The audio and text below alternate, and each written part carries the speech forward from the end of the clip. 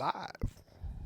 Hello, welcome to CAV-CON Day 3, the event that I and everybody who loves coconut donuts has been waiting for. We're ready for the first live demo. Yes, they aren't yours yet. You got to earn them. The first live testing of CAVBALL.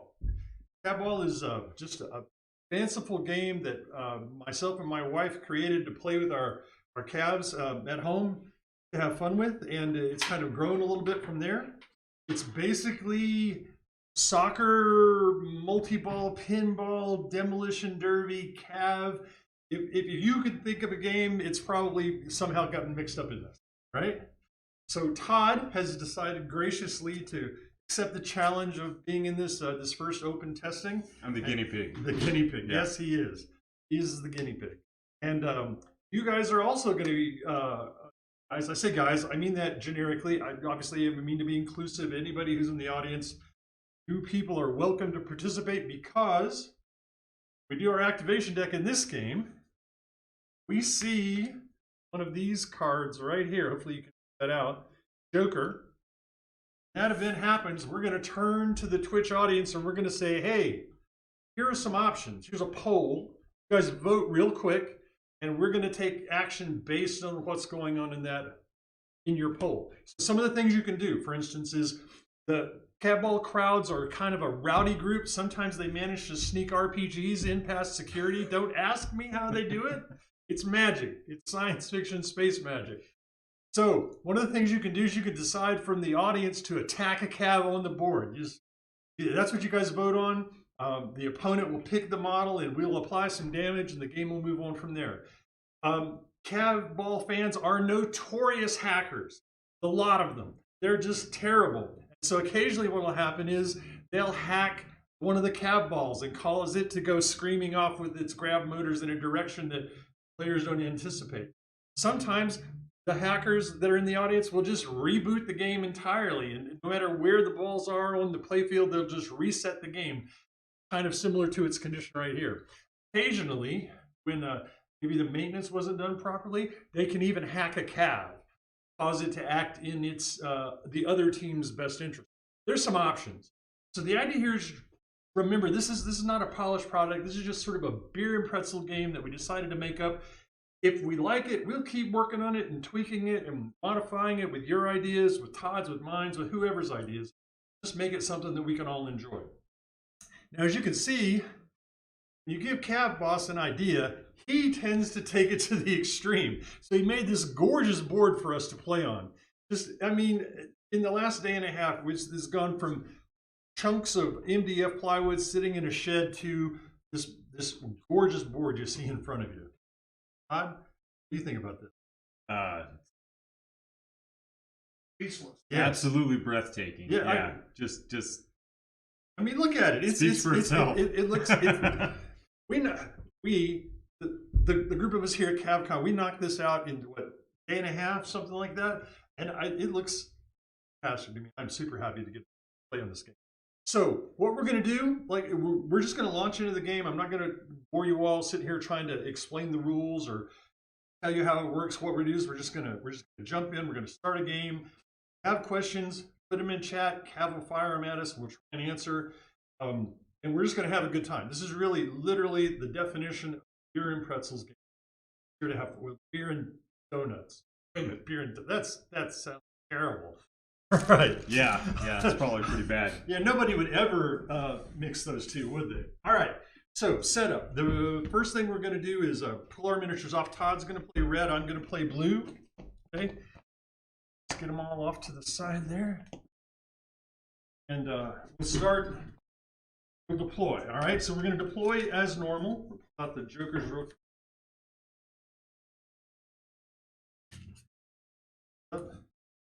Whoever's card comes up, you deploy. So when you deploy, so this is the red side, is indicated by one cap per card. Yeah, one cap per card. Yeah, single model activation. This is the red side. That's the blue side. You score a point for any time you get any one of the CAVBALLs to touch the goal line or the front or interior of the turret. So if you bounce a CAVBALL off the front of this, it's a score. Okay. As soon as you score with the CAV ball, obviously you get a point. CAV ball disappears, science magic-y, and reappears at its initial point, and play continues. All right, play in rounds. If one of us happens to lose a CAV, that CAV is repaired except for one lingering point of damage, and then you can spawn it touching any one of the 4 towers you want, just whatever's to your best advantage. So for deployment, you have to deploy outside the small circles. The big circle you can deploy inside, but not inside this one or this one. You have to deploy on your side of the board. Yes, okay. yes. So you need to start the game on the red side of the board, outside the little small yellow circles, and then I'll do the same. Okay. First deployment is red, so it's up to you. Anywhere on the board you want to be on your side. Spread the thing. So that's a slow guy with heavy armor, right? Okay. Next comes green for blue. Let me see. My fullback. By the way, obviously it's a tiger model, but we're using the fullback variant of it. Just seemed appropriate. Good name. My fullback right there. Card. Me. All right. Somebody out here on the wings who can go fast. Rigged deck, completely and utterly rigged. 100%. There you go. Red. There we are. All right, well, got it. That's right. Let's bring it. Back over to me, slow guy. So here's the thought. Do I play him up forward to mitigate? No. Throw him right there. Let's be aggressive. Back over to me. I'm going to be out of models. But I'm going to get this guy to come after your CAV ball.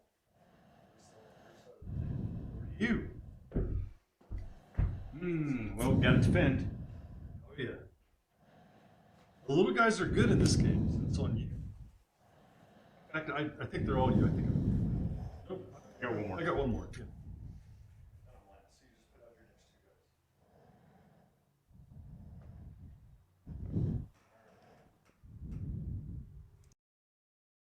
Yeah, yeah, you got to stand there. Both have one. Yeah. I'm going to go.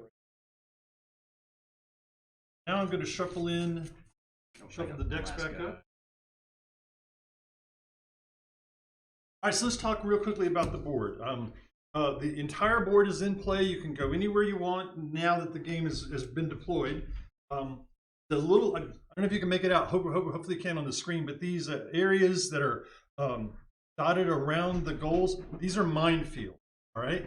So one of the things we don't want in CAV is we don't want somebody to just kind of hang back here, form a wall, right? That just makes it impossible to score.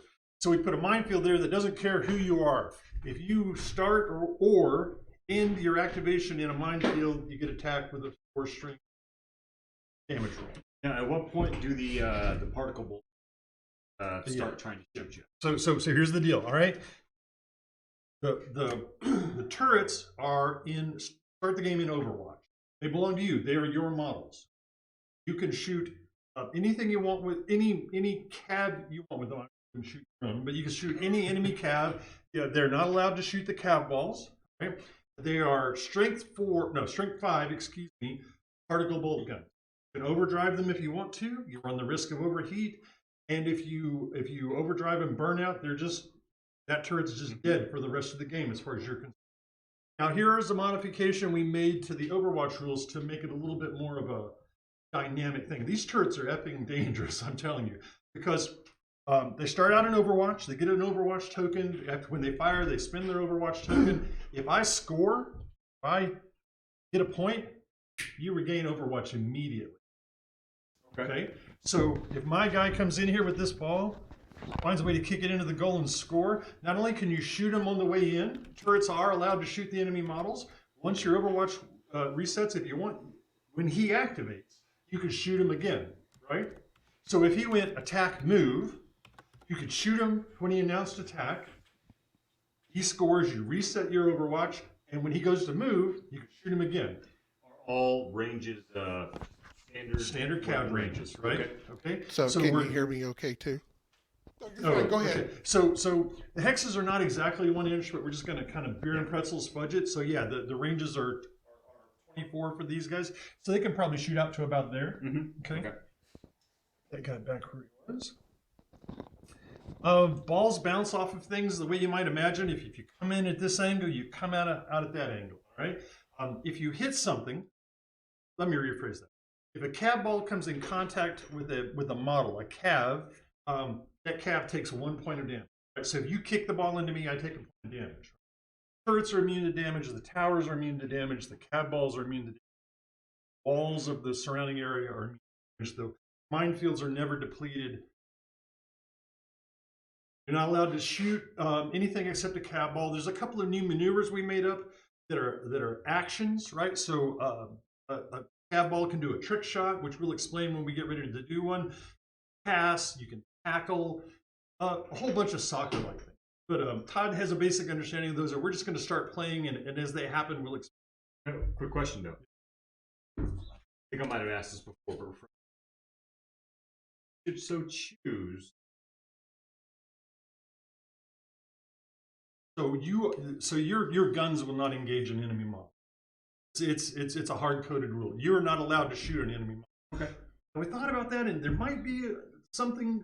Maybe in the future we might work that about. But right now we're trying to make this into a game, not. We don't want to allow the victory condition to be destroy the enemy force. Then you're just playing. We'll just play. We want this to be a game. Now I felt like that should probably be said. Yeah, 100%. Now that being said, you can absolutely go after the enemy models, because every time you eliminate, you would in CAV destroy one of my models, you score a point. Okay? So you can get points by scoring goals or by eliminating my model. Models are never permanently eliminated. He'll just respawn with a lingering point of damage. But you get a point for it. You get a point for it, right? So the way we played in the past is the first person to 5 points. That may be too much for this demo. It may be too little for this demo. We'll just play that by ear. Okay. But absolutely, like especially these particle bolt guns, they can tear a hole in somebody, right? Yeah. And so they especially because a lot of these CAVs are smaller, sort of recon CAVs, like this Spartan. Get him knocked down. Maybe you kick the CAV ball in him. He goes out of the game. You score a point. So you're definitely allowed to go after the enemy model. Just can't use your guns to do it except from the turn. Yeah. Okay. Got it. Ready? Mm-hmm. All right, first turn. There you go, Todd. What you gonna do? Okay, so if I The crowd goes understand wild. correctly, Todd. we're gonna try go for just an action to move. Okay, you got to announce both your actions first, just like CAV, right? Spin an action to move, and actually I don't do that. I can just shoot the goal. Absolutely. If you think you can score from here, you could take a shot right now. Let's give it a shot then. We're going to spin the action to the ball. Okay, so you've got two actions, right? It's just like CAV. You need to declare them both. And then I'm going to move. So shoot, move is your Shoot, action. move, yep. Okay. So by shoot, you're going to do the traditional shot. So what's going to happen is Todd's CAV is going to check the range. It looks like you're 1, 2, 3, 4. You got your range for your weapon. What's he got? I can't remember. Pair of heavy max. Pair of heavy max. Yeah. So he's in short range. Short range. Base to hit of 6. Does he have Wizzo? Yes. The Imperator has Wizzo. So now he needs a 5. Now, can we use target computers? Absolutely. We can use Yeah, target. absolutely. Okay. If you get a target lock. Yeah. So in that case, what you'd have to do is you just like Kev, you say target lock shoot. So can one of the recon guys? Absolutely. Okay. EST, ECM, all those basic things are open for your pleasure. Right? Absolutely. Okay. So you declared shoot move. Yep. Okay. So non-salvo independent. So that's actually a trick shot. Okay? Okay. So what we've done is we've created this new kind of maneuver, right? Excuse me, not a maneuver. It's a new attack action, only for use in CAVBALL. It's called trick shot. And so with trick shot, what you can do is you fire one of your weapons, hopefully hit the ball, it moves, and then you fire the second weapon at its new location. Trying to get it to potentially change. Correct. It's sort of like English on a cue ball shot or something like that, right? Yep. Okay, so you're gonna now you want to declare trick shot move. Okay. Okay. So what you do is you figure out your to hit for the very first shot, and then you take that shot, and we figure out where the ball goes. By the way, when you shoot a ball, hopefully you can see this. So the pilots in CAVBALL are all super skilled at what they do, right? So 99% of the time, maybe a little bit less, 70% of the time when they shoot the ball, it goes just where they want. But there's a chance that it scatters. So what will happen is Todd will place this this template to this sort of randomization template here, and you can position it on any one of those X's.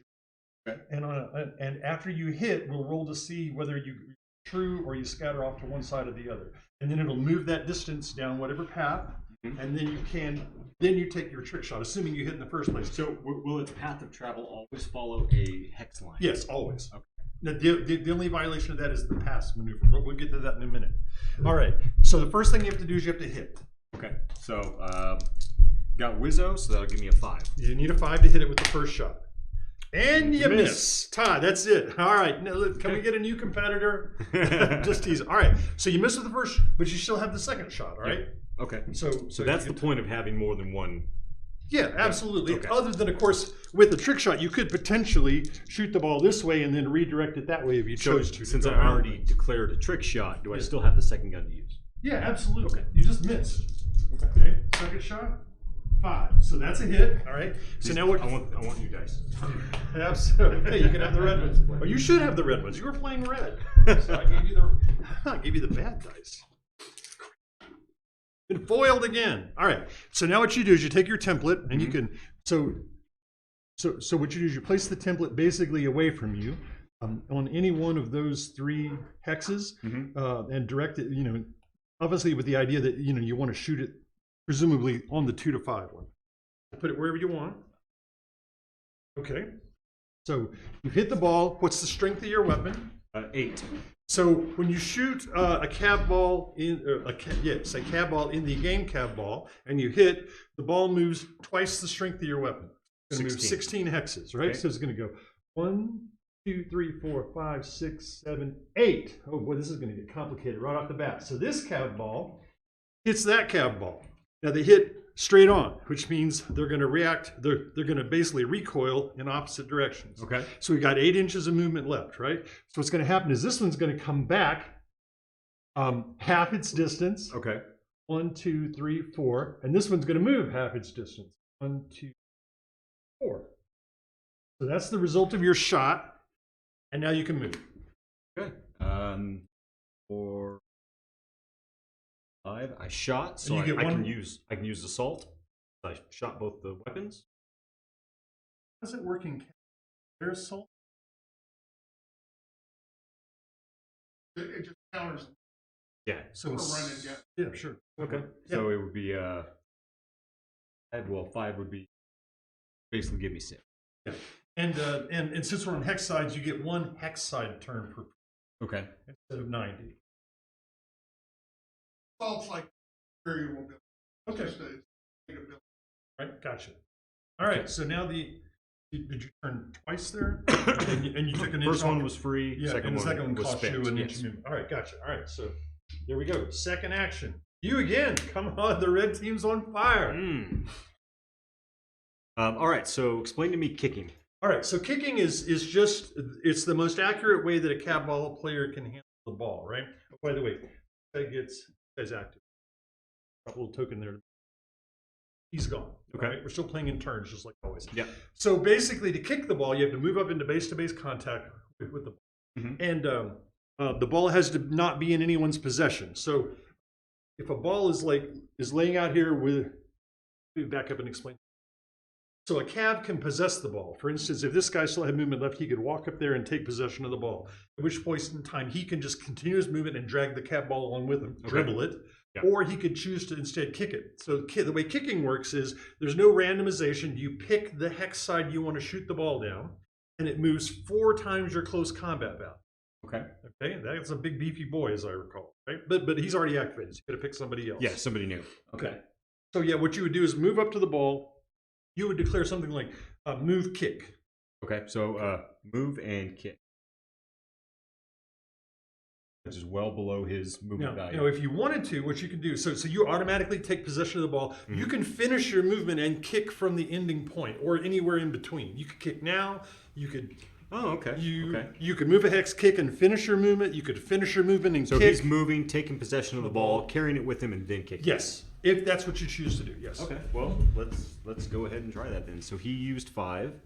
What's his movement total? 12. And he did his free turn already? Yep. Okay.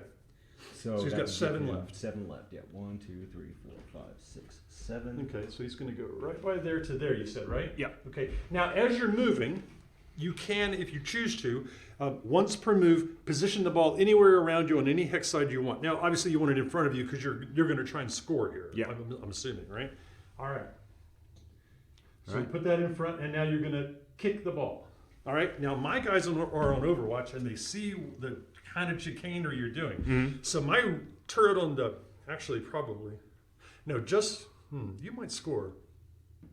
I'm going to shoot with that leftmost turret. Let me go count the range. I'm going to shoot you with these particle bolt guns to try and stop you from scoring, or at least slow you down. 1, 2, 3. I've got 4, 5, 14 6, to my hex.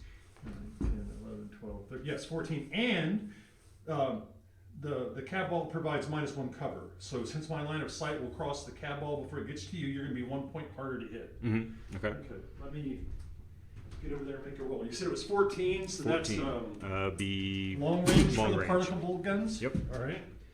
So you guys don't have to move. If you'll let me know when you, I'll go over there and count them for you. Oh, okay. Sorry about that. Yeah, absolutely.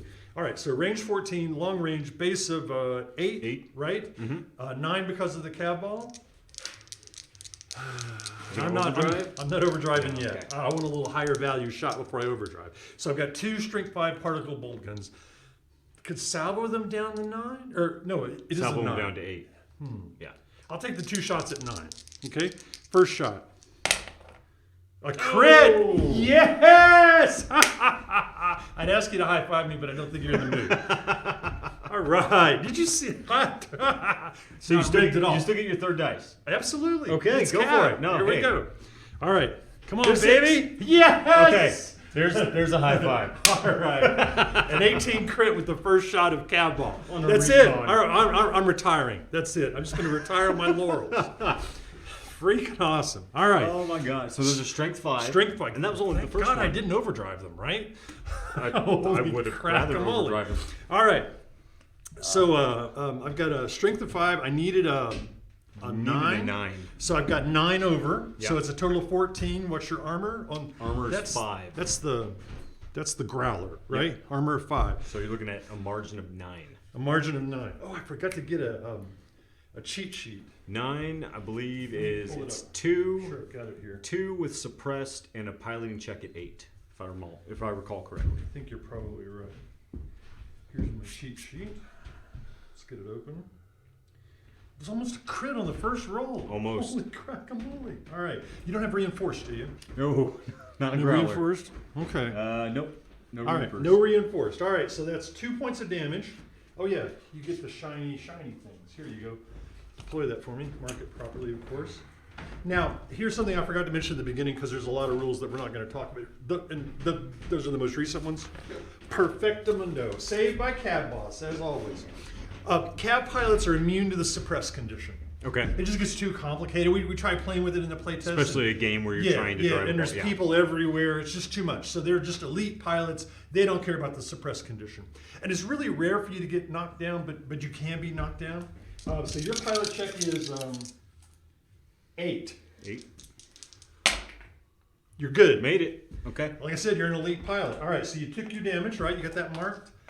Now you kick. What's the range on your kick? No, don't you have a second shot to Oh resolve? yeah, I forgot. I got a second. Here comes another triple crit. Here we go. Watch. Yeah, watch. Can I overdrive this one? No, just kidding. I need a 9. Now here's where I burn out double ones. Watch. All right, so it's just a miss. Okay. So let me think now. I can only overheat when I overdrive. Is that true, or is overheat every time I fire a particle bolt? Just when you overdrive. Just when you overdrive. Okay, so no chance of overheat. So that guy has. I've declared he fired his Overwatch. Now it's time for you to shoot. Okay. What's 4 times your close combat value? 4 times Oh, yeah, close you're- combat on the growler is 12. Close So- combat 3. Okay, so you're gonna move. CAVBALL, will you move that CAVBALL forward 12 hexes when you get a chance? Sorry, which one? This one right here. Move it forward 12 hexes. You're looking to 4, 8, 12. Does it? the base to base. I mean, it's the hex right in front of the thing, right? Yes. So you technically haven't contacted it yet. Okay. Okay, but it's an easy shot. I mean, anybody who taps that ball to make it go forward. Stick it straight up. See, you want to get this out of the way? No, this was in the camera. Oh, okay, okay. So just short of scoring. So the Okay. front of the turret is a score, but you have to actually hit it. Okay. Okay, and you didn't quite hit it. You have to move into its hex to hit it. All right, so that CAV ball is floating there. So your guy declared move kick, so his activation is over. We'll throw just a little chit to help us remember that he's been activated. That was an exciting That was good. turn. Yeah. All right, time for some blue action here. All right, what are we going to do? I'm going to return the favor. I'm going to start out with my growler. And what I'm going to do is I'm going to try and move kick as well, since that seemed to work out so good for you. Mm-hmm. I really ought to mark these overwatches. Excuse me. Now let me ask this, right? So say he moves up and kicks, right? If you roll, well, I guess that'd be a 1 Yeah. on the directional. Uh-huh. I mean, assuming, or if you shot it and you had to use the directional, do you start from there and kind of zigzag your way, or are you just No, it just goes down restricted? the lines. You were just restricted. So to the line. so Okay. that's the advantage of the trick shot. The trick shot allows you to kind of work around the granularity of the board. Okay. And again, maybe at some point in time it does need to be able to do those things. Like I said, right now we're just testing an idea. So Okay. so that's a good point. Maybe we need to put that in our brain and think about it. All right, so I'm going to activate my growler. I'm going to try and move and kick the ball down here. Now, these guys are on Overwatch. As soon as I start to activate, if you want to, you can shoot, fire, do whatever you want. Okay. But remember, once you fire your Overwatch, you don't get it back until I score or the next turn happens. Okay. Okay. So this growler, what's the growler's move? 12. 12. So I'm going to go 1, 2. That's right. Got to remember turns. 1, 2, 3, 4. Turn 5, 6, 7. Turn for 8. So 8 to get to there. I'm going to possess the ball. Mm-hmm. Then I'm going to go forward 9, 10. You said it was how much? 12. 12, 11. And then I'm going to turn this way for 12. Okay.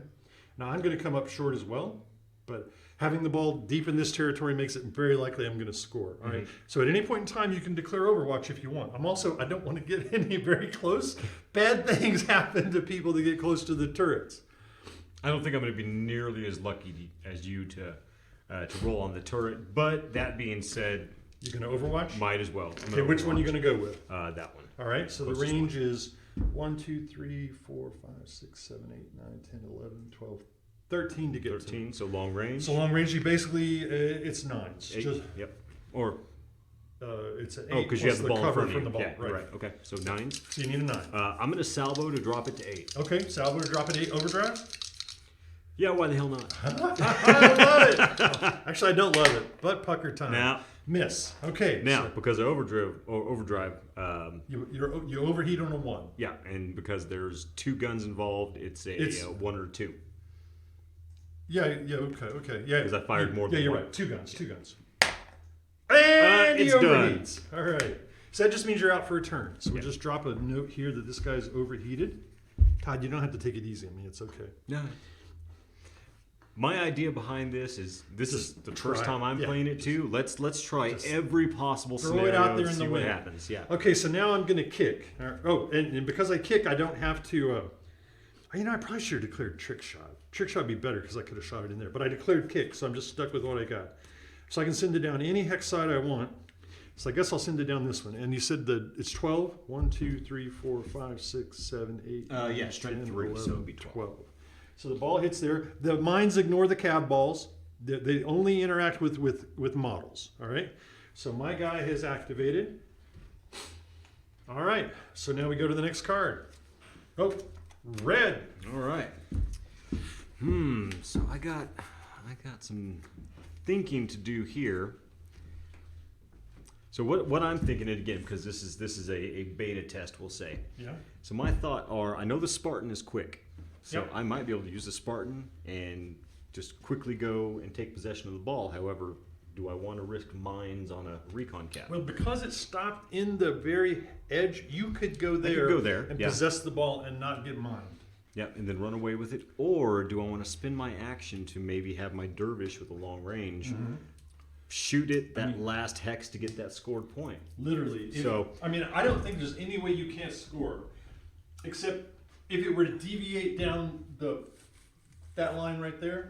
If it were to deviate down, that direction, that's the only way you wouldn't score. Because if you touch the front of that turret, touch the inside of that turret, or touch the yellow line, you score. Now, also that being said, though, he's got laser bolt guns. I think so. They're long So range. he's got range. Yeah.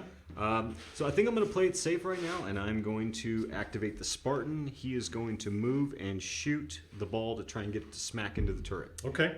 All right. So, so you're going to move, shoot. Okay, that's fine. Yeah. So we're going to, and now I can pass through any location, correct? Say that. Like Yeah, pass yeah, through the absolutely. circles? That Okay. that only applies at the start of the game. Okay, so we're going to go 1. Ilmarin notes that the recon on your left wing, have him double tap the ball 2 into his recon.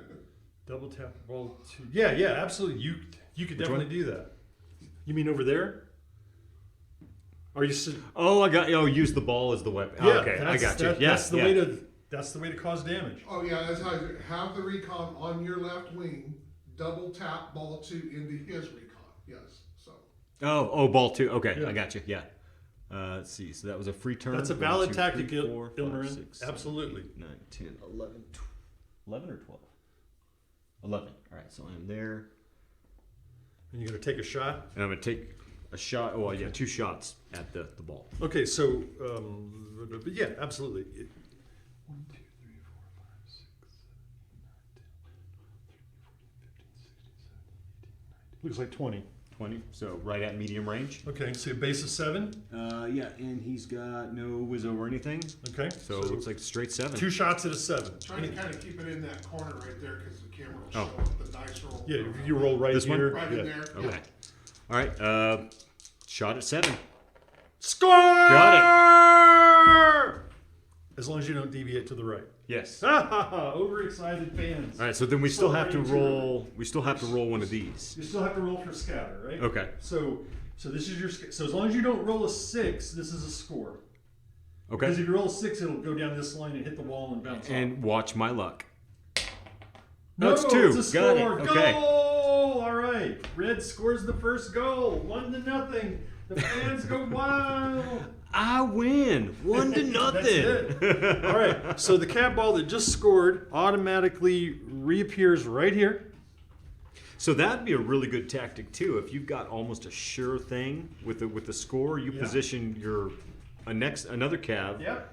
right on this side to just almost belt feed the cav balls. You could if you knew, and that may be a thing that some clever player discovers that we have to find a way to rule against. You know Yeah, what I mean? yeah. If you could find a way to do 2 or 3 scores like right in a row by lining up all your guys in a row behind one cab ball, I don't know. I guess we'll find out about that as we So go. how are you tracking points? In my head, I didn't have time. Come on, We have a couple extra D6s yeah, somewhere. Yeah, I'm there's sure. bound to be something. Here's what we'll do. Hey, you got the referee over here. I know who's scoring. I'll keep track of it for Okay. you. All right. If you want, you can use the D10s and put them over there underneath like off the board. Okay. There you go. All right. So we had our first CAVBALL goal scored live on internet. It's awesome. Can you see that, John? What's that? The D10s right here. No, to the right of the Yes, white, it is. the white Hobby side. had it. Todd's, Oh. Yeah, Todd's go right he's there. an There you evil go. player, that's for sure. What's It is that? nutty fun, Ilmarin. Absolutely. This is a good time. Yeah. All right. Next card. I say that we vote and have Todd's monochromatic dice killed. Doesn't like Todd's dice. All right. They are hard to see. Are they? They are hard to see the numbers. Which ones? The red ones. Oh, you want some different dice? The dot. I've got Those some ones more. are hard to see. Yeah, they're because you can't tell the difference. You can't They make them just- out? Here, They I- just look like red blocks. We can just Oh. roll the black ones. If that's. That's fine. Dude, the I black. didn't know if those were. Your Does the black special show up dice. better? Black show great. I wish Okay. use the black ones. Yeah, well, there you We'll go. ground these. Easy enough. Off to the side. All right. Okay, so my My action, mission in life we've is to already been steal the scored on, donuts. so we gotta bring this back. We gotta bring this back really quick. All right. So you've got an overheated turret, so I don't feel too bad about going forward with that. Let me think. What is the best way to do this? All right. So I'm going to activate my Imperator, who's a big fat slow boy. he's going to declare. Let me think about this for a minute. He's going to declare move trick shot. And the reason I'm going for trick shot is if my first... So one shot should be enough to score this CAV ball, I hope. But just in case it goes wonky and goes sideways, I've got another shot to maybe bring it back. You see what I'm saying? Okay, so I'm just going to move forward my 5. Is that my movement on an Imperator? Yep, 5. So I'm going to go 1, 2, 3, 4, 5. And then I'm going to declare... And here's where it gets clever, right? So... In this case, if I deviate 1, I'm going to go in. If I get 2 through 5, I'm going to score. The only thing it misses is a 6. Basically just like yours. Yeah. If I go this way, I really get the same result. The 1's going to miss, and the 2 through 5 are going to hit, right? All right, so I think what I'm going to do is I'm going to go, let me think. You've got 2 guys. So if I were to happen to miss, the ball will go this way. You've got 2 guys over here, so I'm not sure I'm happy with that result. I think I want it, if I miss, I want it to go this way. Yeah, I think that's probably the best bet. All right, so I'm going here. Range is Attention, Walmart shoppers. 1, 2, Attention, 3, Walmart 4, shoppers. 5, 6, 7, 8, 9, 10, 11. Range 11. What's the range? Is short. 12. So I'm in short. Yeah. Okay, got the dice that we can actually read. Plus you have Wizzo. Plus I got Wizzo. So base of 6. Need a 5. Need a 5. I got a 6. So I've hit the ball, and I got to see what my scatter is. 1, 2, 3, 4, 5, 6, 5. Go! That was almost a 1. Score. Straight in. Yep. Now, here's something, all right? You could see I was about to score. You probably should have shot me because you're going to get the Overwatch counter back immediately as soon as I score. You see what I'm saying? Yeah. I didn't think to point that out to you. You want to take the shot anyway? No, it's Okay, you sure? I missed All right. it. Yep. All right. And for future reference, the sweet spot Yeah. to roll Yeah. is between those 2 dice that he put for the points Yeah. and the yellow circle. So this is our That roll, is- our roll yes, zone. we are Okay, good. we're trying to roll right there. Anywhere in front of that. All right. So CAV ball number 5 is the second one to score. It reappears right here, which doesn't look very good for me because you got 2 inactivated guys right there. Oh, so we are 1-on-1 now. 1-on-1. Bring it, buddy. Here we go. Oh, and he needs I got to grab an activated token so we can make sure we keep track of who's done what. All right. Activated. Oh, I need 1 for Spartan. Yeah. Activated. All right. So, ready for the next card. Me. All right. Let's see if we can score a second time. Let me think. What do I got going on? You've already activated. 2 guys up there. Fairly quick. Guns aren't very powerful. Unfortunately, the fullback's over this way. All right. So I'm going to activate the fullback. The fullback is going to declare. Let me think. The fullback is going to declare just a. Let me think. What is his strength of his guns, real quick? 7. Strength 7. So they would shoot 1428 because I used 2 of them. There's a chance he can score from there. So I'm going to declare the fullback. He's going to declare move shoot. All right. He's going to try and score from where he is. Okay. He's got a move of 10, very quick. So that's not a problem. He's going to take his free. The problem is he's off. He's got assault as well, so you can technically move him 16. That's true. So he's going to move. He's going to take his free turn right to there. Go 1, 2, 3. He'll possess the ball at that point. Because he possesses the ball, he can reposition it. He can put it one time anywhere around him he wants. So he's going to position it in front of him. He's moved 3. So he's got on his base move, he's got 7 left, right? This guy's overheated, so the only one you can fire at me is with this guy. And I could actually get to a spot where I probably might not have range. But you've got, remember, you can pause me at any point in time during my activation and take your Overwatch shot. So my intention is to turn and move towards the goal and shoot. So just let me know if you want to Overwatch. All right. So I'm going to turn here. That's a total of 4, 5, 6, 7, 8, 9. I think I'm going to stop there. And I'm going to shoot. Care to Overwatch? I do not have line of sight on you. Okay, It's so- being blocked right there. Right. Now you could have stopped me at any point in time during that move. All right. So you're happy? I'm good. Okay. So I'm going to try a shot. I want the ball to go straight. So I'm just going to line it up right here. And I'm doing a double shot. So I've got 2 to hit rolls. See if I can roll these where they belong. Now, wait a second. Yeah. Your heavy max have a minimum range of 1. Oh, you're right. I forgot about And that. if it's in possession, All you right. kind of have Yeah, to you're carry it. I screwed up. You're right. I forgot I got a head max. I can't shoot a ball I possess because I have a minimum range of 1. So I guess I'm just stuck. Bad on me. Bad player. Bad player. All right, activation over. Crap. I totally forgot about the minimum range on those mechs. All right, flip it over. Me again. Well, all right, so let's see if we can remember the rules for the game that you invented. How about that? All right, so we're going to activate the Spartan over there. The Spartan is going to, let's see, you're not in possession of any balls. There's no need to tackle anybody just now. I could come up and pop that one. Both those guys are activated. So this side of the field belongs to me because all your guys are activated. Mm-hmm. All right.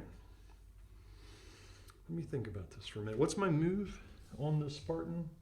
Movement of 11? If James did shoot the ball, can the turrets be used to deflect it on Overwatch? No.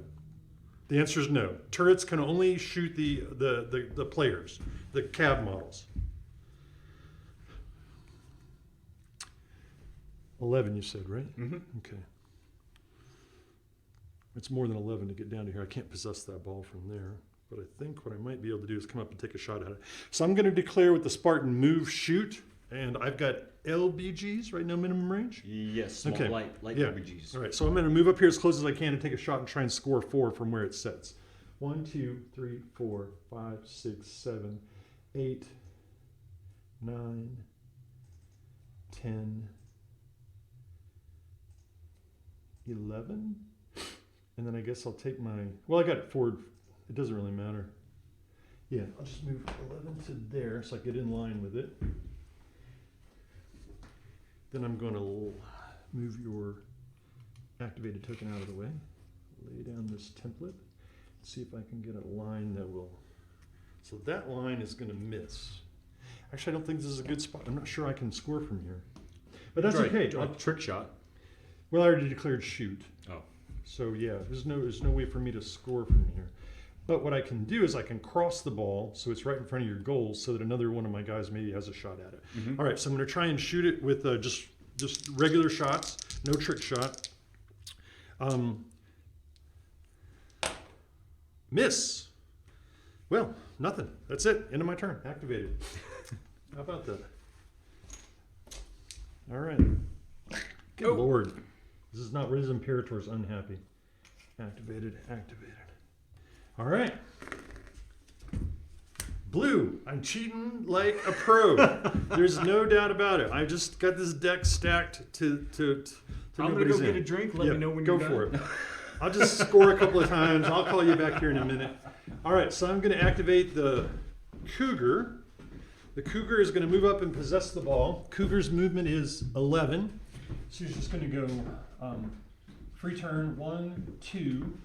It's going to possess the ball and is that the line I want to be in? I don't want to be on that line.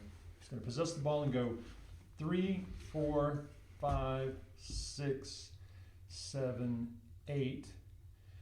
Take his free. No, we already took his free turn. Spin one there, so that's 9, and a total movement of 11. So he's going to go 10, 11. All right. And then from there, I should have declared this first, but I'm going to declare that. Can you use ECM to spoof the turns into shooting their own team?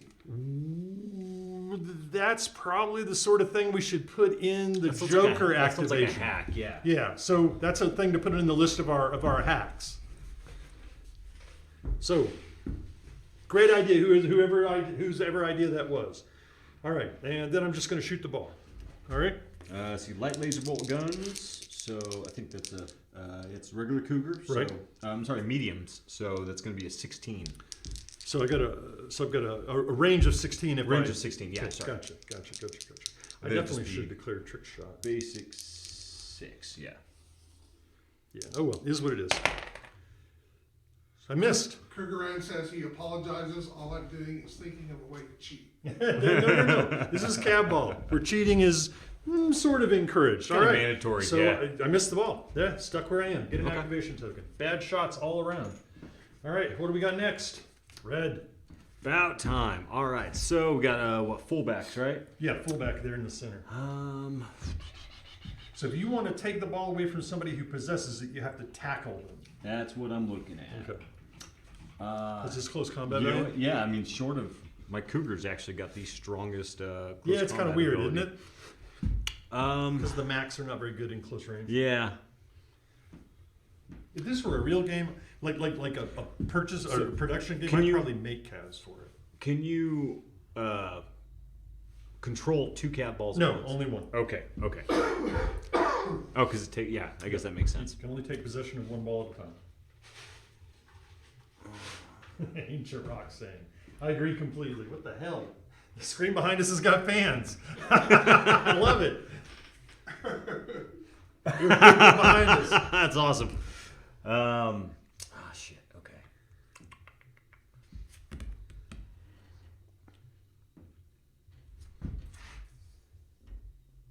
Looking at the dervish. Yeah. Got a big gun, but it's a max, so don't.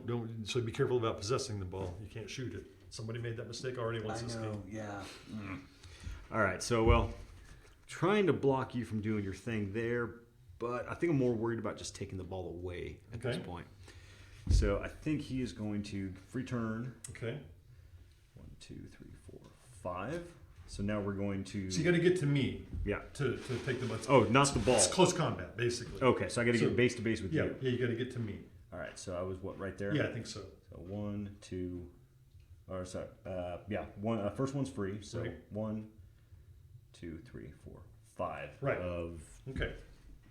9. So here's what's happening. So Todd's dervish wants to take the ball away from my fullback. I already possess the ball, and the way you do that is you declare the action tackle. So what you did is move tackle. Mm-hmm. All right. So you've done your movement, you've gotten to the position, and now what we do is we fight a round of close combat. All right. So the possible results are you win, I take some damage. That's the other way that you can hurt an enemy cav. I win, you take some damage. Mm-hmm.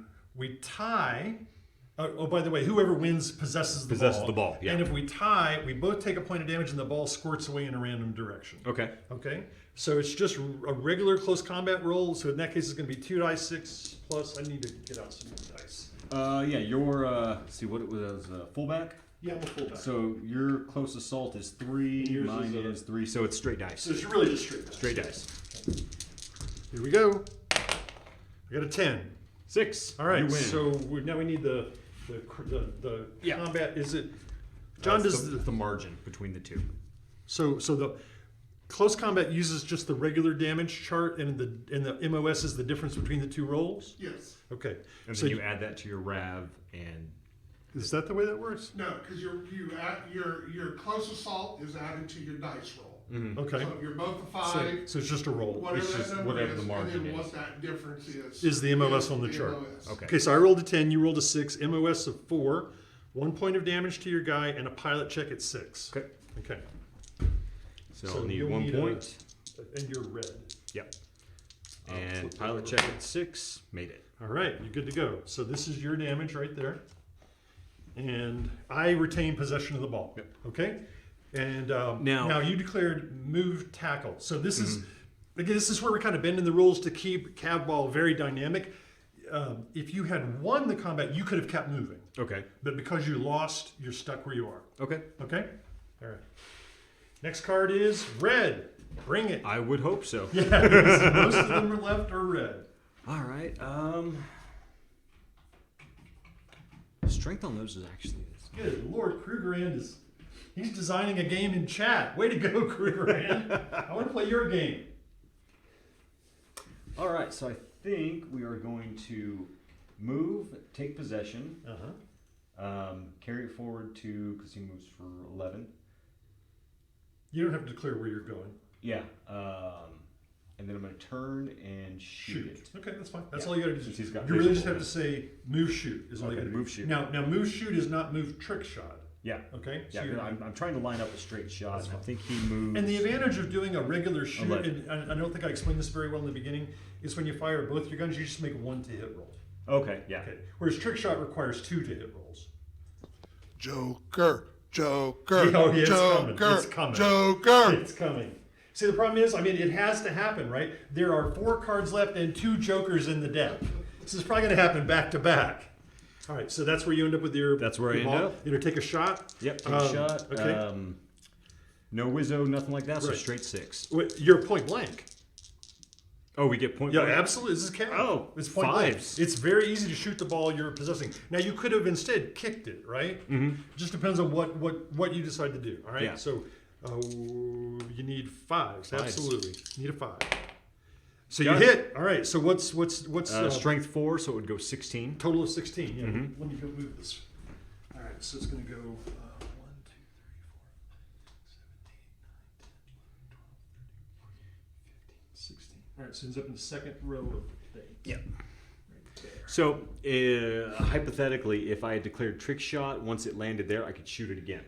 Yes, except of course trick shot is Would- half and half of the distance. You still would only get 16 inches of Oh, movement. okay. I see. Because I see. it's one gun doubled versus when you take the one combined shot, you get both guns effect on one die roll. Gotcha. Does that make okay. sense? Yeah. Okay. Yeah. Okay. All right. So, but that ball is, as you see, super easy to score from that point. Gromit the Busy asked, could the Mac unit a minute ago have kicked since it couldn't shoot? I declared shoot, so I'm not allowed to kick. It's just like CAV, right? I can't change my mind in the middle of an activation. So you could have had you declared it. If I had declared kick instead of shoot, I would have kicked, and I should have. I just forgot the max have minimum 1 range, and You got it. yeah, okay, good. So you're done. Oh, yeah. Get you an Token. Get you. Yeah, there's a whole lot of activated tokens flying around here. All right, that guy's activated. Joker time! Joker time! This is a jack, not a joker. It's Yeah. over to you. Oh my god. Close enough. There are 3 cards left and 2 jokers. I'm feeling kind of nervous. Yeah. No, we're going for the big W. Yes, Ilmarin, absolutely. If you start in possession, you can. Oh no, sorry. Kick and shoot are both attack actions. They're non-repeatable, so you can't do both. Sorry, I misunderstood the question, Ilmarin. Okay. So now, Who you got left? just like Cat, I got my fullback. Yeah. I think that's it. Yeah, just my fullback. Yeah, absolutely. So I can stay still, target lock the CAV ball, and activate my targeting computer, right? That, hypothetically. Yes. Okay. I mean, again, the target numbers at that range with the Mac are so minimal that, and he already has Wizzo, it's not really going to help too much. But this is just to make sure we're working through all the possibilities. Yes. So that being said, I think I'm going to move and shoot number 5. All right. You got a total of 10, right? 7, 8. Yeah, I'm Yep. just trying to. 8 right there. Where do you want to go from there? You still got your free turn left. I think I want to go right behind that turret to block line of sight from those. So you want to end up over here? No, right behind the now. If I'm standing behind the pylon, Yeah. I You can still have still to have line of sight to the ball, center to center, right? yeah. So if Okay, you, I got you. If you have center to center So- line of sight, then yeah, you're good. So we're gonna go to there, Okay. so I can still see it. Go triple check that for you. Yes, you have a shot from there. Okay. Okay. I just let it be. And then it's a Wizzo. No targeting computer. No, So- I take that back. All right, so if you come over here, you see clearly that that guy over there can see you, right? Mhm. Okay, I'm going to shoot you with that turret over there. Okay. Okay, so I'm going to interrupt your shot and take a quick.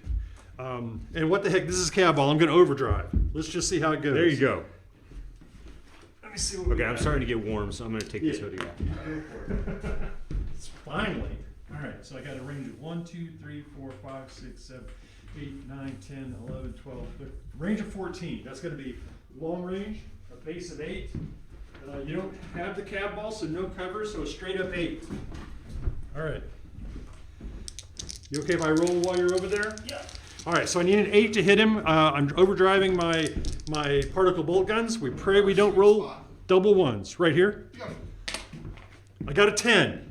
There you go. Fives. Double fives. All right, so I needed an 8. It's a margin of success of 2 on the roll. Plus my strength of 5 is a 7. Yep. And your armor is? 5. All right. So it's a 2 MOS. That's going to be 1 point of damage, but I overdrove. That's gonna be 2. So it's 2, and then I get to fire the other one. Yep. Right? Here's the second one. Oh. An 11. All right. 11, we're growing. So Yeah. that's just one more than the other one, right? Yeah. So that's going to be a margin of success of 3. So it's 2 damage and a pilot check. And a pilot check at 6. So 4 damage So total. total and of 4 pilot damage check. to your fullback and a pilot check at 6. And Yeah. I popped my Overwatch token. But you still, unless you get knocked down. Now, if you get knocked down, you don't get to shoot because Yeah. you didn't declare. You're going to be knocked down. You didn't declare. Standing. So now, because you interrupted the shot with your shooting, does the damage track I'm now operating off of when I Yes. shoot With immediately go Overwatch, down? And this is remember that conversation Yeah. we had in chat back when we were playtesting? Overwatch damage applies immediately. Okay. So you are at the current damage level when you take this shot, assuming you get to take it. Okay. That's the power of Overwatch, which I know I mentioned on stream a couple of times Yeah. right before CAV-CON. I had no idea Overwatch did that sort of thing. Yeah. All right, so now you are damaged, and if you don't get knocked down, you can take a shot. Okay, so pilot 6. check at 6. You're good. Okay. And Let's see, on track 4. yeah, what's the strength of your weapon? It is still a 5, Okay. so it would be So now more than enough to And get in. you said shoot or trick shot. I Shoot. can't remember. Yeah, I okay, said shoot. so now you got 1 die roll to make this shot. Go ahead and give me a template. I'll check the range for you. It's going to be 1, 2, 3, 4, 5, 6, 7, 8, 9, 10, 11. Range 11. What's that? 12, so short. Short. Okay. And where do you want your? How do you want your scatter? Yeah, just like that. Okay. So anything. First of all, you got to hit, and you need a 6 minus Wizzo, so 5. 5. You need a 5. Roll in the sweet spot. So it's a hit. Yep. Now, as long as you don't roll a 1 on the scatter, you've scored. You 2. did. Score! Goal! The crowd goes crazy. Oh, which color was I over here? I think I was the clear one. Yeah. Doesn't matter as long as it's even. Yeah. All right. This ball disappears. My Overwatch turret resets. So it's immediately available again. The fullback gets an activated token. And this is 5, goes right back here. That ball's been everywhere. All right, so I think we're done with that activation. Mm-hmm.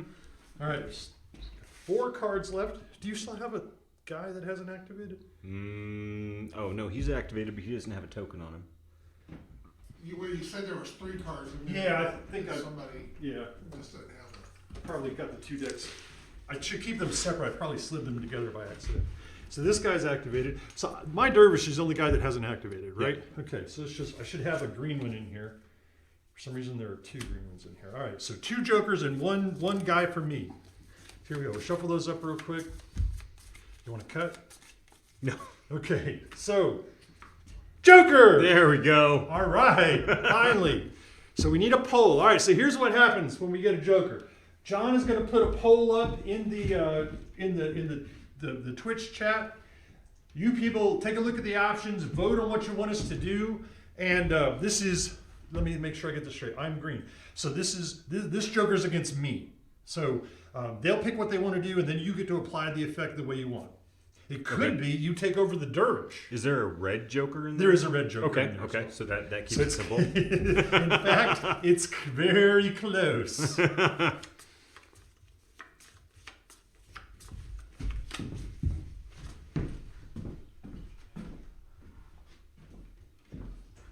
All right, and so just to summarize what these do, CAVBALL hack means you take control. So the CAVBALLs are mounted on gravitic motors, and what you can do is some clever hacker in the crowd takes control of one of the CAVBALLs and can move it 12 inches in any one direction they want. All right, so you can slam it into a CAV, and if you can ricochet it off 2 or 3 CAVs with a clever move, but the actual direction will be your call, not mine. Mm-hmm. You can hack a CAV, right? So what you can do is you can say that Todd gets to activate one of my CAVs. Now that doesn't take away my activation. It just lets you use them immediately, and then wherever you leave them, I get to use them from there. Okay. Okay. Yeah. Once his card comes up. The other option is hold on a second. You can reboot the match, which would take all the CAVBALLs from their current position and put them back at their starting location. Or you guys could fire RPGs from the stands, whatever you choose to do. What's the strength of the RPGs? It's not. So here's a thing we struggle with Which is in the 1 rules, point. because there's no range and there's no roll, there's nothing like that. So it's hard to use the CAV damage system. Mm-hmm. So I thought we'd just do D3.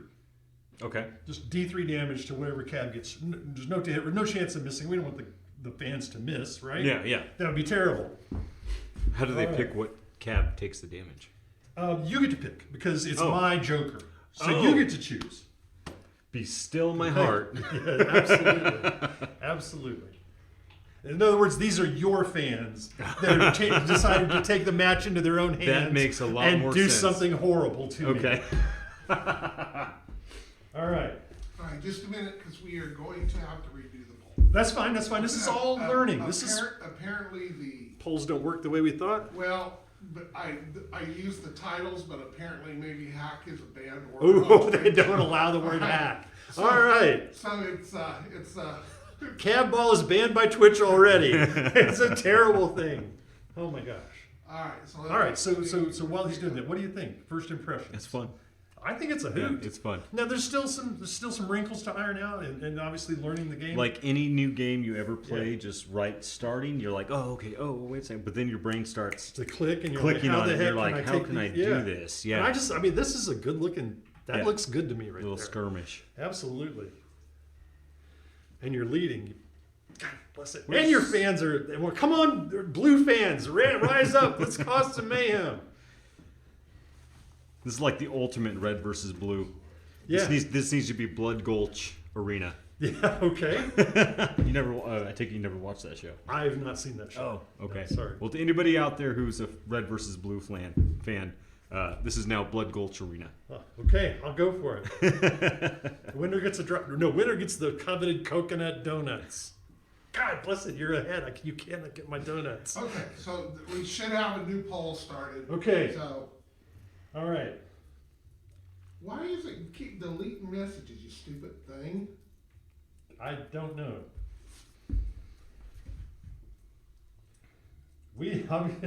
Well, we're learning. That's all I know. Apparently, rowdy is a banned word. Oh So. my God. Really? Can we go with Little Bo Peep?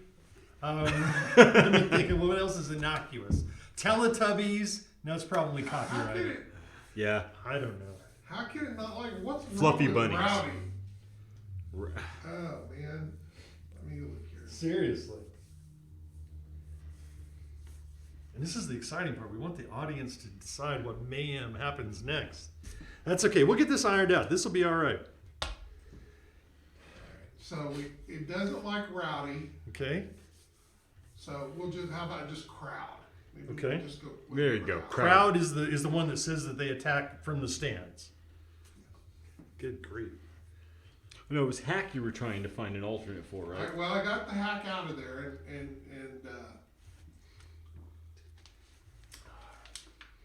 That's stupid. You know, it is what it is, right? It is what it is. Live and learn. one more time. All right. This is a beta. Yeah. We're working the bugs out. Very beta. Maybe it cares. Maybe it. Oh my gosh. Why? I don't All right. know. I all don't right. get it. So let's just stop. All right, here. Can you just pick somebody at random, John? Just pick somebody at random, and we'll let them decide. Yeah, there you go. I mean, literally, just scroll through the list of users and pick the one you like the look of the most. It doesn't matter. All right. What did Gimli say? Gimli, We'll you pick. go with. I got to see what he's voted because I can see what he voted for. Okay. It does say the crowd is 90%. Is that not a thing? Maybe it just.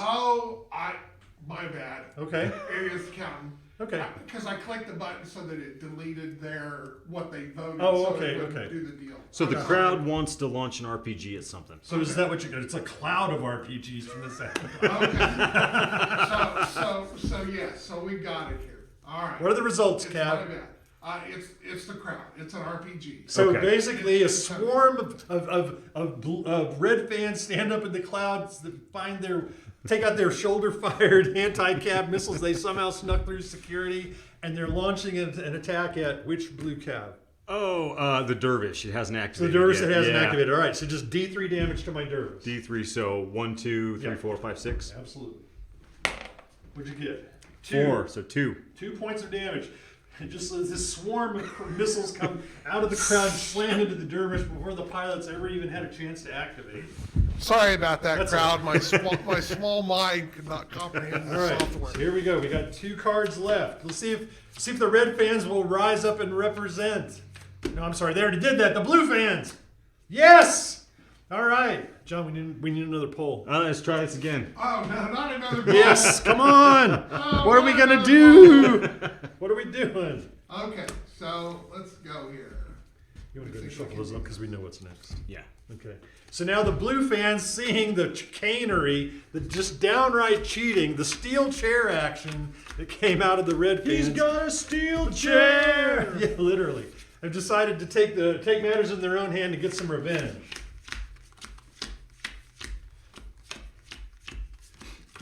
It'd be funny if we get the jokers back to back at the top of the deck.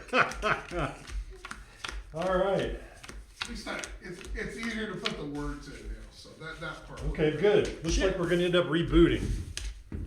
Looks like.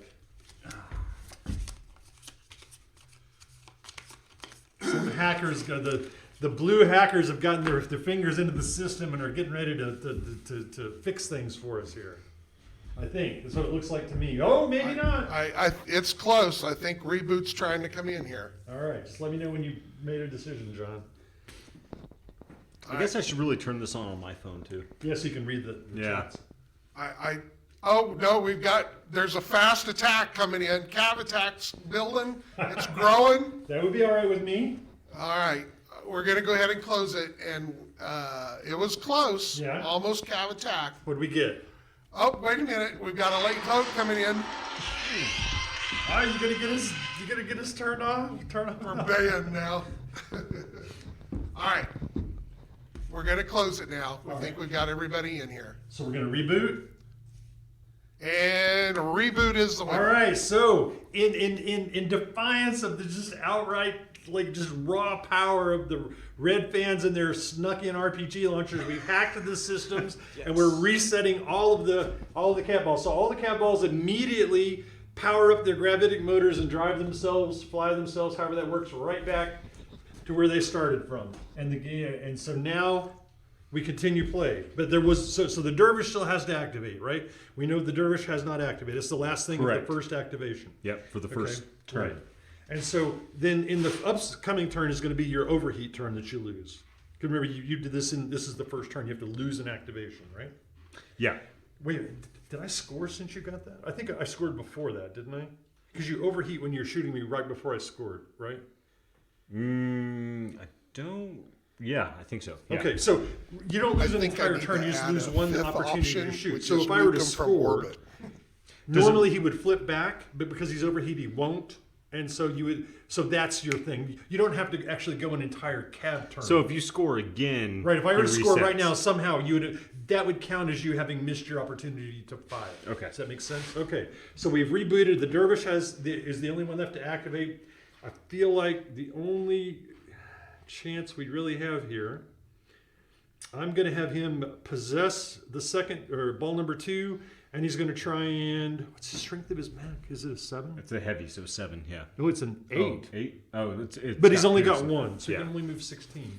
But you don't Still. want to be in point blank with it because then you Yeah. can't Oh, shoot. that's right. That's right. I got to be careful. I can't possess the ball. So there's the downside of max in this game, despite having you're right. high, I'm still going to do it. I'm going to go possess the ball. I guess I'm going to possess the ball. I'm going to move. Possess is not an action. I'm going to declare move. What's his movement?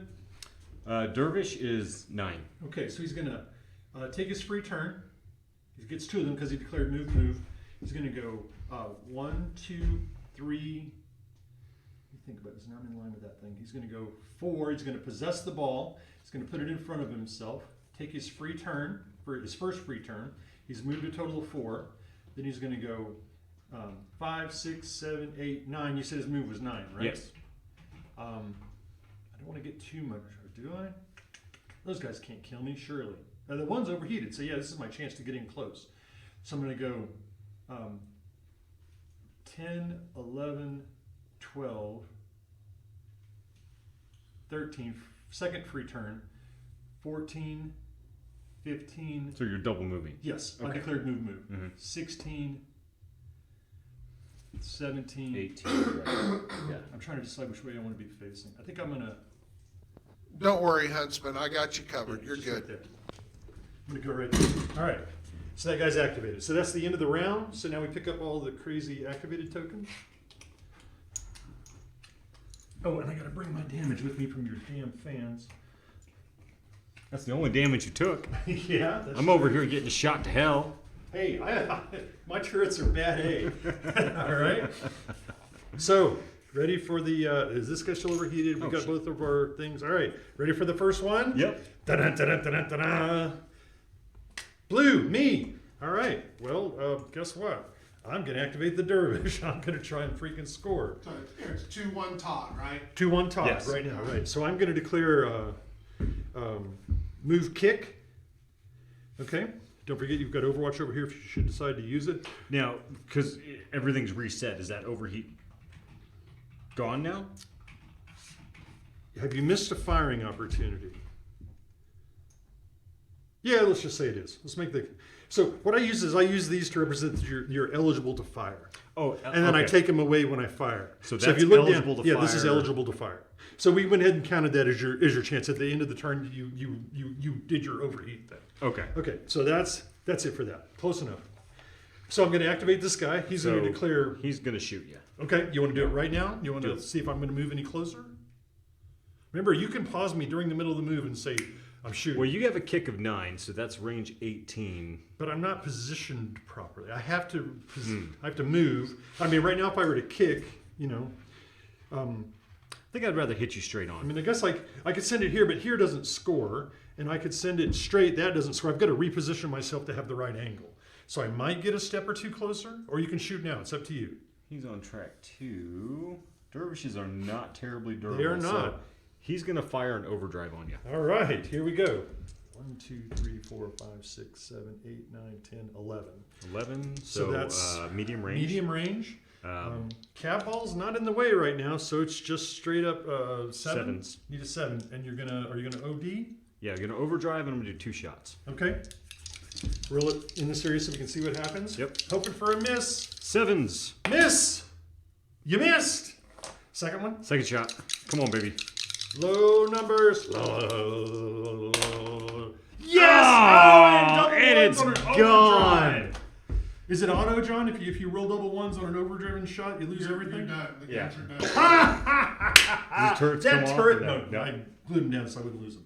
Sorry about that. So we just kind of point this guy like that way or something. Yeah, yeah, yeah. Because he still counts as part of the scoring mechanism, right? All right. Yeah. Yes. All right. So now I get to do my thing.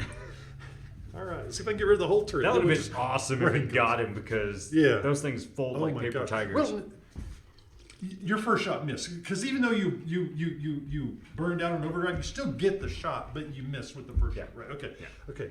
All right. So let's see what I can do now. And by the way, once I start moving, this guy could shoot if he wants to. He's on Overwatch too. All right. You Yeah. can burn them both out right now if you want to. I buddy. absolutely could burn them both out. All right. So I declared move kick. So what I'm going to do is I'm going to take the ball, and as part of my move, once during my move, I get to reposition the ball anywhere I want around me. So what I'm going to do is I'm going to move forward 1, 2. I'm going to take my free turn, and I'm just going to kick from there because I don't want to give you any better shot. So yeah, Still Very good. medium range for me, so yeah. You gonna shoot? Remember, if I score, he will get his Overwatch back immediately. So you see what I'm saying? So you kind of want to shoot because if not, you're missing an opportunity, right? Assuming you don't burn out or So overheat. we'll or go something ahead like and that. shoot. Okay, so Yeah. what we got here? 1, 2, 3, 4, 5, 6, 7, 8, 9, 10, 11, 12, 13. So it's just long, right? 13, it's a PBG. 12 is Yeah, yeah. it So is. you're just into long. No overdrive this time. though. Okay, so 2 regular shots. 2 regular shots. CAVBALL, yes or no? Probably no. I think you probably have line of sight on the just right to the right of side, it. Okay, yeah. so base 7, right? 2 All shots right, at a make sure 7. you get your Long. entry in for So another it'd be gift 8. certificate. yeah, 2 shots Elmer, at 8. this means you. Trying to keep it in there. So a miss, close to double ones. These dice do not like They me. don't like you. There and we a hit. go. All right. Strength 5 It's just MOS of 0, strength 5. Dervish's armor with 2 points of damage. is 3, so it'd be 1 point. So I take a point. But now makes me wonder if you have actually. I go up to 3. What's my close combat Close value combat at value 3? on 3 is 2. 2. So it's only going to go 8 inches. 1, 2, 3, 4, 5, 6, 7, 8. That's enough. That's enough to score. All right. Kicks the ball, damaged, limping, particle or bolt gun shots ricocheting off of him, and go! All right, which resets his Overwatch counter, and my guy's done. And this goes back to here. All right, that was exciting. Back-to-back moves. All right, you ready for the next card? Did I say donut? Did you what? Donut? Who said donut? Dave was asking if Did I Todd said say donut. Todd is a donut. Yeah, look at him. He's a donut. Ready? Me again. All right. Look, hey, look at this right here. I got a ball right there. I also got a ball over there. I'm in a little better position over there. So I'm going to activate the Spartan. The Spartan is going to move kick. Okay. So what's his movement? Spartan is 12. Oh, sorry, 11. 11. Okay, Yeah. so he's going to. Let me think about this for a minute. Get my shot lined up. I need to end up kind of over here You somewhere. almost need to pick it up and carry it forward to like here at least. Yeah. Okay, so I'm right in line with it. So I'm gonna take my free turn. 1, 2, 3. I'm gonna possess the ball. 4, 5, 6, 7, 8, 9, 10. Is that gonna? That'll just miss. That won't score. 11. Okay. And then what I'm gonna do, and I'm gonna rotate the ball so it's over here. And then I'm going to kick the ball straight into the front of the thing and try and score. You have the ability to Overwatch. Mm-hmm. And as soon as if I score, you're going to have the ability to Overwatch again. So you're not losing anything by spending this Overwatch. But card. you're scoring. But I get what you're saying. Yeah, yeah. I I mean, unless you have some ability. Well, I mean, the only chance you have right now to stop me is to maybe knock him down. True. All right, so we'll go ahead and shoot then. Okay, overdrive or no? 7, 8. Medium range. So set, but I've got the ball this time. So it's going to be an 8. 8. You can salvo? No, won't overdrive. Okay, so you We'll just do 2 at 8. 2 shots? Yeah. Two shots at 8. Spartans are pretty heavy armor, so salvo's not going to help me. Okay. All right, so 8. Just First missed. one missed. Okay. And a miss. Yay. So now I kick, strength of. Spartan, close combat 3. So it's going to go 12. So All that's of them are 3 except for the the big guy, Imperator. the Imperator, right? Yeah. Yeah. Isn't there one guy Oh, that's a and the 4? Cougar. Yeah, The Cougar's a Cougar. 4. All right. So I score, right? You agree? Yeah. All right. Bam. Now, does it bounce? No, it just disappears and goes back to its spot. As, Oh, soon, okay. as soon as it scores, Scores, the, okay. basically the gravitic motors come on and it goes, zzz, pew pew, pew pew, I'm a badger, pew pew, and it lands right over here. I think you win the donuts already. There we go. I need the donuts. Apparently, I'm having sugar problems. All right, that guy's activated. And the dervish, I forget to give the dervish an activated token. All right, let's see if I can go 6 for 6 on activations. Red. Yeah, there we go. I was expecting a Joker. Yeah, me too. I'm terrible. Okay. Is this camera attached to anything? It is. Is it on? It is. Okay. Oh, you're making it hard on me, John. What do you want to What move? do you need? Ryan? I'm trying to.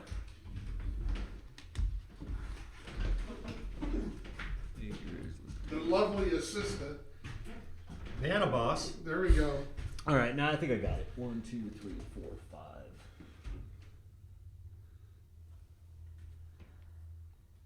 I mean, does that line go into the goal? No. You need to carry it forward a little further. Yeah, I'm trying to. Yeah, I can do it. So 1, 2, 3, 4, 5. Take Take possession. possession. 6, 7, 8, 9. Is that one line goes lead into to the goal. to the Yes. front of the goal? That Okay. leads to the side. Yeah. Okay. So we'll go to there. All right. I'm gonna Overwatch when you get right there. Okay, and that is going to be right. So he can just Same going position. by it. He can take. Yeah. it. As long as it's not possessed by anybody, you can just suck it up. Okay. Okay, so yeah, Without he's going to throwing. go right there, and he's going to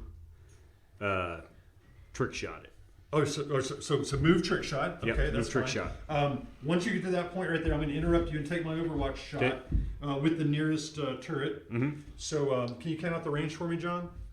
From this one Yeah, here. yeah. Just the spots from the front of the piece. One. 1, 2, 3, 4, 5, 6, 7, 8, 9, 10, 11, 12. So 12. So exactly Medium range. So base is 7. The ball isn't giving you cover, but you haven't positioned it yet. Do you want to put it in front of you, I assume? That'll give you cover? No, I'd put it there because I thought that would Because that's the line you want to shoot down? Yeah. Okay, that's fine. All right, so I got a base of, so I got 2 shots and a 7. All right, what the heck? What's the worst thing that can happen? I can't possibly burn out a PPG, right? That would never happen to anybody. Anybody at all who's living right? All right, so 2 overdriven shots into your Spartan. Base is 7 and not double ones. Here we go. First shot. A 9, so that's a hit. MOS of 2. Margin 2. Yeah. Margin so of 2. 7. Minus your armor of. So it's 1 damage. 1 point So damage. double to 2. So that guy's going to take 2. Oh, you overdriven. Yeah. Yes, you did. And then second shot, an 11, Oh my God. which is the turrets love me. I got great 7. turrets. Yeah. So you're looking at margin 4. So margin of 4 plus 5 is 9. Yeah, minus but your it armor. matches its armor, so it's margin 4, which is still only 1 damage, so 2 damage, but that's a pilot check at 6. Yeah. So you take a total of 4 4 damage damage and a pilot check. at 6. Okay. Pass the pilot check. I You- can do that You're great fine. pilots. John, just to clarify, right? So we know that Overwatch damage applies immediately before the targeted model finishes its activation, but I assume that the Overwatch damage is all applied at once, not in discrete chunks, right? I don't damage him with the first shot, change his armor, and then damage him with the second shot, right? Right. It's all one taken pulse. after. It's all so his armor stays the same for both shots. For both shots, but then immediately applies at the end of my shots because I'm firing on Overwatch. Yes. Okay. So now you've taken 4 points of damage. What is your shot strength? Is now 1. So So it's going to I've go got- 4 inches. Yeah. 4 times. All right. So you take your shot and it dribbles, but it doesn't score. Tell me, buddy. These Now, turrets doing are it- key. Okay, I guess I'm still confused on trick shots then. Oh, I'm sorry. I thought you Right. said kick. No, Totally it was, my bad. It was trick shot. No. Oh, Absolutely. so actually- now, Kick would have been a better idea. No, kick's only 1 as well. So okay. So I totally forgot. So now what you do is you make a ranged attack against the ball at point blank range. okay, so a 5, Yeah. right? Do you give Wizzo? Anything like that? No. Okay, so yeah, 5. So you hit, Did and that. your strength of your weapon is, 1. so it goes 1, 2, and now you take a second shot. Oh, I'm sorry. First we scatter. I almost forgot. What? How do you want to? You want the 2 through 5 to go along the path of the ball towards the goal? I'm Yeah. assuming, right? Okay. Because so it normally would move 4 times the strength of your weapon, right? two times the strength of your weapon, but you've Oh, got but 2 if you have 2 weapons, guns. so invariably it's almost always 4. Gotcha. Right, except for a trick shot, or if you miss. Yeah. Okay, so roll to scatter. Goes this way, 1, 2. So the ball goes 1, 2, and now you can shoot from there. You know, I don't know if that's still going to line. Yeah, that'll still go in, but so you not. want it right there. Yeah. Okay, so Oh, and then I need to shoot it again, right? you have to shoot it again. So that's a hit, and it's going to go 5, straight. so straight. 1, 2. So the net result of your trick shot is the ball dribbles over to there. Okay. Okay. Well, that was unexpected. And this guy, oh crap! This guy has used his Overwatch token until such time as you score. Mm-hmm. All right, you ready for the next card? Yeah. Red. Okay. Oh, and I'll give that guy an activated token. Growler on 2. It's not going to be enough to get him in there. Fullback. Remember, kick is 4 times your close combat value. Yeah, that's what I'm looking at. Remember, the close combat values are terribly strong here compared to the other weapons. I mean, your Imperator is looking pretty hot. Can't he just move forward and declare a trick shot or something and try and shoot it in from where he is? He can, but yeah, he's not terribly strong. But I don't But his necessarily. max are strong. They are, but I don't want to necessarily leave this Okay, that's ball fine. undefended. But I get what you're saying. Strategy. Second quarter zombies, third half everything is on fire. Dave, you're a genius. Why didn't you make this game? I like your ideas. I'll tell you one thing we did try, my wife and I, as we were experimenting, and I hope she's in the chat. She said she was going to come by and watch. I hope she remembered. By the way, she's evil at this game. Do not play her. I've not beaten her yet. Okay, here we go. I got Go it. ahead. All right, so he is going to spin an action target lock, Okay, you can absolutely do that. which is going to give him Wizzo and TC2. TC2, so now he's at a +3. Range is 1, 2, 3, 4, 5, 6. Probably medium. 8, 9, 10. Yeah, so that's medium. Okay, So that's going to be 7 minus 3. right. So I'm looking at 4s. For And the then- first shot. And then you said target lock, trick shot, right? No, target lock shot. Shoot. Yeah, Okay, 'cause I want yeah. it to go. One shot then. Yeah. Okay. And then I'll take this down there for you. that's going to take me right. If I'm counting those off right, I might not be. You want me to count the range, or you want to look at this one? I think I was looking at the wrong hex as because they kind of blend. Right. So I'm actually going to do a trick shot. Okay. Yeah, I'm going to do a trick shot. So I'll do So just tell me where you want this thing pointed. You can go here, here. yeah or straight here. ahead. Straight ahead. Yep. With the first shot. Mhm. Okay. What's the to hit number? To hit number was 7 minus 4. Okay. 4. So you need a 4. So it's clearly hit. Got Roll for that. scatter. A 6. So Oh, it goes, that's not where I wanted it What's to twice go. the strength of your weapon? Oh, that's bad. Of course, I would roll 6. Twice the strength, and he's undamaged would be 8. So 16. So it goes 1, 2, 3, 4, 5, 6, 7, 8, 9, 10, 11, 12, 13, 14. Hits the wall, 15, 16. Okay. Trick shot, you can shoot again.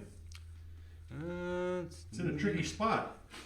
It's not gonna help him too much. So see if I can maybe bank it.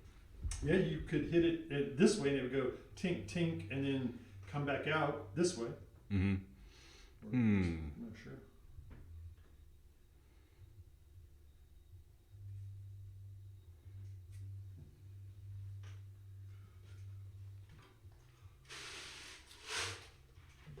Okay. Yeah. Let's that same orientation. So to the 5, going towards the wall. This way right here? Yep. Okay, we gotta check the range. It's a different range now. We Oh. can count the hexes.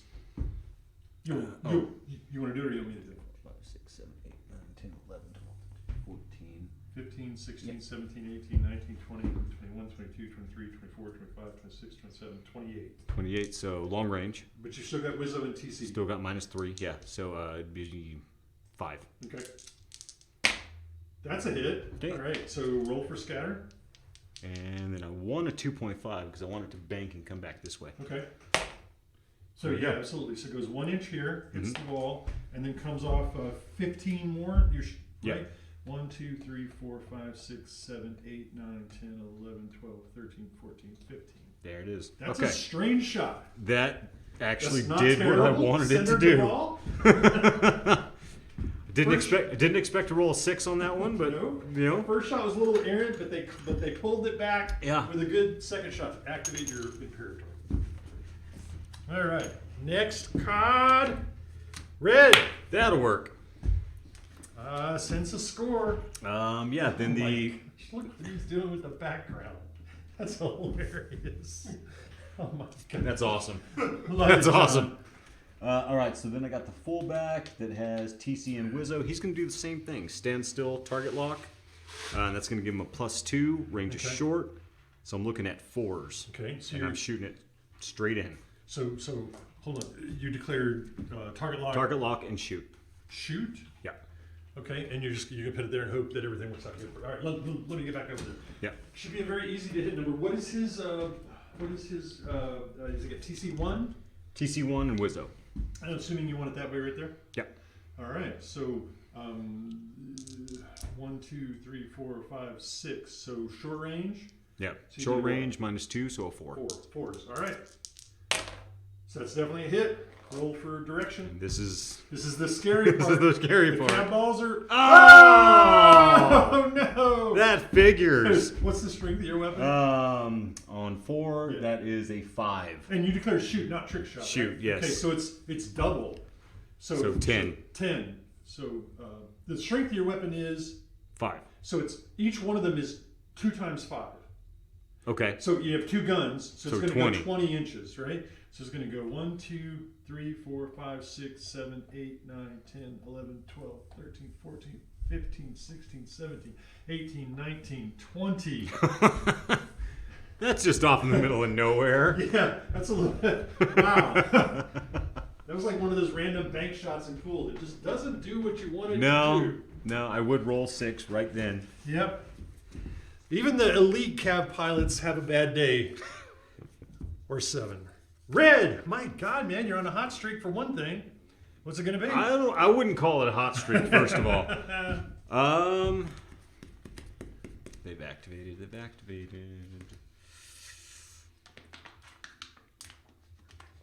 Clearly the shooting thing is not working well for me, so I think the Cougar's gonna Dribble? take matters into her own hands. Yeah. Kick. All right, free turn. You got to declare your 2 actions. Oh, sorry. Move and kick. Move, kick. All right. Yeah. Yeah. So 1, 2, 3, 4, 5, 6, 7, 8. That's your free turn, right? Yeah. Oh no, that was Or did you have to pay for that I one? had to pay for that one. Okay. So then 8, 9, 10, 11. Okay. She's only 11. Yeah. Okay, so the ball's right You're here. right in and the then front. you're just kicking from there. And then we'll kick and Any that hex is, side you want. straight ahead. All right. Guessed as much. Let me And see if I can- so You haven't scored. Can I even see her? I hope The not. other turret. Oh yeah. I can see the center of her base. I'm shooting, Tex. The Cougar? I'm shooting. Yeah, the Cougar. Okay. From the right hand one. So the range is kind of long. Because you're going to score. So I might as well take advantage of Mhm. it, right? It says 1, 2, 3, 4, 5, 6, 7, 8, 9, 10, 11, 12, 13, 14, 15, 16, 17. So that'll be long range. PBG. Yeah. Past 12. Yeah, past 12. Past 12, less than Yes, 18. yeah. I'm sorry, my brain is thinking of the donuts. All right, so long range, 7. You got the ball in between you. 8s. 8s. 2 shots at an 8, non-overdriven. Yep. Miss and a crit. No, just all misses for once. Whiff. I think you picked up my dice. Yeah, I think it explains a lot. Sticky. And so the kick's automatic, right? Yeah, the kick is on me. Okay, so that would be 16. 1, 2, 3, 4, 5, 6, 7, 8, 9, 10, 11, 12. Go! All right, 1 goes back there. Give that lady an activated token. So I got it. Oh, 3, 3, 3 and 3. All right. It's getting down to the wire. 5 is normally the thing. John, how long do we want to go for? Just jog my memory. another hour and a half. Hour now. Oh man. Okay. We're gonna play forever. Red. You're out, buddy. Your whole team just decided to go all at once. I've got 2 guys still. You got the Growler And the and Dervish. I don't care about a software update.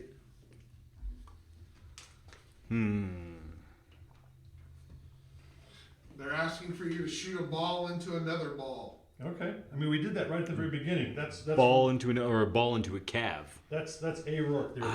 That would be the other original playtester. Glad you showed up, A Rourke.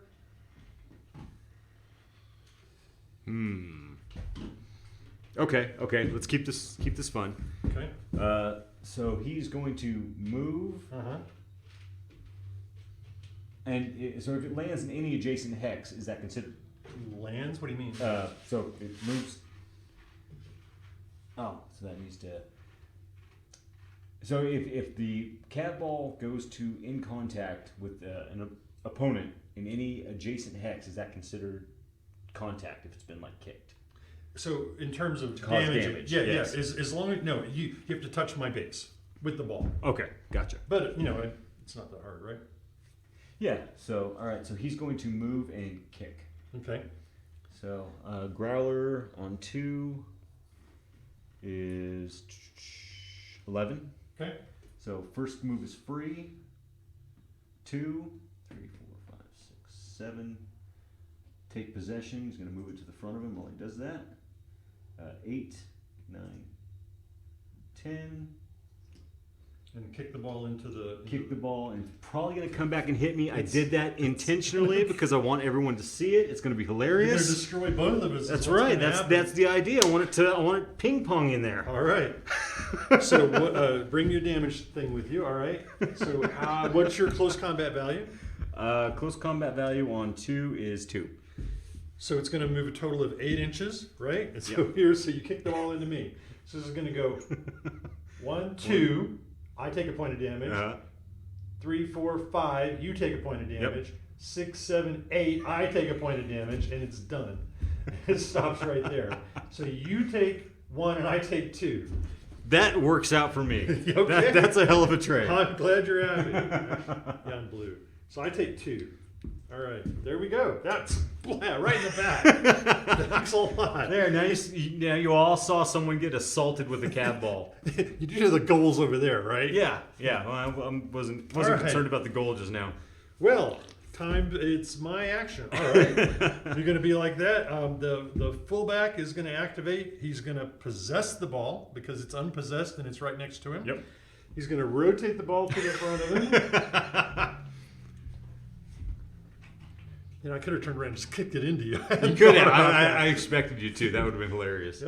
Maybe so. All right, and I guess I will kick the ball. It seems like the right thing to do. What's my strength at 2? My close combat value? For the fullback? Yeah. 2. Yeah. Oh, it's going to go 8. 8 inches. That's not enough to score, is it? All right. Well, I said I was going to kick it, so I guess I'll kick it anyway. So it goes 1, 2, 3, 4, 5, 6, 7, 8. Right there.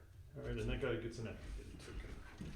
All right, and the next card is me. All right, let me grab an activated token.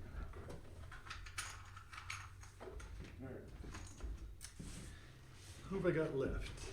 Oh, look, I got this handy dandy growler right here who hasn't done anything and sees a juicy CAV ball right in front of him. I don't know that he's even moved at all, has he? He started over there, yeah. right? I think he's actually scored, honestly. Oh. You should probably keep track of that kind of stuff. All right, so I'm going to try and do what O'Rourke asked me to do here. I'm going to activate the growler. He's going to possess. He's going to move and Possess that ball? he's going to. I don't have to declare possession. Something that happens in the middle of a move. Just if you come into But yeah, it's contact my and intention not- is okay. I'm going to possess this ball and I'm going to try and kick this ball into this ball and score that ball because O'Rourke asked for it. All right, Okay. so I'm declaring move kick. How much? And he's undamaged. What's my movement on a growler? Growler 12. Yeah. All right, I got plenty. And my kick distance is a total of 12. Mm-hmm.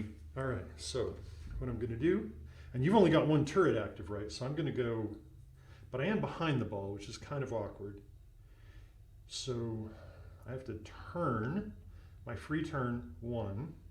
Then I have to spend one of my movements, so that's actually 1. Mm-hmm. Go forward 2. Now I can possess the ball.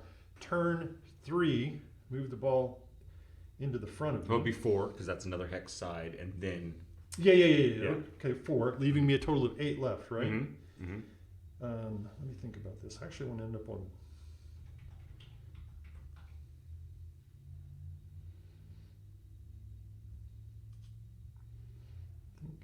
This is I need to be on this hex row. So 4, I got 8 left. All right. So I'm going to move forward 5, 6, turn 7, 8, turn 9, 10, 11, 12. You can overwatch with this guy anytime you want. Mm-hmm. And then I'm going to kick this ball into this ball and try and careen this ball into the goal. Okay, so if you are going to probably score, then I'll go ahead and You use might my as well turret. shoot. Go ahead. That one's burned out. Have you fired this guy and I haven't scored? Do you even have a shot?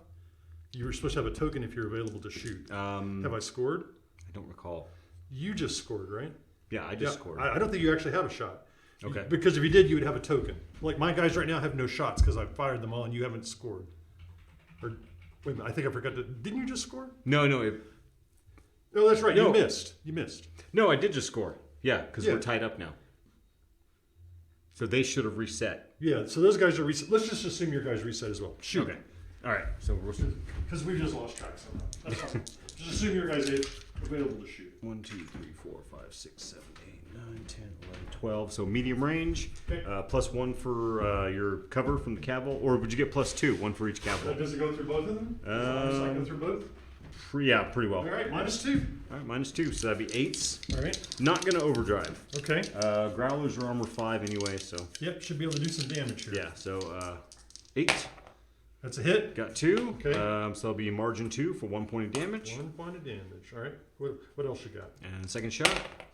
No dice on the second shot. But that damage applies immediately. So now, what does that do to my close combat value? Close combat value remains the same. Okay, so Yeah. I'm going to kick this ball.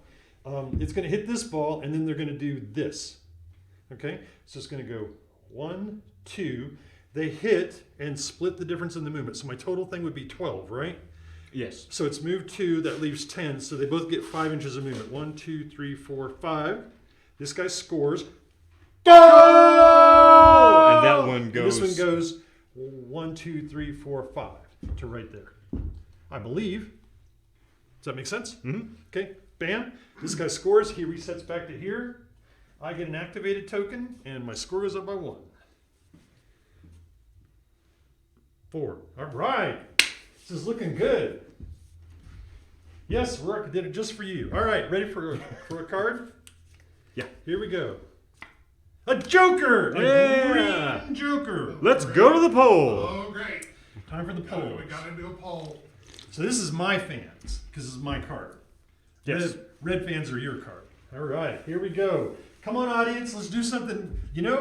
So here's the deal, right? So a CAV game is, so you guys listen before you vote, all right?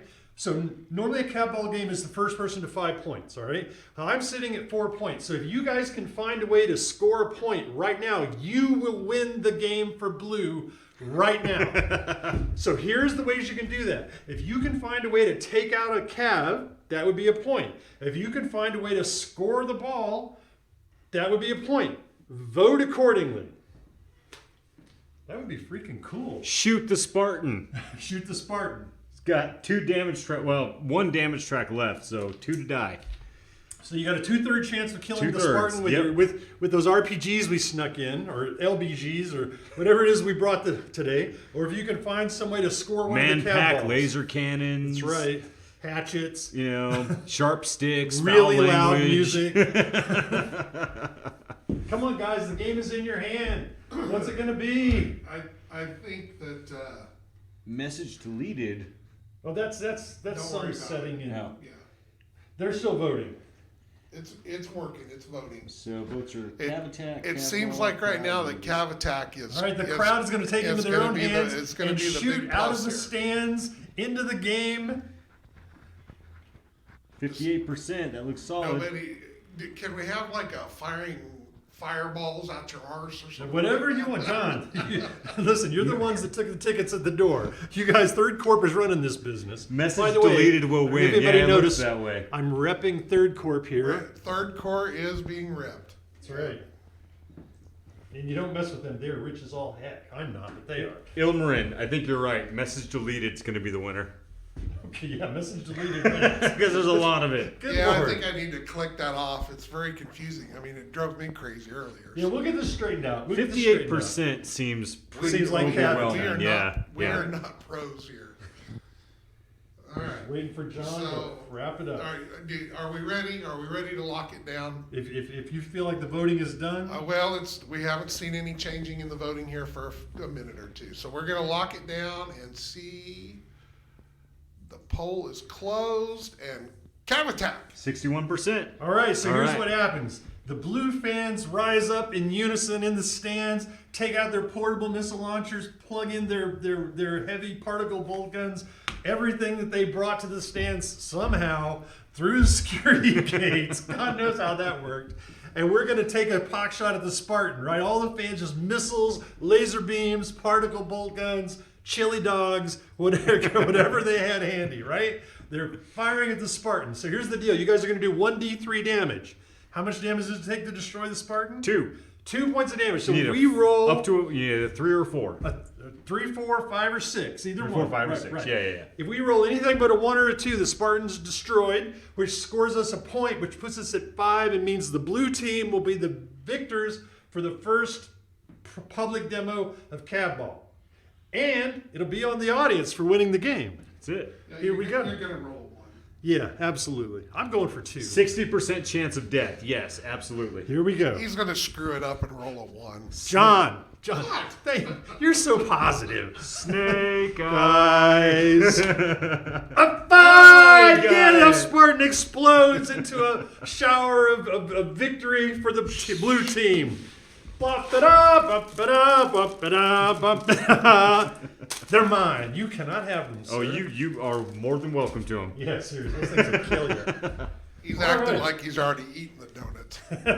Way too much sugar here. Oh my gosh, way too much sugar. All right, so that's CAVBALL. All right, so I feel like maybe the right thing to do is just figure out what happened, talk about it, take some feedback from the crowd because I didn't really get to watch the chat. I think we can vamp about this for a little while. Maybe, Yes, confetti explodes out of the Spartan. Absolutely. Just seriously, it's like a piñata. candy and buddy parts raining everywhere. All right, take a deep breath, take a drink. All right, Todd. So, what do you think? Oh, that was fun. That was a hell of a lot of fun, especially for a beta. At first, I was a little hesitant as far as the choices of the calves, Right. but now I see the little nuances that each one has. It definitely, you were right. It definitely adds a lot more flavor, because you're not automatically like, oh, well, I want to take the Imperator because it's too heavy max. I know I'm gonna be able to smack that thing across the field if I need to.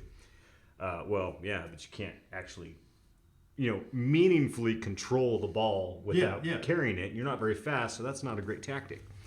So it seems like, he's almost like in soccer they would call him like a striker. Yeah, Like someone who just can launch the ball across the field, but not really someone who's up near the goal handling it. And it's the same thing for the fullback. So fullback, again, pair heavy max. I could see the particle bolt calves, like the faster ones with the mediums. And Yes. I don't even know if there's a fast one with a heavy particle bolt. Really just kicking ass, being the VIP star players, because typically they're quicker, plus PBG's no minimum range.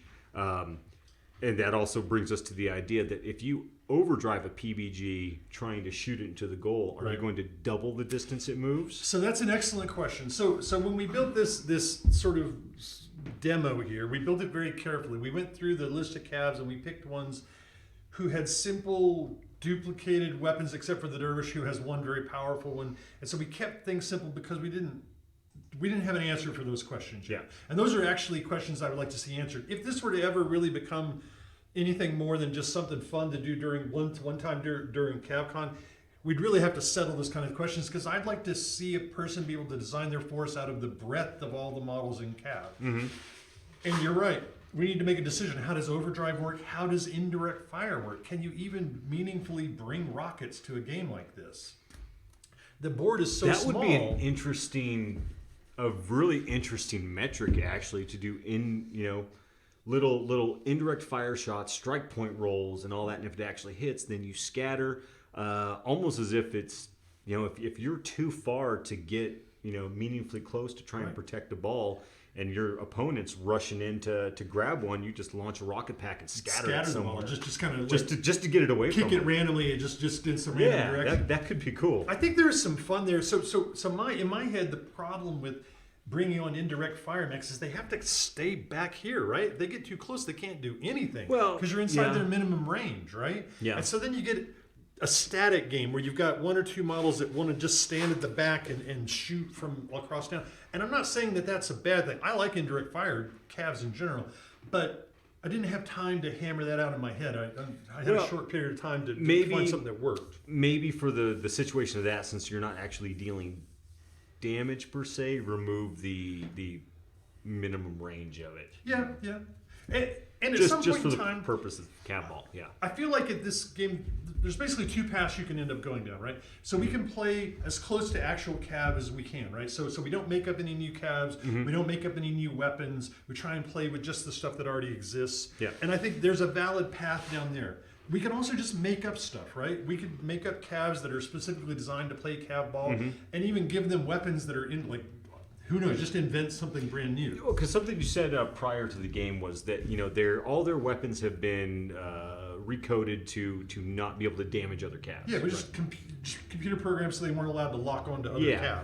calves. So that being said, I mean, I don't see why we couldn't reprogram a rocket launcher to not have the like fail-safe quarter the range. minimum Yeah, range. Yeah. that's a good idea. Yeah. Actually, you can just take that away. We promised them a close-up of the CAVBALL, so probably we'll do that on this camera Okay. here. We Okay. may have to take a second to refocus, so. Sure. we You will- want more than one or all of them, or? Well, I think you're just gonna have to get it close to the. Oh, you just want to hold it up close to the I camera? just want a Yeah, close okay. one up. Let me see if this is. Yeah, this is a good one. Todd painted these CAVBALLs for us, by the way. He did a great job. He had some genius ideas about making them look roughed up. Yeah, it involved a concrete floor and a plastic cup. So just But the idea is come the up good to one. that camera there. Okay, there it goes. And it focused on this time. There it goes. Focused okay? Yeah, no, it focused. Oh yeah, I can see it. I can see it here. Kind of spin it around so they can A see little it. bit of a delay. Oh my God, Gimli, stop it. Family show, Gimli. Gimli, stop it. So do you guys like my balls? Oh Lord, what is wrong with my audience? Good grief! By the way, that only looks like one to me. It is one. Well, the other one. The other Yeah. one. Blah, never- blah, blah, blah, blah, blah, blah, blah. There is so much AC/DC references here. Yes, exactly. Good God Almighty! And Quiet Riot. Oh my gosh, my wife is in the chat, gentlemen. I just want to make sure So you is don't know. mine. that. Oh Lord, we're in trouble when we get home, John. All right, so I mean, I think the balls that John printed out for us to play the game with look fantastic. Yes. The board is spectacular. Models look solid. I think the poppy colors work really good. It looks like a pair of sports teams with the very bright, vibrant colors. The fact that you picked one that was called a fullback, I think, is a nice little hearkening. Absolutely. The choice was, like I said, I was hesitant to the choice of the Cavs at first, but now I understand why. Yeah. It was a lot of fun. And the important thing to me, I think I mentioned this earlier, was that I didn't want this to just turn into another game of CAV where the goal was you could advance your chances of winning by easily destroying the enemy. You could still knock the enemy out. I mean, that's how the crowd won the game, but you have to work for it. It's not something that you could just point max at things and solve. Something I found myself wanting while we were doing it when we had first gone in and done the tackle thing, right? So you see the size difference between the dervish and the fullback, right? Is part of tackle being whoever loses the tackle gets knocked down. Okay. Because that to me, in my mind's eye, like watching this play out, makes sense that the dervish, is charging in there. He wants to steal the ball, and he just, drops that shoulder and just rams into the other guy. Yeah, Okay, not necessarily yeah. kicking and punching and all that kind of crap, but just literally he tackles him, he body checks him, Okay. and then that throws him on his back, and that's how he Yeah. takes possession of the ball. So the 'Cause loser of the tackle would automatically fall down. Exactly, because Okay. then next turn, one action would have to be spent to Yeah, stand absolutely. up. So It's it could be definitely used definitely. tactically. I kind of like the sound of that. It's something we'll have to play test to make sure it doesn't. It doesn't break anything. Yeah, and I don't think it would. It doesn't sound that way to me, but you never know until you get things on the table. Mm-hmm. All right, teenagers, all of you. Yes, they are, unfortunately. Dave, stop it. Where are we going from? I don't have any apparently. These don't belong to me. They were made by John. Okay. So each section is about 2 foot 1 inch, 5 ping pong balls. John, how big are they? They're about 2 foot by 1 foot. Yeah, 2 foot by 1 There's foot. 8 boards. So these aren't ping pong balls. John actually 3D printed these, and I think you designed them too. Yeah, they're just Chris Chris Lewis Lewis has finished designed them. doing some of the stuff on them. And then we just threw some paint on them, and Yeah. yeah. So, I like I said, this is just a beer and pretzels things, but hey, feel free to sweet talk John. Maybe you might be able to find. And we'll put the file up for Yeah. him. So if you want to print them out, we'll put the file up for him. Okay. Yeah, it's Well, once Sean built it, it's an easy file. You just have to have a laser cutter that'll do the job. You know, you could also, you know, obviously the board is the centerpiece of what we're doing here. It looks fantastic, but you know, you can play this on anything. When my wife and I were playtesting, we just played with tape measures and the gauges, right? So we would use the gauges and just use tape measures and play on a freeform field, and that worked out pretty good. But I felt it felt to me like I wanted it to be on hexes, and it lends itself, I think, to hexes pretty well. I could see playing it without the hex grid. A good way to get around the what I perceive as the rigidness of the firing lanes coming off the that. Because if you're, you know, you can find yourself in a spot where it's hard to score from. Exactly. Because, so because if you're scoring there, needs to go down the diagonal. yeah, you're still going to spend an inch to move even Right. a partial turn, but you're still allowed to, you know, Line up. see what's going to happen. And that could actually make it more interesting, because if you do roll that errant 6, then it's going way off into the middle of nowhere. True. So yeah, there are definitely different ways to play the game. If you guys are interested, I'll clean up my notes about the rules, although you basically know them all from here. And I'll throw them up in the Discord channel or wherever John wants to Ping put pong them. balls will do, yes. Yeah, absolutely. Well, we played it with D12s. We just used D12s as our CAV balls. I mean, literally. There you go. And yeah. I know you must all own some of those. You play CAV. You must have D12s, I'm certain. And the bigger the better. We actually have some of the larger D12s, ones that are bigger than those. And we use those for the CAV balls and use these for the damage. Yeah. The bigger, the better. Notice how he snuck that in. Why do I come to this? This is like being the kindergarten teacher, all right? Except the substitute teacher, because you don't really have any influence. They just run over you. The only thing that didn't get to happen that I'm kind of sad is we didn't get to activate any minefields. Yeah. I think a method of pushing another CAV Right. around would be a good action to have. So one of the ideas we had that we couldn't figure out a good way to implement was to, as a crowd option, have them deploy a minefield. But again, there's only so much you could do in the time that we had left, and I had tons of stuff to paint. So yeah, This one is of the good. options. This is a good brainstorming Absolutely, session, though. that's exactly what I want. This is a test, right? So now we've got all these geniuses in chat that are 12 years old, but they're geniuses. They can come up with great ideas, and we can talk about this in Facebook and Discord, and we can polish this up and make this into something that's, you know, a hoot. The sort of thing we can play late at night at CAV-CON. After we've done our tournament, we can hang around and just play some CAV. See, I think my next thing for the board is to put walls around it. Yeah. So that I can shout balls to the walls. Oh my gosh. What have I done? This is my fault. I've unleashed the monster. I accidentally left the corral open, and now all the tyrannosaurs are running loose through town. Oh my! I know there's probably copyright issues, but if you could get AC/DC's Big Balls playing right now, that'd be excellent. And so currently we don't let the turrets fire at the CAV balls, but there may be something there.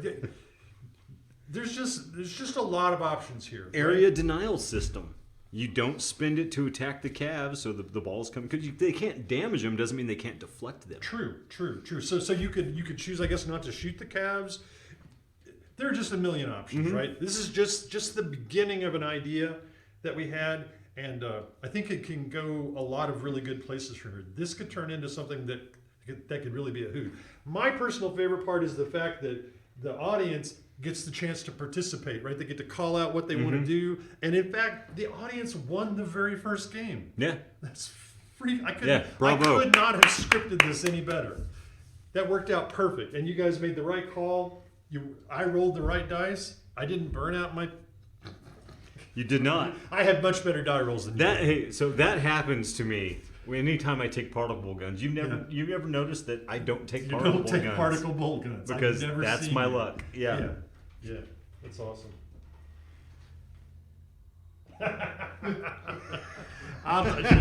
Dave, I'm glad you like it. I don't know. I don't know. I was 12 once, a long time ago. Many long times ago, I guess. I'm going to claim the title of the old man of CAV. There may be some people out there that are older than me, but they're not active if they are. You know, kind of like where Krugerrand is going here. Yeah. With the one of the options, you know, we have the Oh yeah, you could call in our artillery strikes. or some kind Because- of airstrike or yeah, because something. as of right now, it's like, Oh, okay, gosh. pick a cav and deal Yeah. D3 damage to it, right? Whereas, You could just lay down. screw some it, hell, just yeah. boom, yeah, lay down a 12-inch, you know, Could be any number of RAV5 things, right? template. Yeah. Yeah, Yeah, that'd be no, awesome. no, Kruger ran. Great idea. I love that one. You save all these so we can go back and rewatch this and pull the ideas out, right? Okay, good, good. I just want to make sure we're able to come back in. Because you guys are killing it in terms of the ideas. Your humor is interesting. Awesome. It's awesome. Cav golf. Yeah, well, you know, it's funny you mentioned that. I'm a huge disc golf fan, so who knows? We might end up with something. Who knows? Pick a vector stripe. Yeah, absolutely. I'm glad you guys are putting all these ideas in here. But yeah, there's some sort of airstrike, a fast cam coming in, dropping minefields. Any number of things could happen. Any number of things. Total chaos. Very much total chaos. All right. Well, John, I mean, unless somebody has a question or something else they want to bring up, I'm not sure I went long enough, but I feel like that's CAVBALL. Yeah, no, what we can do is once you guys are ready to go, we'll take like a 10-minute break. Yeah, To reset, and so, actually I can probably tell everybody that. yeah. Okay, so what we're gonna do here, in a couple of minutes, cause I got done a little quicker, so we're gonna move things up a little bit. We are going to, take about a 10-minute pause to reset, a board. And so it's gonna be kind of a combo, learn to play, answer questions about rules, or have me demonstrate stuff, and we'll put that together. So give us about 10 minutes and we will be back. Yeah. So don't go anywhere. We will be back. Love the background. Oh yeah, I had no idea you were doing that until halfway through the game. That was fantastic, John. All right, guys, we'll be right back.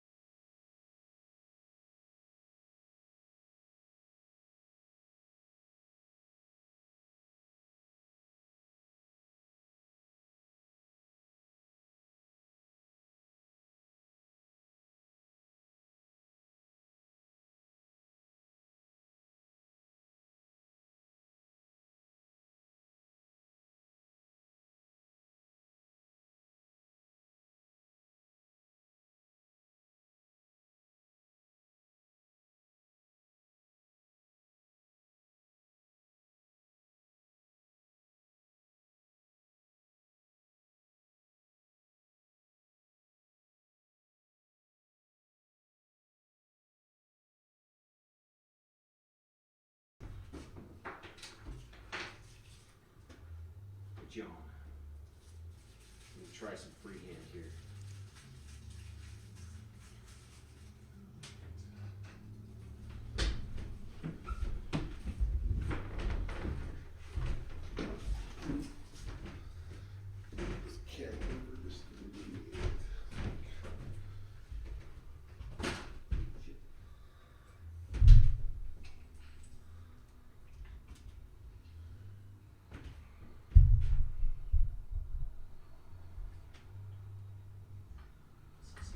Green tufts of stuff over there. Just that excellent.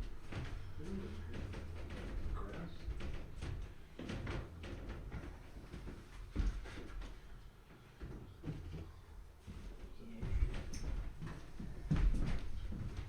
There it is. I just need a couple little bits. All right, folks, hold on just a second. I'm finishing setting things up here.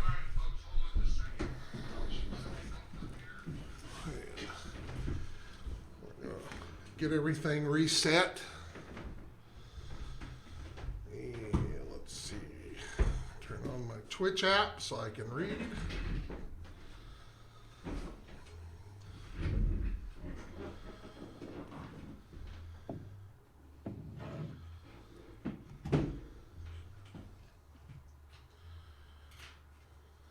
Alrighty. I think we've got everything set here.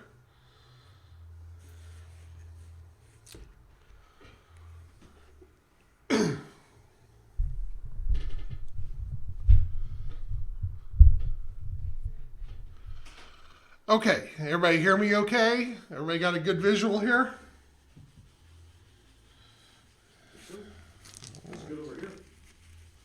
Yeah, picture looks good. Just check to make sure we got good sound here. Yep, okay. We are in party heaven. Okay, so what we're going to do here, and this might be a little old hat for some players, but we're going to run a little one-on-one dictator versus dictator battle. They're just good to use as to teach with or show with because they've got one of every weapon system. So, I'm going to try to demonstrate everything I can think of from the game. But if you have a question, if there's something that you need me to explain, we can stop. We can remove things around a little bit. This was just I just kind of threw together this little 4x3 spot here right quick. So that we've got plenty of different things that we have to worry about and move around. As a CAV pilot, they're going to be very annoyed by having to do all that. I do need a ruler or a tape measure. I'm sorry, I forgot to. Well, nope, we got it right here. You got a tape measure? Yep, we got the tape measure. Yaha. Okay. So, and if you guys don't have this or realize what this is, you can download this off the website at the Talon-Games site. If you go there, you can download the quick start rules. I know that we've handed out hundreds of them everywhere, so you may have a copy of that. But like I said, you can actually download this as a PDF and print it out. It's got everything that you need to start off to learn the basics of the game. There's also, as part of the file that you download, there's the data cards. Even if you don't have any minis, there's some cardboard cutouts that you can make. The cards that we use for the quick start rules have been kind of simplified more because there's some things on the cards that we don't need to use with the game. So to kind of keep that confusion down for newer players. So when you see those cards, they say they're quick start cards on the bottom, and that's why they look different than what the normal dictator card B looks like. So if you see that, and that's why. So, what we're going to do here is, like I said, we're just going to kind of start off. We're going to do a little play. We're going to talk about different actions, how the dice work, how you figure up your numbers, how the essays go. And like I said, if you've got a problem, a question that you have, we will do our best to try to answer that. I meant to get a card graphic to put up on the computer, but I forgot to, so bear with me on that. I will do my best to explain it as we go. Now, we do use cards in the game for initiative. Since we just have one-on-one, it makes it kind of tricky to shuffle 2 cards. So what I've done here is I built a deck with 3 cards from both sides. We'll shuffle those up. We'll draw the top card. That'll tell us who goes first, and then the second model will go, and then we'll just reshuffle each turn. So that gives us a little more cards to mix up, but still keeps the odds, 50-50 that you're going to be the first one up. And apparently I need to go further up underneath the board for you to see my hands. I thought that I was over there. So there's that in. Adjust that camera.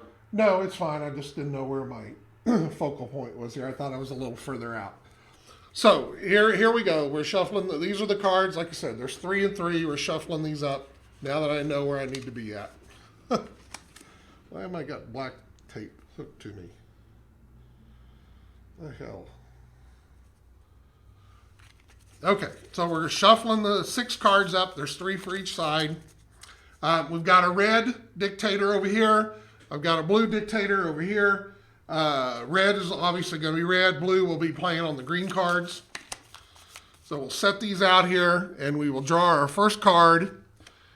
And it's green. In this case, it's the blue dictator. Now, on these cards, every model has a number of damage points, which is represented by the damage track. In this case, the Dictator B has 9 points of damage tracks. As long as you can keep going to another damage track to the right, he's on the battle. The minute you hit an empty column, he is removed. He is dead. So we are starting on column 0. The basic move for a Dictator B is 5 inches. Armor currently is 8. His close assault combat value is 5. He's got 2 medium max, which have a damage of 6 against hard targets. He's got a light guided missile launcher, which has a damage of 4, and a light rocket 10, which has a damage of 3. So, and as we go in, we'll explain more of this as we go. This model also is equipped with an advanced targeting computer 1, an ammo bin, hard, which is the designation as to whether they're hard or a soft target. Soft targets would be like aircraft and infantry. Reinforced 1 means he has a chance to maybe reduce his damage a little bit that he may take. And then Wizzo is like a backseat extra gunner to help him out. Sound dropped out. I don't know. Is sound okay right now? Hopefully. Said to drop almost out. Well, I might have turned my head and looked different or something. You see if I can get it a little closer to me and without being in the middle of the camera. All right, so hopefully that's a little better. We hope. Of course, now you have a black arm in the middle of the board.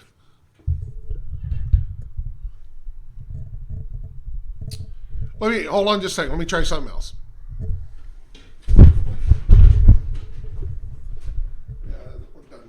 Doesn't like that turn there. Okay. That's good. It's off the camera. If it'll sit there. You gonna try the headset? Yeah, just go switch up to the wheel. It seems like that works okay. Oh, the headset's on.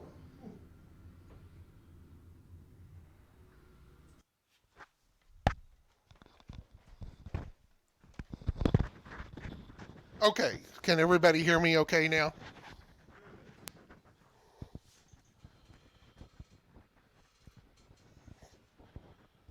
Oh, thanks, Mayor Dude. Caused me to have a heart attack here. Okay, so I've got a little different switch here, so we'll try this a little different. Okay, so our blue guy gets to go first. Every model has 2 actions. So an action can be a repeatable action and a non-repeatable action. A repeatable action would be like move, which means he can spend both action points to move and do a double move. Combat actions are typically non-repeatable, so he can only do 1 combat action. If he wants to use his advanced target computer as part of his attack, he has to spend an action to use it to do a target lock. And those are the basic ones that we're going to deal with today. So in this case, we're going to start off with a double move. So that gives him, now you're fading out.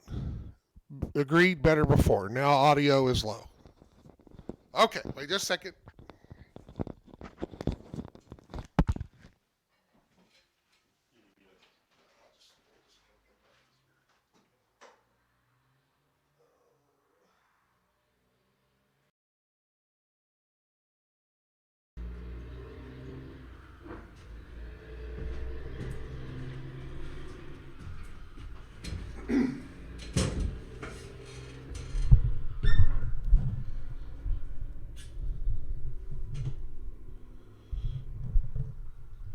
And now the bar is back in the bar. Well, it's because it's actually across the board. It's not I mean the weight. So go ahead and put the weight on it, but.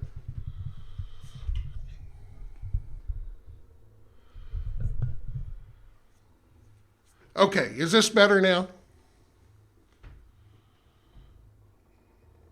We will get this worked out one way or the other. All right, audio is good. Okay, so he has a move of 5, so he can move 5 inches through clear terrain. For each move action, you get 1 free up to 90-degree turn. Any additional turns cost you an inch of that movement.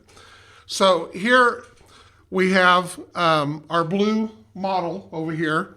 He is facing a level 1 hill. We have a heavy woods here. If he tries to skirt through the hill and the heavy woods, he's going to have to pay for one of them. Obviously, the heavy woods is going to be the other. So in this case, he's decided he's going to move up on the hill with his first move. It costs 1 inch to move up a level, so he has a move of 4 total that he can go up here. Okay, then he will use his free turn at the end to move ahead here. It costs nothing extra to come down, so he can come up here and go 5 and good. All right, so that takes care of his double move. All right, Mr. Red, he is going to do a move and an indirect attack. So with his rockets, and we're going to explain indirect fire. So he's going to move his 5 inches. Voila. So now we have an indirect fire. Right now, because there's a level 4 hill between the two of them, they can't see each other. But with indirect fire, you're able to shoot rockets into an area where somebody occupies if you're able to get there. The base to hit number for that is a 10 plus roll. So we do a strike point roll, and then if we're on target and he's caught in that AoE, you have the ability to take a chance to do damage. So in this case, we look at ranges first. Range bands are determined by the inches that each weapon has. So rockets have a range band of 14, and you just keep adding that number to get the next range band. So short range is 14, medium range is 28, up there. So we measure from center to center. In this case, we are 29 inches.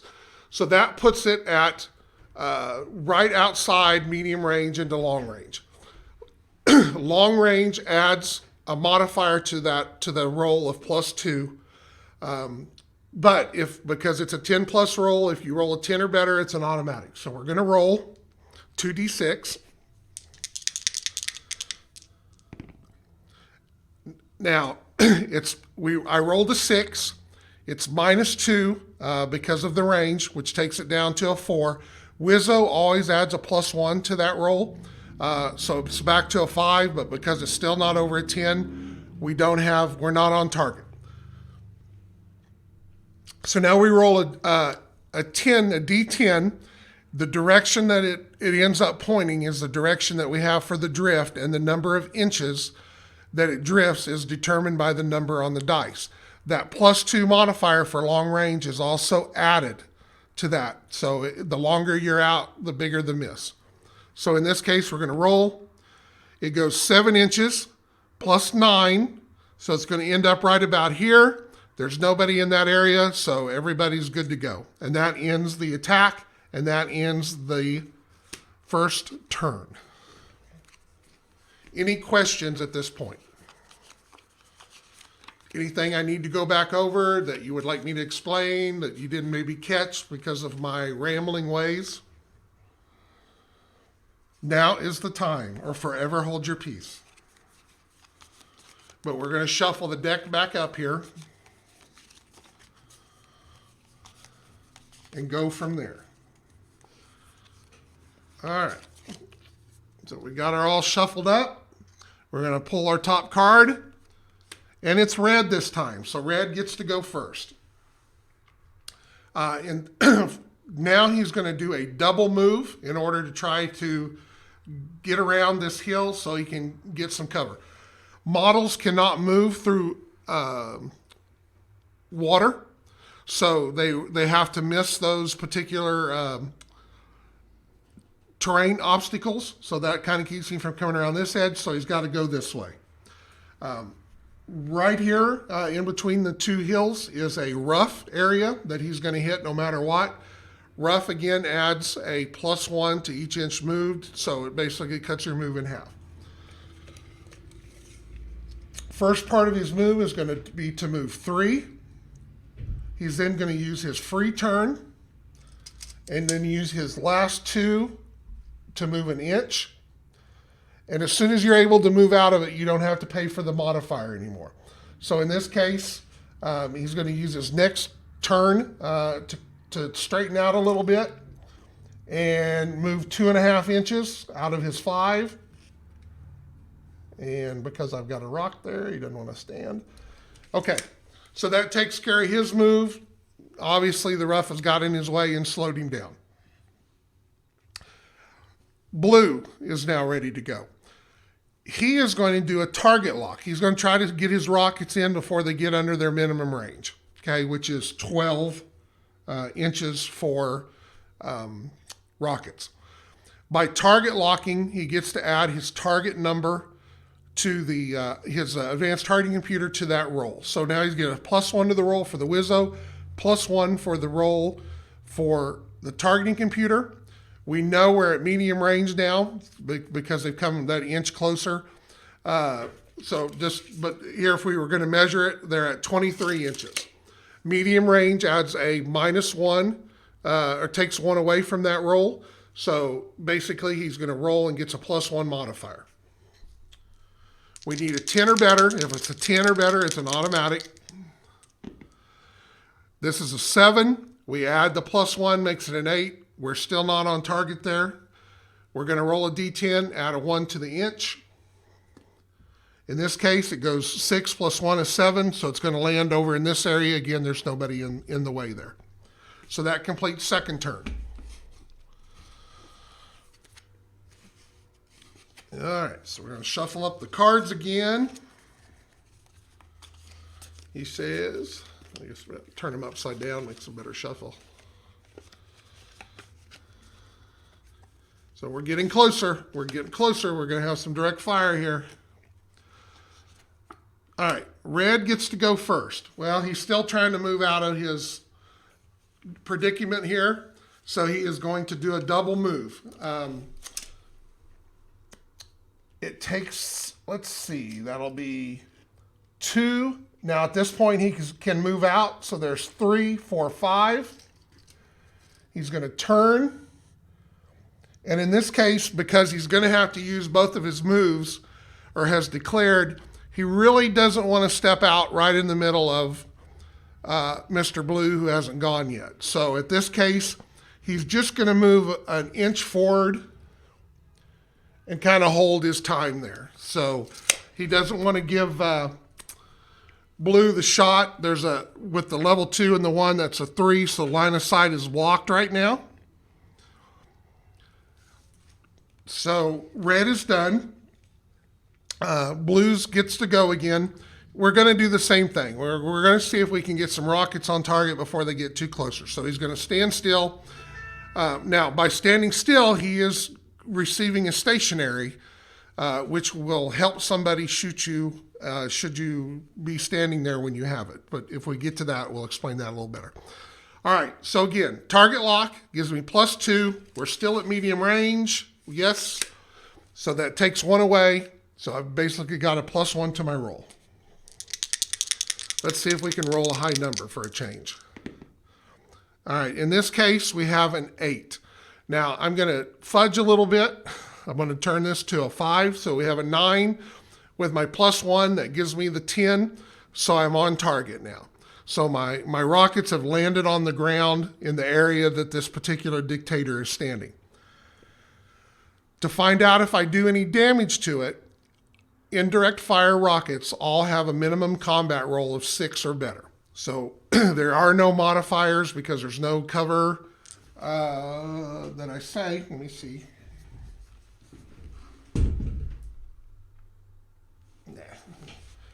He's far. If you're within 1 inch of something, you can get some cover benefit. He's right outside the inch. So he's got no help there, so we're just rolling against a 6. So we need a 6 or better to have a chance to do damage. All right, so I rolled a 6 exactly. Now, if I had rolled higher, it would have helped my shot have a better chance to do damage. In this case, it gets no help other than what the RAV, the ranged value, attack value is for these particular rockets, which is a 3. So with no help to that 3, my total damage number is 3. The armor on a dictator is 8. I have to equal that number or go over. In this case, I have not, so I hit him, but I did not do any damage or penetrate into the inside. Okay, we are going to shuffle again.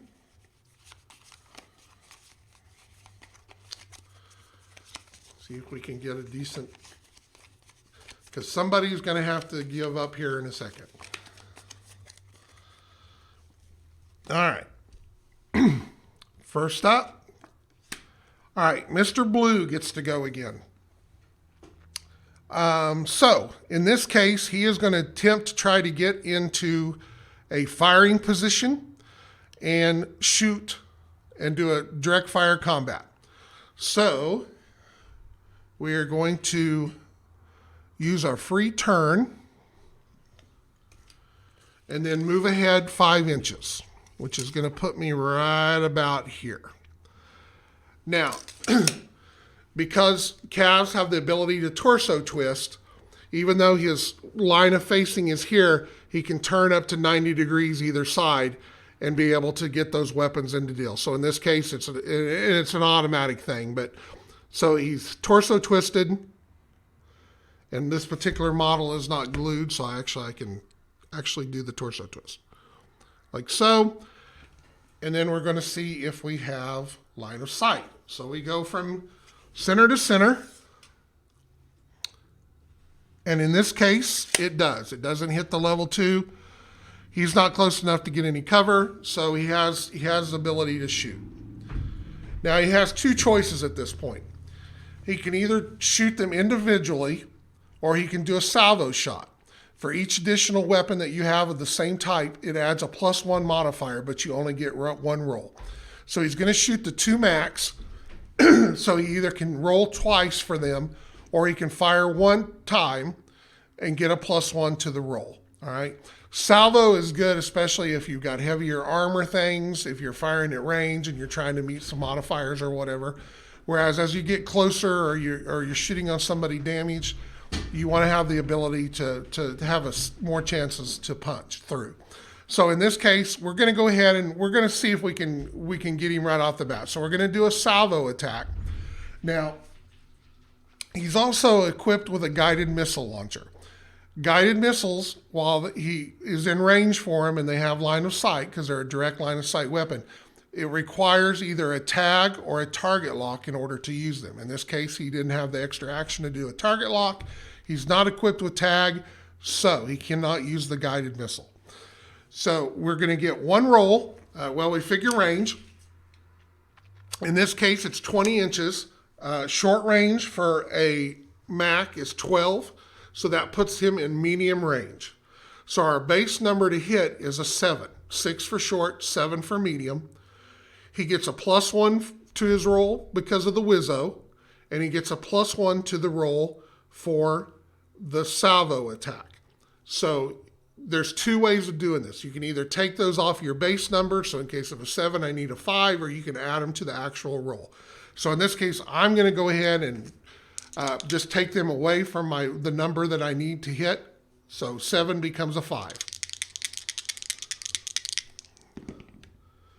Okay, I have rolled a 10. And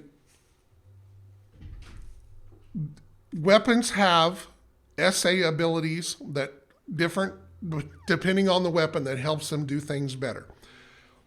Max have an ability called Blaster. There is Blaster, Blaster 1, and Blaster 2. Now, normally in the game, if you roll double 6s, that is a critical roll, and it allows you to add another 1d6 roll to that number. Blaster allows that to happen on an 11 or 12.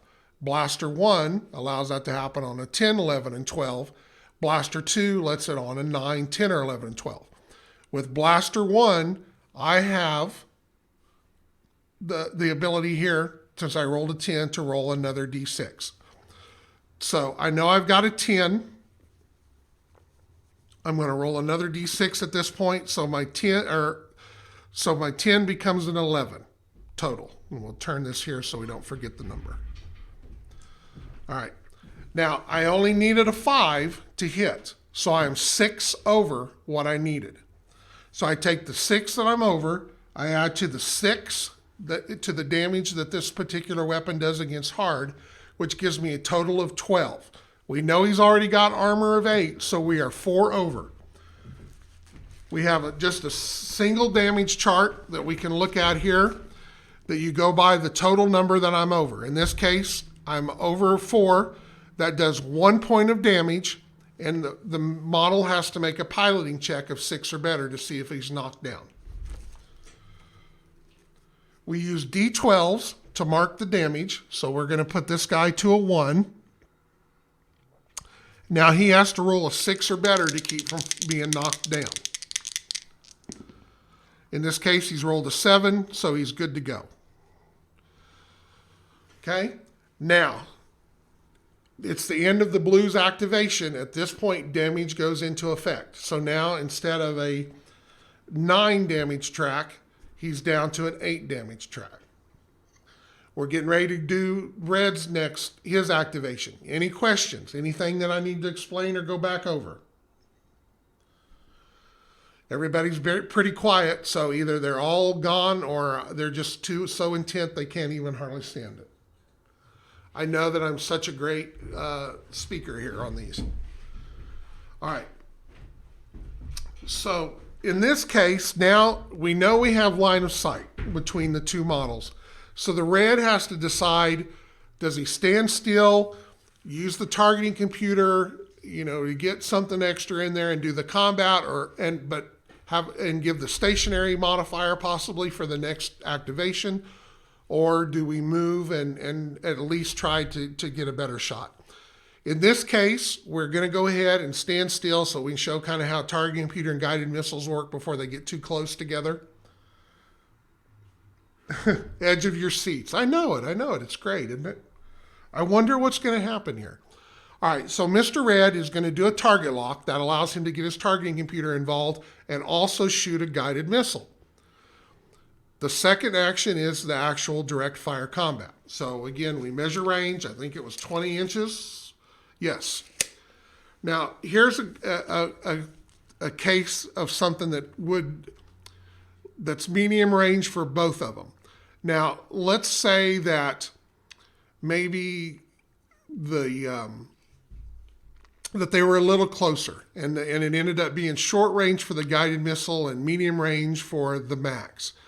In that particular case, if that happens, you always use the worst number of range for all 3 weapons. So like here, we'll figure that up in a minute, but because both of them are medium range, it's not going to affect it at this point. So our base number to hit between the two models is a 7 for the medium range band. There is no cover or anything like that. It goes down to a 6 because of the targeting computer. It goes down to a 5 because of the Wizzo. So we have 3 shots here because you cannot use salvo if you use 2 different weapon types.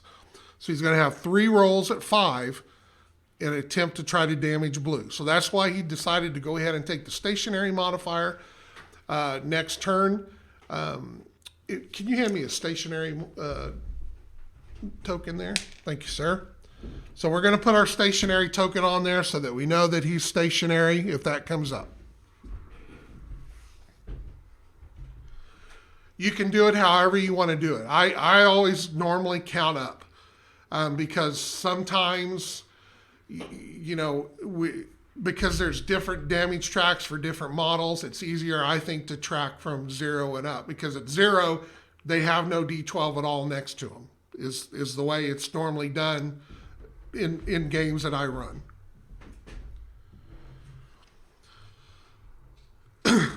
All right, so we know we need 3 5s. So first thing off, we're going to roll for the guided missile, which is a 7. We're going to roll for MAC number 1, which is a 7. 7 seem to be good on these dice. And then an 11 for the second MAC, okay? So we'll go down these. We'll do the first 2, and then we'll roll the extra D6 because I've only got 2 D6 here. Actually, the box is right there. Can you hand me one more set? One more set and then an extra dice. Yeah, so I can keep this track of all these for him. All right. All right, so we know we had a 7 for the guided missile. We had a 7 for the first MAC. We have an 11 for the second one with an additional D6 roll of 3. Okay, so guided missile, we needed 5s, we're 2 over. The attack value for a guided missile is 4, so 4 plus 2 makes it a 6. We're armor 8, we hit, we did no damage. We go back and look for the MAC, though, it has a 6 damage. With a 2 helper, 6 plus 2 is an 8. That equals the armor. So that does 1 point of damage with no other effect. So we're going to put that here for now so that because the numbers don't go in effect till the end of the turn. Now, 6 plus 5 plus 3 is 14. I needed a 5. That's 9 over. So I take the 9, I add to the 6, which is 15. We know that that's over armor 8 by 7. So we look on our damage chart to see what happens. A 7 is good for 2 points of damage. So we're going to go to, let me explain about reinforced. So reinforced reduces the margin of success by the number that it is. So as a reinforced 1, the 7 goes down to a 6. In this case, it doesn't make any difference. It still is 2 points of damage and stuff. But it could be like at a 5, which would be 2 points of damage, goes to a 4, it becomes 1 point of damage. You can never reduce this below 0. So you're always going to at least take 1 point of damage. So we're going to go ahead and take the 2 points of damage. So we're at damage 3. He has to make a piloting check at 7 or better, and he is suppressed. Can I have a suppressed token there? Thank you, Vanna White. Okay, so what suppressed does is he has to spend 1 activation as suppressed.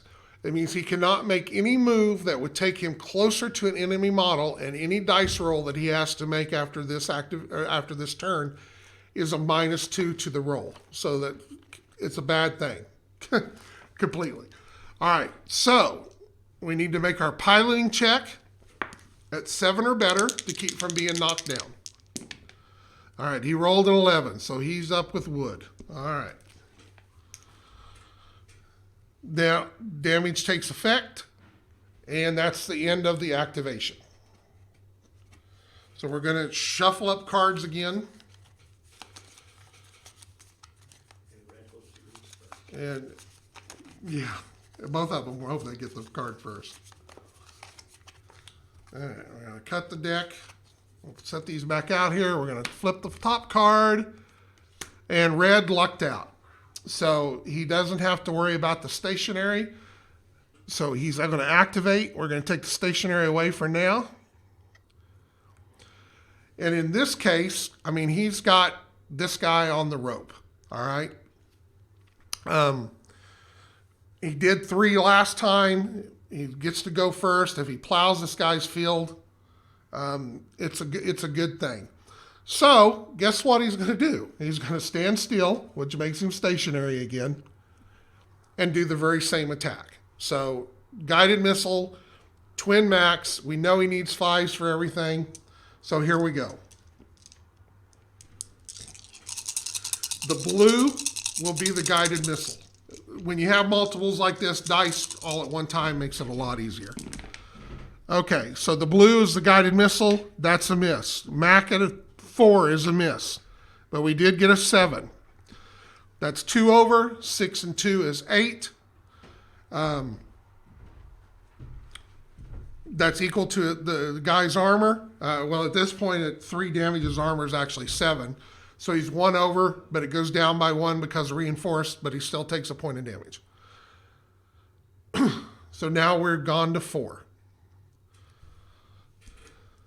That was a pretty safe move for red because he knows he's already done damage. He's doing some more damage. The guy is suppressed. So, you know, he's got a lot of things going into his favor. So at that point, he was willing to give up the stationary marker. All right, so now our blue guy needs to go. Now in this case, because he has taken 4 damage at this point and is suppressed, he cannot move any direction that would take him closer to an enemy, which is this way at this point. At 4 damage track, he has a movement of 4, so he's actually lost a point of movement. What he is going to try to do here is he's going to do a move, and then he's going to do a repair action, and we'll explain how that works right now. Because he's going to move backwards, his movement is cut in half, though.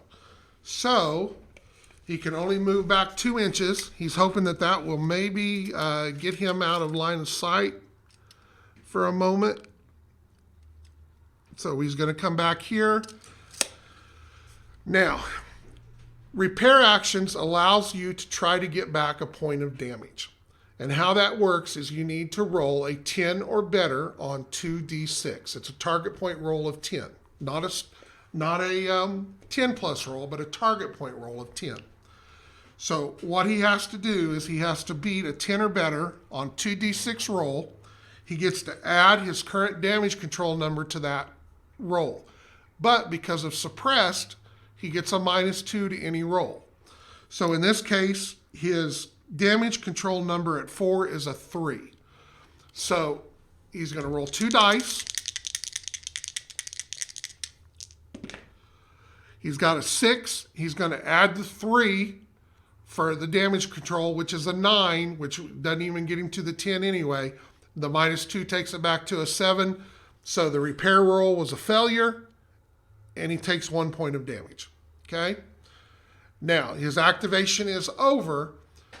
At this point, the suppress, because he spent 1 action activation suppressed, the suppressed marker now comes off.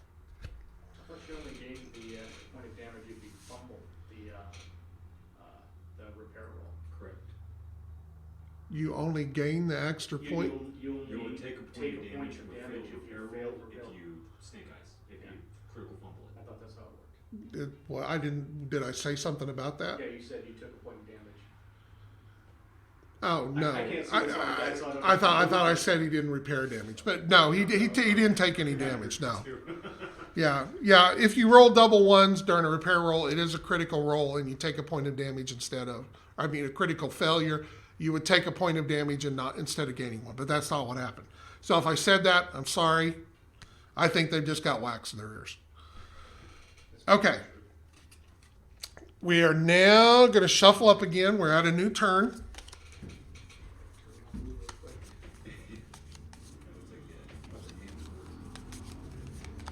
We're going to get this all shuffled up again. Flip the top card. All right, blue gets to go first. He is going to try. He's going to try to do the same thing again. He's going to try to move backwards. He's not suppressed anymore. Well, let me double. We're going to do a move, and we're going to do a repair. I don't know. Let's see if I want to back up or if I'm going to do a. I probably am better off. Let's see. I have a movement still of 4. So if I take my free turn, which turns me to 90, let me get my torso straightened back up here.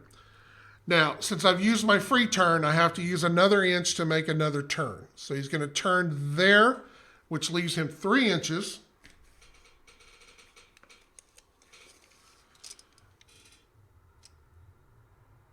To here. So at this point, he has managed to put the level 3 total between the two of them. So either red's going to have to indirect fire or he's going to have to move.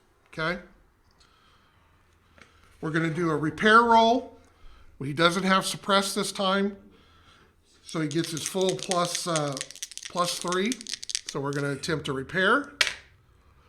So 6 plus 3 is 9. He still didn't make it to the deal. So he tried close, but no cigar. All right. Mr. Red. You know what? Mr. Red's going to try the same thing, sort of. He's going to do an indirect attack.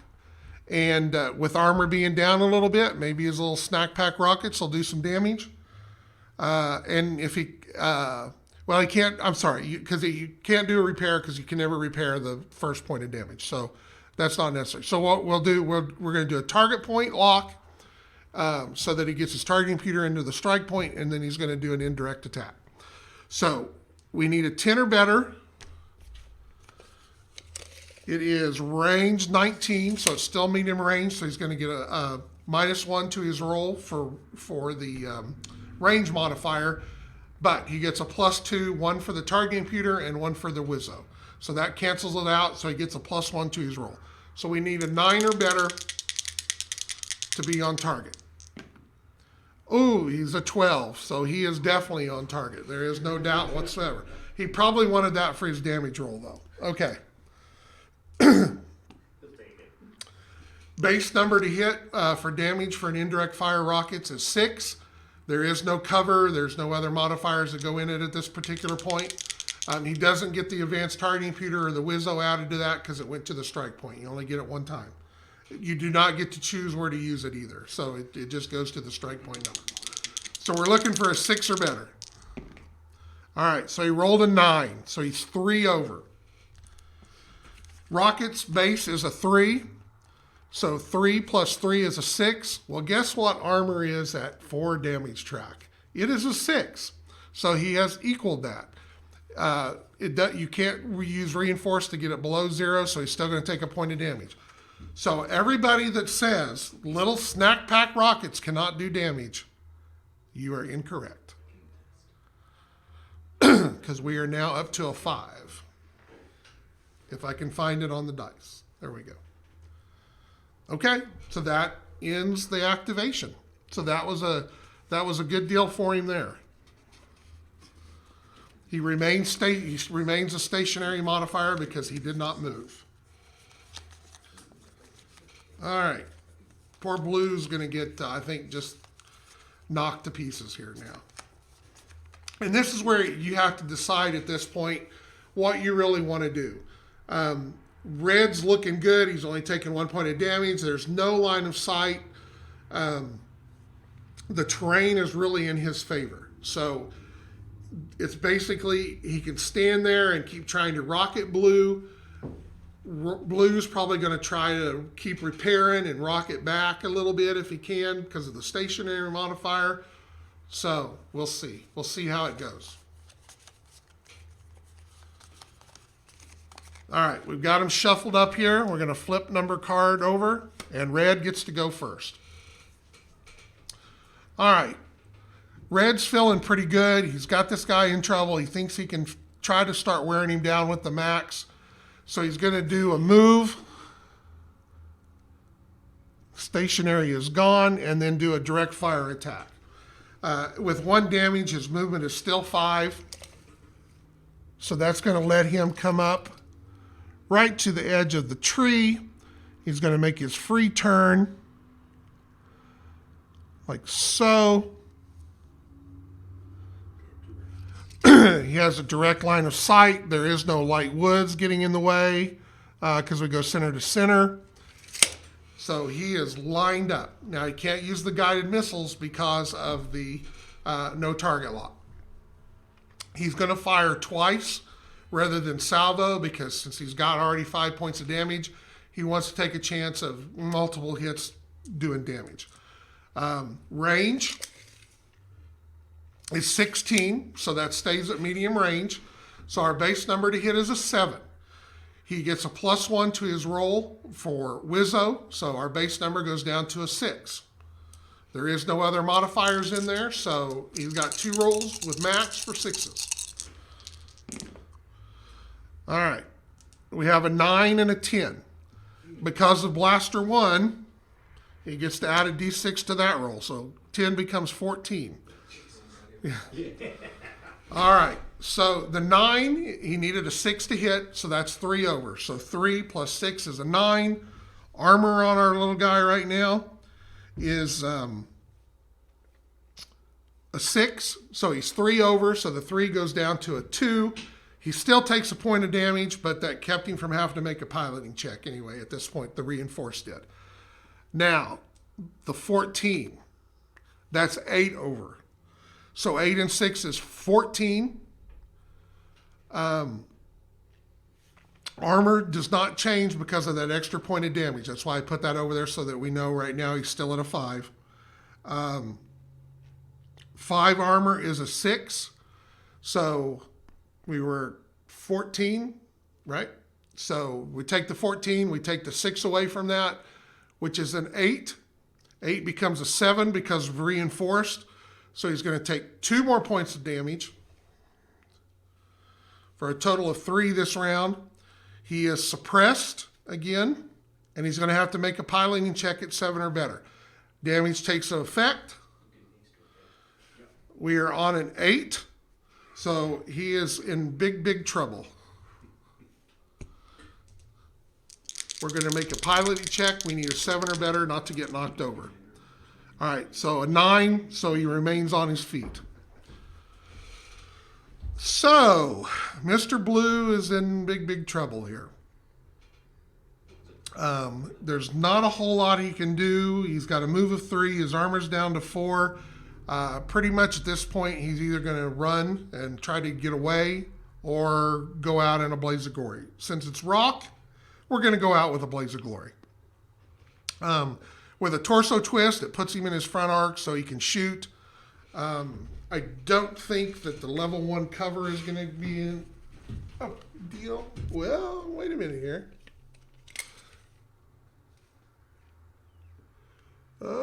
Yeah, he's going to get it.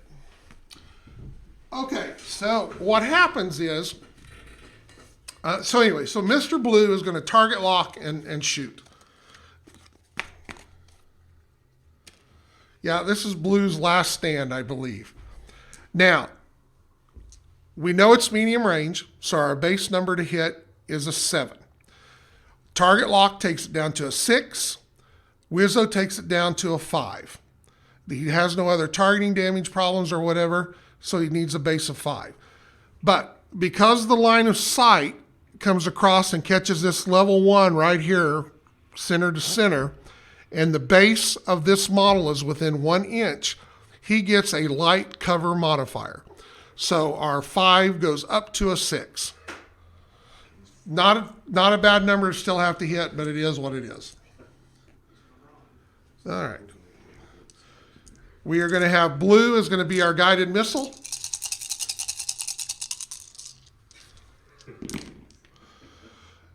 Okay. All right. So guided missile, Mac. This Mac's a 10 because of blaster. He gets an extra D6. So that becomes a 15. Okay. So we needed a base of 6. Guided missile was a 6 exactly, so he gets no helper. Base of 4. 4 doesn't go through armor 8. So that one's a no-go. 7, he gets a +1. 6 + 1 is a 7. Again, it hits but doesn't go through armor. The 15, though. So that is 9 over. So 9 and 6 are 15. Minus the armor takes it down to a 7. Because of reinforced, it takes it to a 6. He does manage to do 2 points of damage to Mr. Red and causes him to have a pilot check. And I believe that suppresses him. Yes, it does. So pilot check of 7 or better. A 6, so he has been knocked down. Isn't it horrible how things just turn just like that? Is there a shock check on that guided missile? Do what? Is there a shock check on the guided missile? Well, he's already suppressed from the attack, so Yeah. he hit with the guided missile. Yeah, but he's already knocked down. He's knocked down and suppressed. Okay, so I picked that up from last turn. But anyway, so he is now also suppressed. Warring over till the last gun fires. That is very, very true. So that ends that turn. He did. He's got 3 now, and this one's got 8. He also has a stationary marker though, because he did not move. Initiative on this one, that's a mobile. That can turn real fast.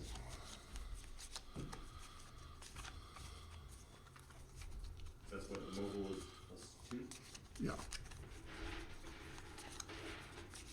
Well, he's prone anyway, so he's going to get a modifier there. So. Oh yeah, not a mobile. All right, so this is going to be a pretty important card for both of them. It's Blue's lucky day.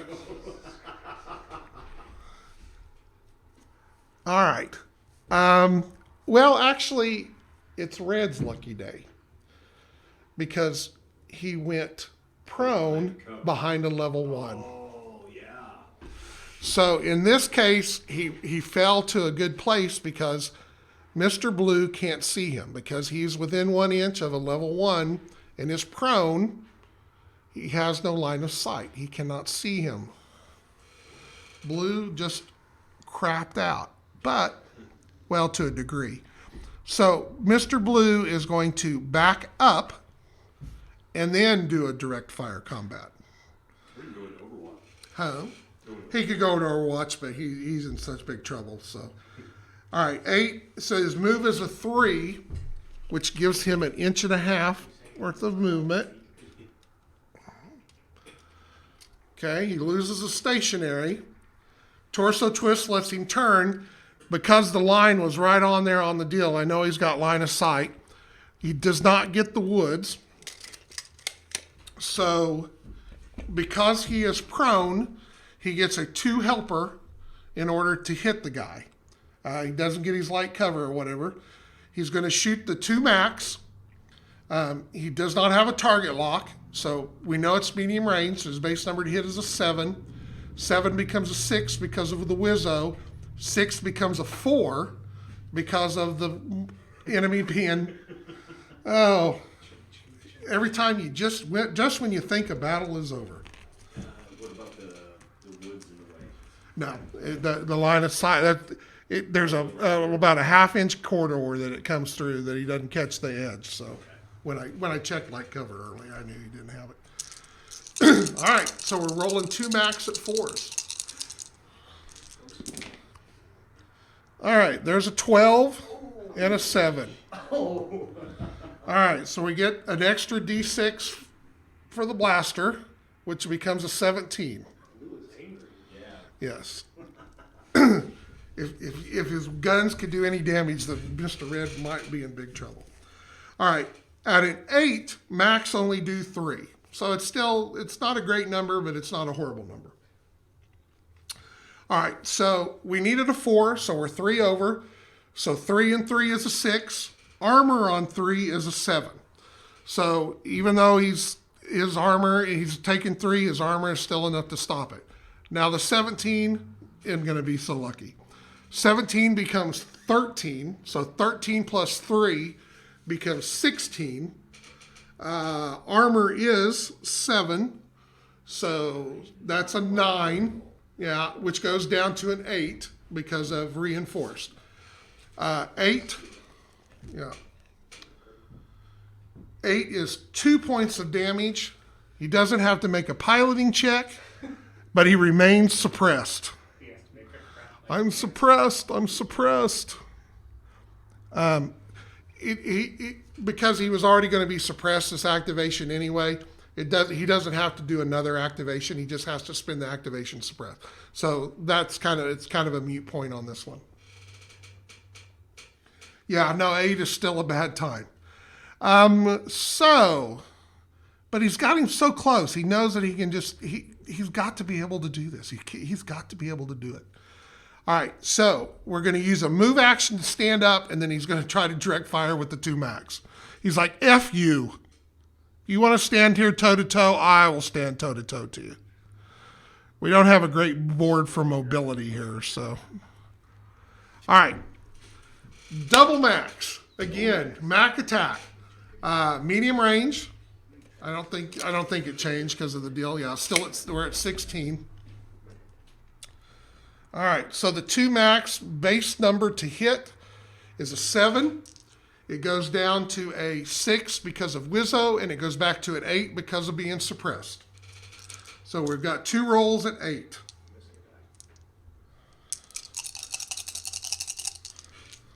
All right, we get a 7, which does no good, but he does manage to pull the 8 off. No helper, though. Damage on a 5 is a 4. Armor on an 8 is a 4. So he equals it. Reinforced doesn't take into account at this point. So he goes to 9. He's on his last leg. If he'd have done one more, that 7 had been an 8. It would have been all she wrote. Red swinging back. Okay. All right. So now his suppressed marker goes off because he has spent an action suppressed or an activation. Oh, so we got a 9 versus a 5. This is another big important card. Blue has drawn the first card twice in the last 2. That's what's letting pull back a little bit. 50-50. If this is a red card, I believe blue's over with. Because now I can target. Oh, blue gets the card. All right. Oh, poor blue. He's so screwed. He can't move. He was talking crap earlier. You just Yeah. gotta play the game of numbers, a target lock. And I mean, yeah, it's a number attack there. He's back far enough. He doesn't have light cover. But he is stationary though. All right, because he just stood up. Yeah, he just stood up and didn't move. So he is stationary. So that'll help a little bit. All right, so he's going to try to get the 3 in there. If he can get some decent hits with the max, he might be able to take him out. Yeah, blue card. Yeah. It is what it is. So we have a target lock because of the torso twist. They're in the forward, so we get the guided missile. We get the twin max. Now this is a case where that number came up earlier because they're 16 inches apart. So that's short range for the guided missile, but medium range for the max. But since they always take the number of the worst hit, we're all working off the MAC numbers. So medium range is a base 7. Target lock takes it down to a 6. Wizzo takes it to a 5. Stationary takes it to a 4. he's not still suppressed. No, he's not suppressed. Oh, Well, okay. no, he's neither of them because he spent that already. Oh, okay. So he's got 3 attacks at 4s. What are his max doing right now? 3s, 3 damage. So blue's going to be a guided missiles. Rolling against 4s. All right, guided missiles roll double 1s. That's not what he wanted to see. An 11 and a 9. Ooh, that 11 helps. Yes. All right. So the guided missiles, because they roll double ones, is an automatic miss. Weapons with ammo or limited ammo that roll double ones have a chance to jam or run out of ammo. In this case, guided missiles have limited ammo. So you roll a d6. If it's 1 or a 2, then he's jammed. He's a 4, so he's okay there. All right. The 9, because he needed a 4, is 5 over. 5 and 3 is an 8. His current armor is a 6. So he's 2 over, goes down to 1. It does a point of damage. We'll set that there for now so that we know where we're at. All right, the 11 gets another d6 helper. Becomes a 16. I think we just got a critical. So 16 minus 4 is a 12. Armor is was a 4. I'm sorry, it's a 6. So it's 6 over. Oh, so it's enough. Yeah. So I thought we were getting close there, but armor's still high enough. But 6 becomes a 5, but that's still 2 points of damage. So he takes 3. Huh? No, that takes him right to an 8.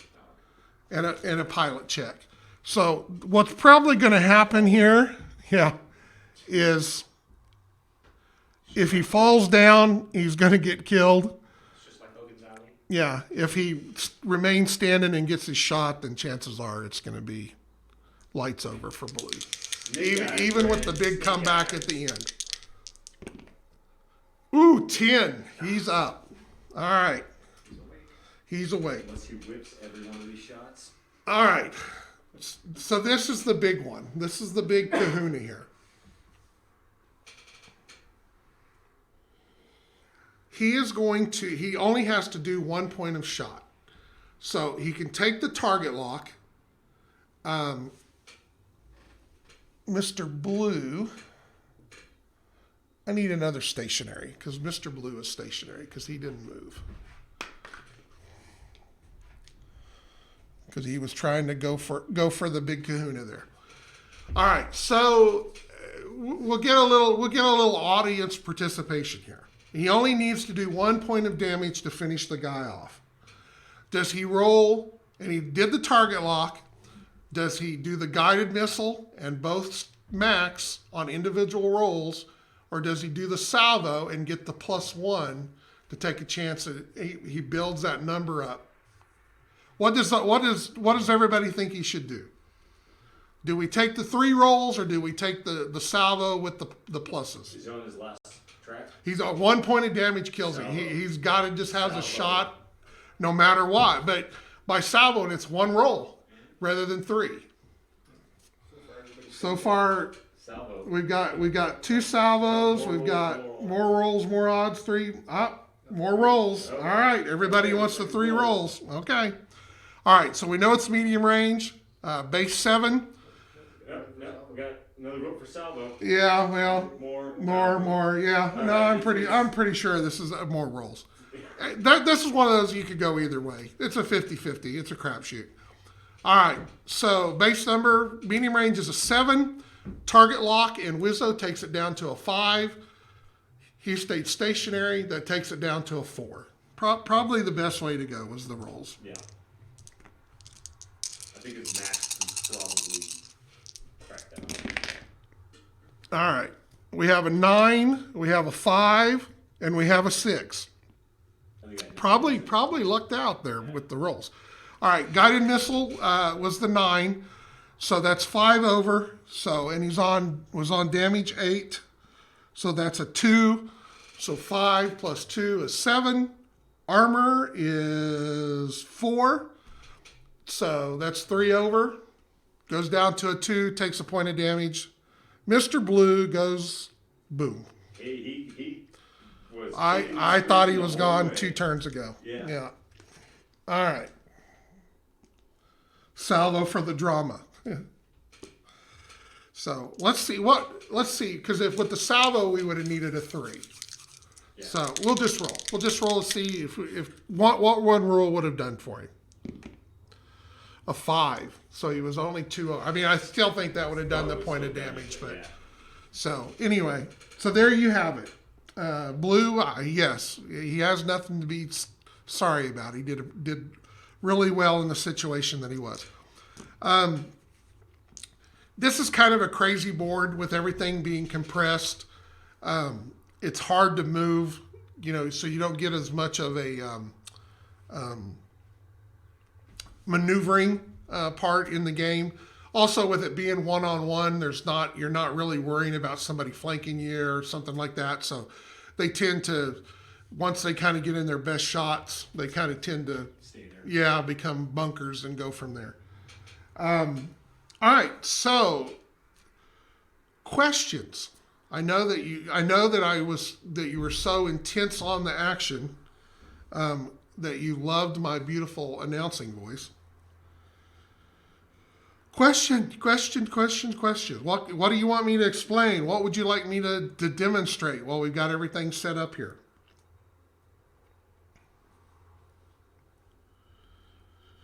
Do. As we wait for the people to type.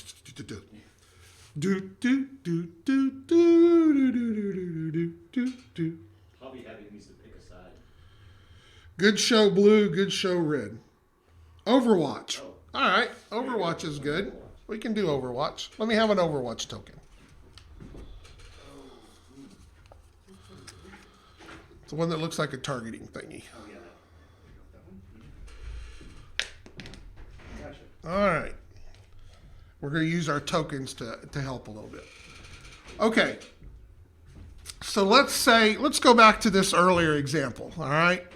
So we've got red back here in our little canyon, and we've got blue over here going. Now, right now, blue would love to use his max, okay?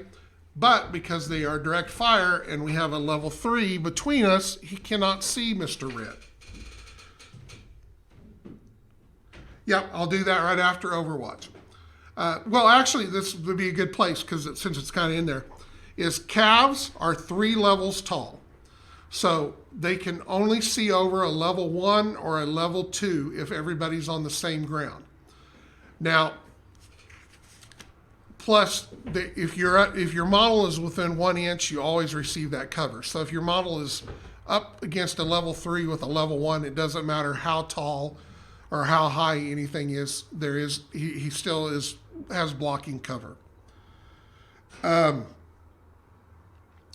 But let's say that Mr. Red was further back. All right, so he's not up against a level 3 or whatever. And blue is up here on a level 2. All right. Now, in this case, they can see each other because with being a 3-level CAV on 2-level elevations, his total elevation is 5.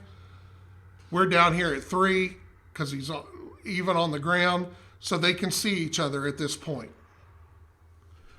Now, sometimes that can kind of seem kind of funny, especially if you're using more block terrain, and if you took a string and there's a good chance that string would go through that and would block line of sight.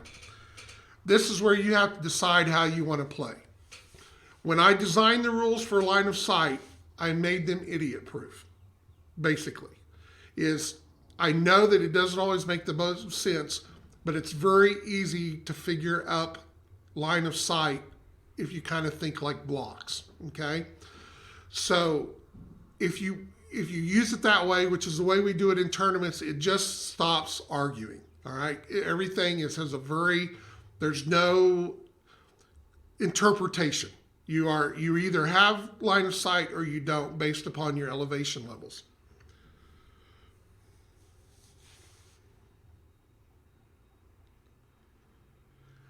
So in this particular case, because we're playing by book rules, they can see each other.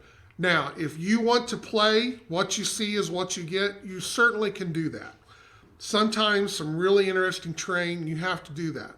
Certainly with, like on the desert board yesterday, with the plaza, with all the columns and the statues, you have to kind of play a hybrid there because it just is what it is. So you have to take that into account. The other thing that you run into is, where do you figure that line of sight from? Because everything's got different cockpits. Are you figuring from the top of one model to the bottom of the other model, vice versa, whatever? So see, there can be a lot of argument placement in there.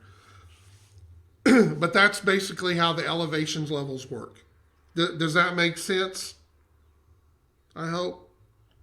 Dave? Yeah, elevation offers some cover. So obviously, if he's down here and they're on the same level, they can't see each other because of the level 3, okay? So level 3 versus level 3, they're both even on the ground, they can't see each other. If you are, all right, so let's say this level 2's not here. Let's just take this away for a minute. Now, let's say that he's up here against this level 1. His base is within 1 inch of the edge of that particular train object. He has light cover right now, okay? So if blue shooting red would have a 1 harder shot. It doesn't affect going the other way because blue is not against the cover. Now, let's say that there's a level 2 here.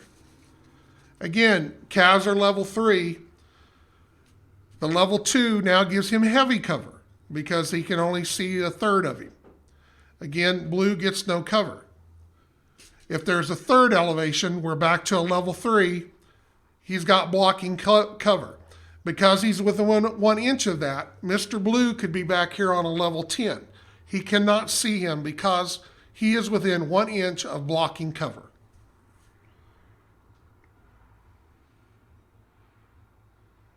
Does that make sense to everybody?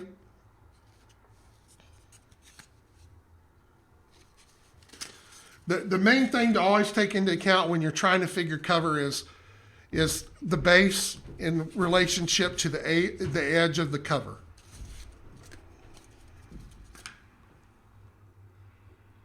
If you're with 1 inch, cover is always going to count. If you're not, elevation levels can come into effect. All right, so let's go back. Let's finish up our Overwatch example now. So blue gets to go first because of the way the cards fell. He doesn't have a shot. He doesn't want to do an indirect combat because of his little snack pack. Everybody's good. He's pretty sure that red's going to come out, or at least he's going to try to scare red from coming out, which maybe he's got another model with rockets that can do more damage or whatever. So Mr. Blue declares Overwatch. He spends both activation points to do that, and then he is done. Okay? So we mark him with Overwatch. Now it's red's turn to move. So red's got 2 choices. Is either he does an indirect combat, which might be a possibility because when he went into Overwatch, he also became stationary. Okay? So he's going to get a +1 helper to his rockets. So maybe rockets are the way to go. Or he has to decide he doesn't want to move out there. He wants to wait for an initiative card to do that, or he's got to come out. So in this case, we're going to say that he's going to walk out. All right. He wants to go out, go ahead and take a shot. So he's going to do a move and a direct fire combat. So in this case, we're going to move him ahead 5 inches, torso twist him. Now, the minute he walks out into cover, okay, into line of sight, Mr. Blue can tell him to stop, okay? So as he comes out around the level 1 and they get cover right there, he tells Mr. Red to stop. At this point, Mr. Blue now can conduct his attack, all right? He doesn't get to add any targeting computer. He can't do a target lock. It's strictly a direct fire attack. So you figure up your numbers just like you normally would. They finish everything off. The effect of the attack immediately takes into account. So let's say he does 2 points of damage and the model loses a point of movement. If he has not completed his move at that point, and that extra inch then comes off. So instead of moving the 5, he can only move the 4. So maybe, like, you know, if he was trying to get up behind cover or woods or something, you know, that stopped him from doing that. Let's say that we got a critical roll. He just piled onto him, blew through the armor, you know, took out a leg, knocked him down or whatever. That model immediately is knocked down. So he would lose his combat action, because the only way he can do a combat is if he's standing. So if you manage to knock one down while he's walking, voila, you just stopped him from attacking. Or let's say you put a suppression on him, okay? At that point, he can't move any closer towards an enemy, so that may freeze him up where he's at. His attack's going to have a -2. So it's just a matter of timing and in a situation where it works for you. Correct. If you had a recon model that had done the target lock and you were within EST range of him, then yes, you would be able to add your target. Same thing with APA, anything like that. If you're inside those bubbles, you still get the benefit of those. What if Mr. Red comes out with run and gun at Mr. Blue? It doesn't matter. The second that he tells Mr. Red to stop, then that would be the deal. Now, one way that you might try to get away around that is, well, no, because blue always trumps red. Overwatch always trumps the announcement. So let's say Mr. Red wants to do a move, shoot, move, okay, which is kind of a version of run and gun, and it's not. So when you do a move, shoot, move, you can combine. You're using one move action and you're moving and using the attack option. So let's say if you had a 5-inch move, you could actually you could say, hey, I'm going to walk 2.5 inches. I'm going to do my attack, and then I'm going to walk another 2.5 inches. All right, you can do that. You can split a move up with the combat. The problem that you run into is you can't. The minute you walk out into line of sight, blue gets to announce, tells you to stop, and gets his attack. So even though you've already declared that you're doing a move and to get into line of sight and going to shoot immediately at that point, blue tells you to stop at the end of the move part and gets his attack. So then at that case, if damage or whatever takes into effect and he can't complete that, then he's done. So Overwatch can be very, very effective at control. It's a crowd control. It's great in cities. If you're down at the end of a street, you're trying to keep somebody, you know somebody's getting ready to come out from an alley, they're crossing a couple of streets or behind buildings. You know, it gives you the ability to stop that and have a chance to, you know, affect him going forward. Now, when this is done, let's say all he ends up doing is maybe do a point of damage or no damage. Red finishes his move, does his torso turn, and does his attack. So red goes ahead and finishes his attack. Now, the turn ends. Blue remains in Overwatch. He remains in Overwatch until his next activation. So let's say in this case that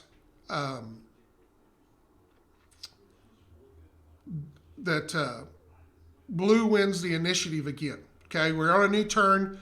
Blue gets the card first. Red gets the card first. Yes, Overwatch has, I can't think of anything on the top of my head that trumps Overwatch. Overwatch it trumps everything. As far as if you conduct any type of action in his, if you're activated and you declare an action, he has the ability to tell you to stop right then and then do what he wants to do. So he's given up the fact that he's used two action points and given himself the stationary modifier in order to have the chance to do damage first.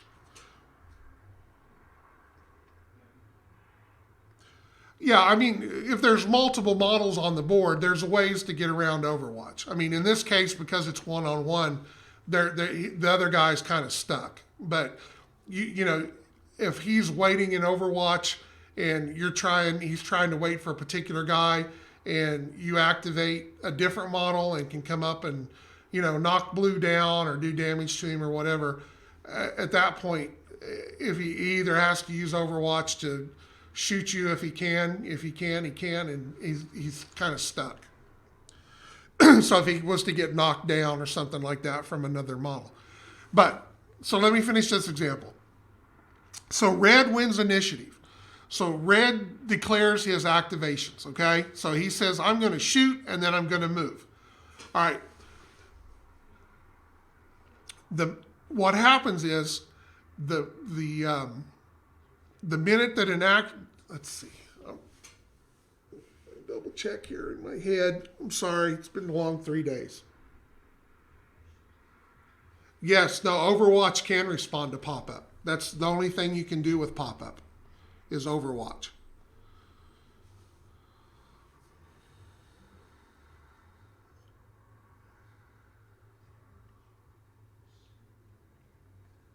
Yeah, if you read in the errata, there's an FAQ in there that explains about that. But that's the only way that you can counter pop-up is with Overwatch.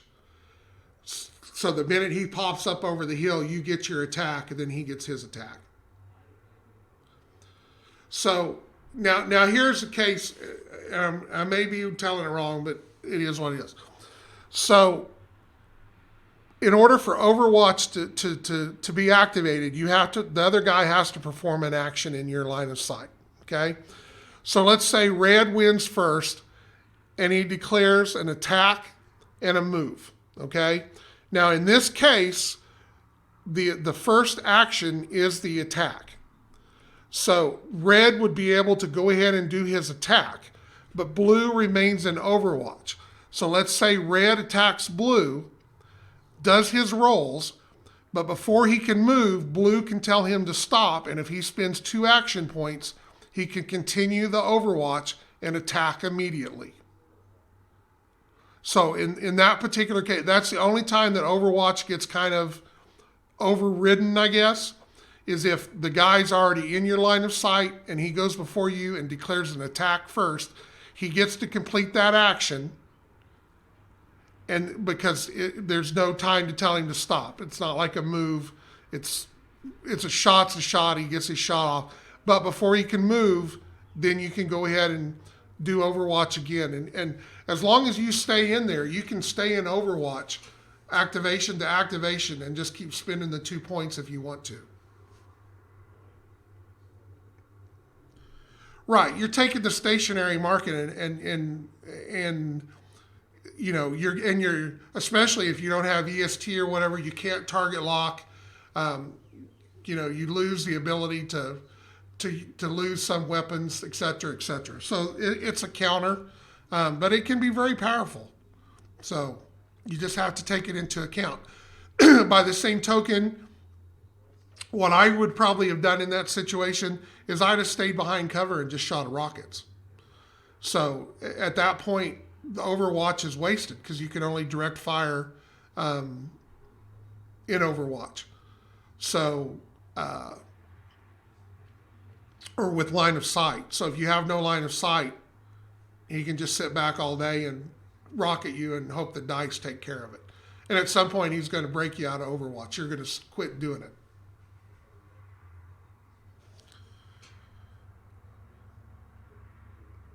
All right, so Gimli says, so I've only have heard how you build an infantry group. So you have the cards for each of the types of infantry, but I thought you said you could mix and match them. How does that work? You cannot mix and match infantry types. So light infantry cannot be mixed with heavy infantry. Heavy infantry cannot be mixed with power armor infantry.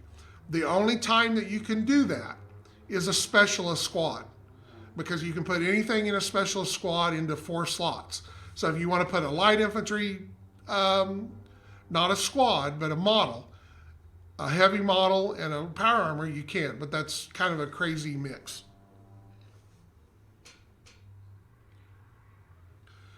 Now, as far as if you're playing, you know, an entire squad of, let's say, light infantry, and you want to have this model have this weapon and this model have this weapon, and etc., you can do that, but that can become kind of cumbersome. So most people, generally when they build an infantry squad, give every model in it the same mix, and that way it's a lot easier to play. So does that make sense then?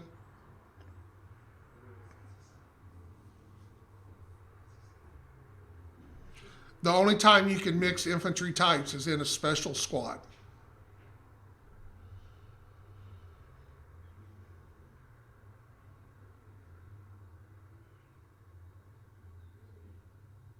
But there's really no reason to do it, just because that's just weird.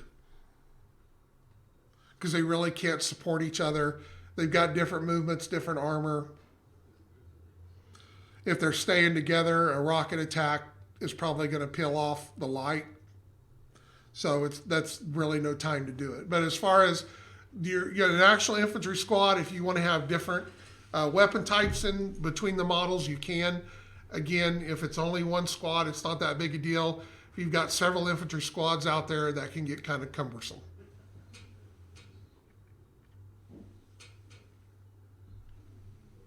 And that may be I mean, after you play it a little bit, I mean, anything will become a little more simple. They are, I mean, infantry are your close assault specialists. They're better in close assault. They're better in defense. You get them out in the open, they're in big trouble. But, you know, like we talked about earlier, I don't know if it was yesterday or earlier today, you know, that extra action, especially if you get a drop ship full of infantry, or not a drop ship, but a flying APC or whatever, you know, they've got a 20 movement. You give them that extra action, they move down there and they drop their infantry right in the middle of a fire support squad. Fire support doesn't have any close weapons to take them out. Guess what? Your 100 points of infantry just took out 2,500 points of CAVs. And here's the problem. I've cleaned the box out. Cthulhu, I don't know how big of files you're trying to send, because if you're overwhelming the mailbox, I think the total mailbox can take is 20 megabytes. So if you're trying to send 30 megabytes worth of files, it's not going to go.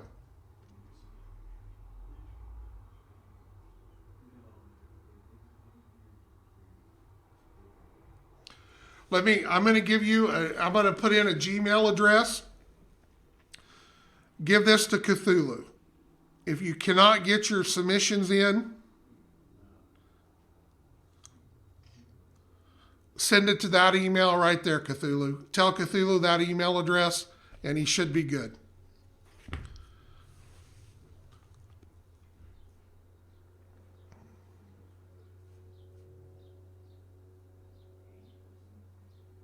That should be able to get him through.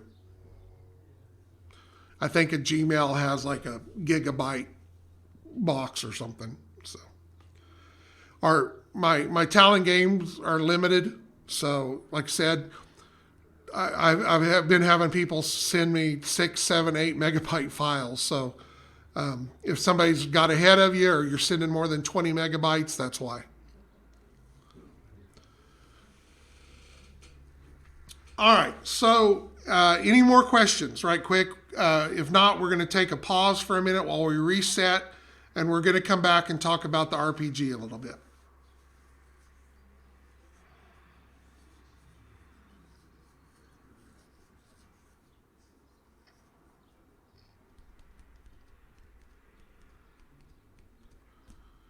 Bueller, dun, dun, dun, dun. And that's what happened. I think earlier somebody said it was blocked when he was trying to send it in, and I went and looked at it, and it was like 11 megabytes, so there was still 9 open. But if he's trying to send a bigger file than that, it's going to kick him back. But as long as I know that if you're having a problem and you tell somebody or tell me, don't worry about the 6 o'clock. We'll make sure we get you entered. We're not going to start judging these till tomorrow or Tuesday anyway. we have to recover a little bit.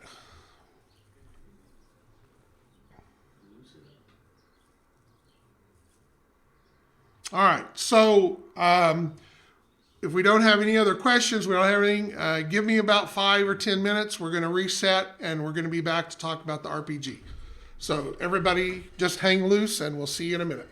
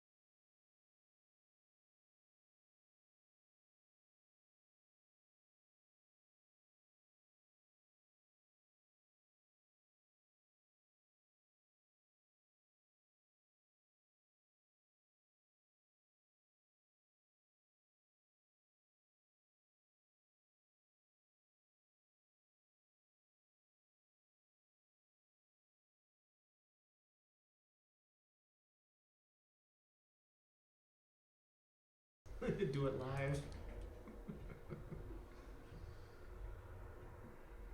It's a beautiful day today. People can hear you, so don't say it.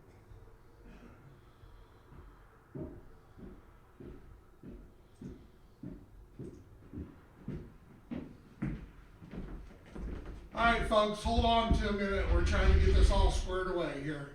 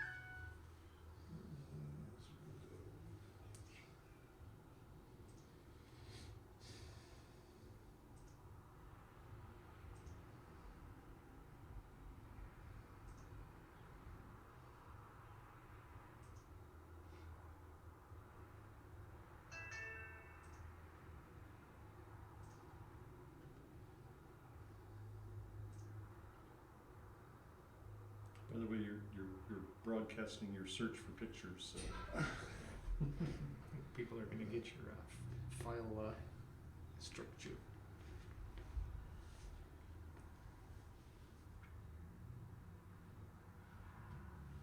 This I don't think is going to work here with what I've got. People look at your folder structure and try to figure out what you're working on. All right.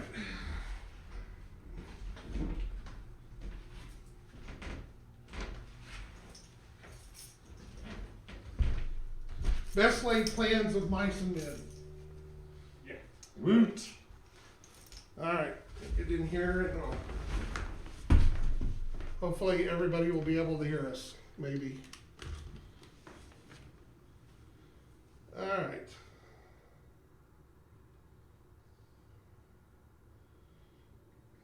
Do-do-do-do-do-do. Anyone hear us? I think so. All right. Chandler Scott says yes. All right, so we decided that we didn't want to all sit on stools for an hour and a half, 2 hours. So we decided to be a little more casual here. I was trying to put a campfire behind us, but it's not going to work. So imagine there's a campfire behind us. Imagine we're on fire. There's no beer cooler. That's true. We will try to do our best when we talk. Yeah. To talk loud and look at the mic, because we don't have a mic to pass around us. All right. Cthulhu, did you get your pictures submitted? He did. All right, Yeah, good. he said that the pictures have been submitted. So Probably 73 megs each. probably so. All right, so we're almost to the end of the day. We wanted to have a little talk about. We've been talking about doing an RPG. Mm-hmm. It's something that we are excited about. It is something that we have spent a lot of time talking about. It's something that is not coming to the top of the pile because that pile has already got enough stuff in it, but it's something that we can kind of start messing with in the background a little bit. So we wanted to kind of talk about some ideas. We wanted to get some feedback from people about what you want to see from a CAV type RPG. James is kind of taking the lead on this right now. We've had several discussions before and here during the weekend. We have a little difference, I think, of what we're expecting out of the game, at least on one side of it, but we're close enough we think we can find a middle ground. Basically where it comes down to is I think James sees more action taking place in a CAV than I do. I think that most of the stuff should be more outside of a CAV, but then that gets into some weird, why do you be a CAV pilot if you're trying to, arrest somebody or something? So it's kind of a story action to go at it. Now, and I will find the link and I'll put the link up, or we may be able to do it here in a minute. We are looking at an open source engine. We are not going to design an all new RPG system. There is so many out there. We do not need to reinvent the wheel. There is an open game system out there that is called the Year Zero system. They have recently used it for the Aliens RPG game. They're using it for the new Twilight 2000 reboot that just got done with a Kickstarter. There's a couple other things they've used it for. It is very sci-fi orientated. So we think that that's a good place to build from at this point. So I know some people have suggested some other things with some anime and stuff like that, but I think we're kind of really set on the system because what we've looked at it so far, I think it's going to do what we want it to do, and we kind of like the way that it plays. The Hobby Habit says Year Zero is good. It So is good. there's There's an there's a endorsement. +1 vote. So yes, Gunner Fox, we can see you. At least, or read you. Yeah, We can read I wasn't getting any of the text coming through. Oh, there they are. They all just popped in. Voila! It's everybody. Look out! Here it comes. All right. So tell as I keep going. Start. What do you guys see in a CAV RPG? Okay. Now, what I was explaining this morning to James because I kind of had an epiphany last night, or it was in the shower. I'm sorry, I was in the shower this morning. I wasn't in your shower. I spend a lot of time thinking when I'm in the shower. I know you weren't in the shower, at least physically. You're always in mind.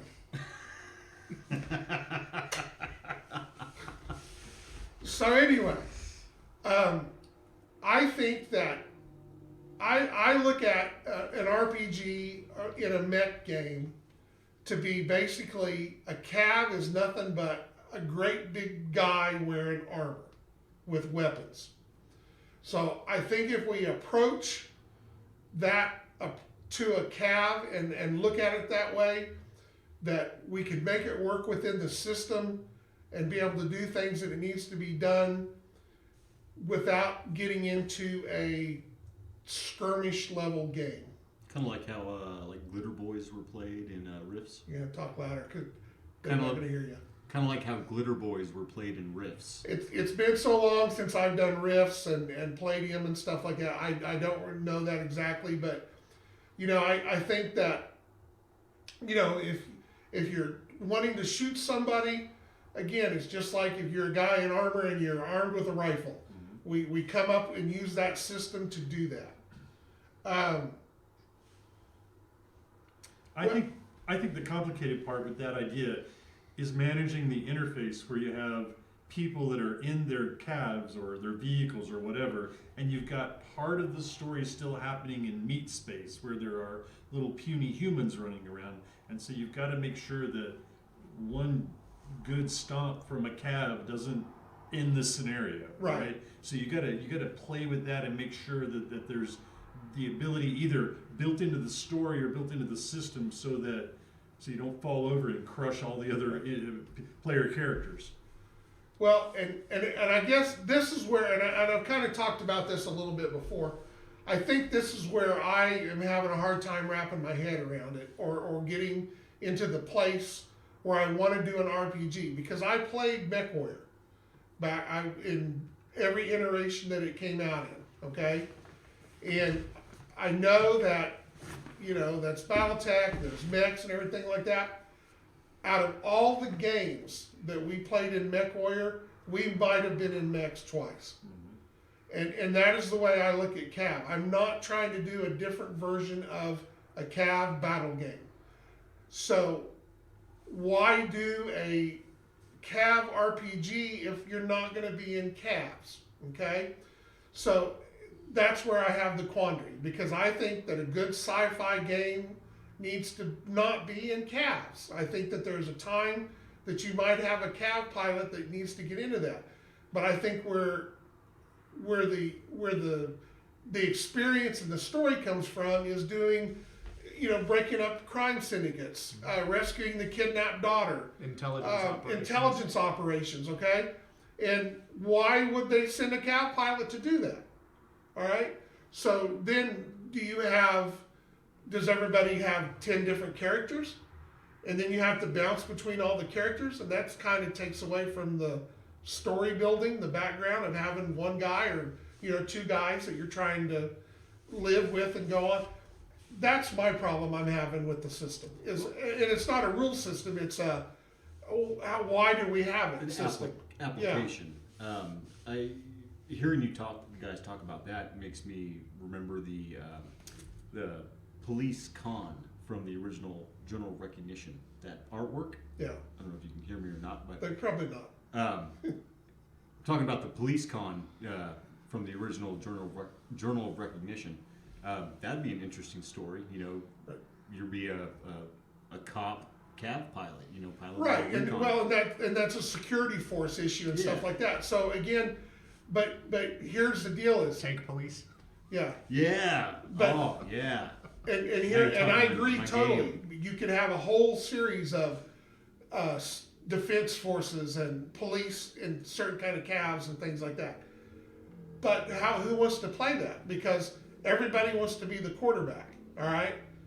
When they envision themselves as a character, most people look at it as, I want to be a quarterback, which means I want to be commander of a assault squad or a mercenary unit. Again, it's the story. And so I think what you have to have is a system that can tell all kinds of stories inside CAV, because there are certainly stories that should happen inside the CAV universe that don't include any CAVs whatsoever. There should be stories that include CAVs. I mean, it's a gigantic universe. It has infinite potential. The system that we come up with has got to be able to allow the referee, the GM, whatever you want to call them, the ability to tell the kind of story that they and their players want to tell. So if the crew from Bartlesville, Oklahoma want to be in CAVs, every other time they're on the table, it's their game. The system has to be able to allow them to do that. I mean, we're not writing their story, they're writing it. We just need to adapt the open source game so that it allows them to tell those kinds of stories. At the same time, maybe the group from El Dorado wants to always tell the intel stories where they're sneaking around and destroying enemy AIs that are in research labs, whatever. And so the system's got to be able to handle that. I mean, ultimately, the goal is to deliver a big enough, a well-rounded set of tools that the local players can achieve what they want to achieve. Right, and that goes back to the rules, and I don't think that's a problem. I think we can make the rules with enough stuff in there to let you do whatever you as a group want to do. Mm-hmm. I'm just trying to make sure that I don't want to write a game and put stuff out there for everybody to be a CAV pilot. That to me is boring, and I know it's like me and bases. I know I'm trying to push my feelings onto you as a deal like that, but if I can't get excited about putting the system together and the stuff for it, it ain't gonna happen. I understand that, John, but what you have to understand is let's pretend for a minute this product is done. Yeah. and you're super happy with it, right? It's the people that you give it to, sell it to, whatever the right word is there, that have to take it and then tell their story, right? So your story is one where there are few, if no, CAV pilots involved in the story. But Cthulhu may decide that he wants CAV pilots every day. Right. It's I get that. But that's what I'm saying is I know I'm probably not saying this, what's going on in my head. Sometimes I have a disconnect. But, and I agree with that. I think that some stories need to have calves in it. There's going to be times on the deal. But I want to know, in putting the world and the universe together, why a CAV pilot is being sent on all these different things. Okay? Well, So, to me, that doesn't make sense. Now, you can play it that way, you can do it that way, and you can play however you want. I can't wrap my head around that as a universe, and that's where I'm having the disconnect. Well, Krugerrand makes a good point, saying the trick is making sure your players wear more than one hat. So Right. they might be, maybe they're a specialist of some kind that just happens to be certified to pilot a CAV for whatever reason. That's his cover story. And see, and to me, that's the fix. Is you have 10 characters, okay? You have a CAV pilot. If this mission needs a CAV pilot, you've got a CAV pilot. This is Bob. You also have a character named James that's an intelligence specialist. This scenario is an intelligence one, and you need James, okay? But everybody wants to be Bob all the time. and see, to me, this is the problem, right? Yeah. You're talking about producing campaign books where there are stories for people to play through. So the story John wants to tell is intelligence story, investigation, that kind of stuff, and that's perfectly fine. But the game itself has got to be able to serve every kind of customer, right? Somebody comes in and wants to play their calves 24/7, they have to have a system they can do it in. And so the base tool that we have to build is something that can service every kind of customer, whether they're all intel investigation all the time or all CAV drops every time they sit down at the table. The system needs to be able to handle each kind of customer. That's just the raw rules, and I think we can do that. You said that earlier. Yeah, no, the system is not the deal. Right. The system will cover everything, and at the end of the day, you'll be able to play the game that you want to play. And I'm just still trying to wrap my head around wanting a story. I want a story. Right. I'm thinking more of the background story. I'm not the game mechanics. You can make game mechanics, okay? I mean, or take the rules and do whatever Okay. you want to do. I'm just trying to get the story and the background in place for my head that I get excited about. So you're talking about a source book, all right? Yeah. So we built the rules, we put them out there, and now you're going to create a storybook that fits your idea of how people should play CAV. Right. And that's I completely agree with you. If that's the story you want to tell, that's fine. Fantasy is a broad category. Some people like Lord of the Rings. Some people like the Stormlight Archive by Brandon Sanderson. There are a million stories in between, right? And if CAV Boss says we're gonna put out a campaign book that barely uses CAV, that's perfect. That's our mission. That's our goal. That's where we go. But we have to let the people that want the ability to do the other thing. I'm do it. not trying. I'm Okay. not saying that I'm going to impose on you how you have to play. right. Okay. So I'm just trying to get it in my head how I want to look at it so that I can get behind it. It's not a game. It's not the book. It's not the play. We'll put all that in there. And like Kruger says, I know all about deaths, and that's exactly right. If you want to play an elite security team that is trained in multiple different things, and that's how you build that group, that story makes sense to me. Okay. The story that doesn't make sense to me is you are Lieutenant Bob in the 3rd Regiment on some backwater planet, but you get sent to go be a super secret assassin to take out the son of the house leader. I Okay. get that. But unless we're publishing that story, it doesn't matter. I right?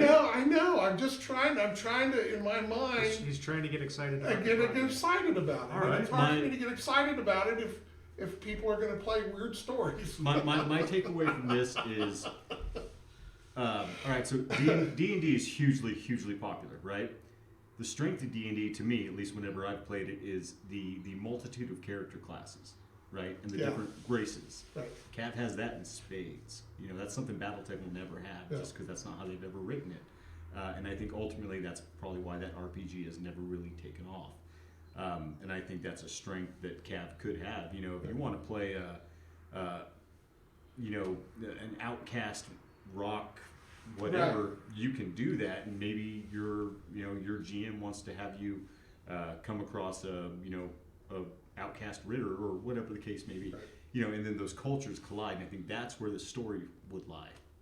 Well, and I get that. I'm just, like I said, I'm just trying to, because, and part of that too is probably because I think about the problems MechWarrior had, okay, that we had to overcome and stuff like that. Because the first thing that we did with MechWarrior is threw all the MechWarrior rules away and played MechWarrior with Cyberpunk, okay? Cyberpunk rules just worked a lot better. But that, that goes back to, because MechWarrior, especially at the beginning and the next one, was very big into archetypes. And I think archetypes don't work. I don't want, you can say that you're a CAV pilot, but you don't pick a class. You don't say I'm a CAV pilot or I'm a gunner or whatever. I think that you have a character that if you decide that you are a CAV pilot, you have CAV skills, okay? And you identify as a CAV pilot, but you don't start off by picking a class. You know, I'm not a fighter, you know, in fantasy terms, you're not a fighter, you're not a magic user, you're not a cleric or whatever. You're just a guy. But these are your skills, and because of those skills, that makes you a pilot, or it makes you a vehicle driver, it makes you a medic. Okay? Yeah, I agree with that. So that's and I think that's probably where I'm having problems is I'm tying that into those archetype systems or thinking in a fantasy terms where your class or your archetype is defining what you are. Okay. So I think step one in solving our problem is creating a framework that can tell stories in the CAV universe, which means we have to be able to be spies, scientists, medics, and occasionally CAV pilots. Yeah. You have to be able to tell those kind of stories. So once we get that groundwork laid, then we can start to think about, all right, here's an official storyline, right? So maybe you release some fluff about the rock. I'm sorry, I don't mean to reach into your space there. Or the A to E's or whatever. And in the context of this story, then we tell the kind of story that makes CAV Boss excited. Because this is an official product, it's the sort of thing he wants to put his stamp on, and so it fits his vision of the game. Okay? So underneath, we have a framework that can manage any particular problem that gets thrown at it from a CAV perspective. And then on top of that, we start adding modules that solve individual problems. One of those modules is, how do we make CAV Boss happy with the story? All right? It's going to be a big seller. It is, especially to one particular person, at least. And so we build a framework of a story that fits the way you like the story. And I'm perfectly fine. I agree with your vision.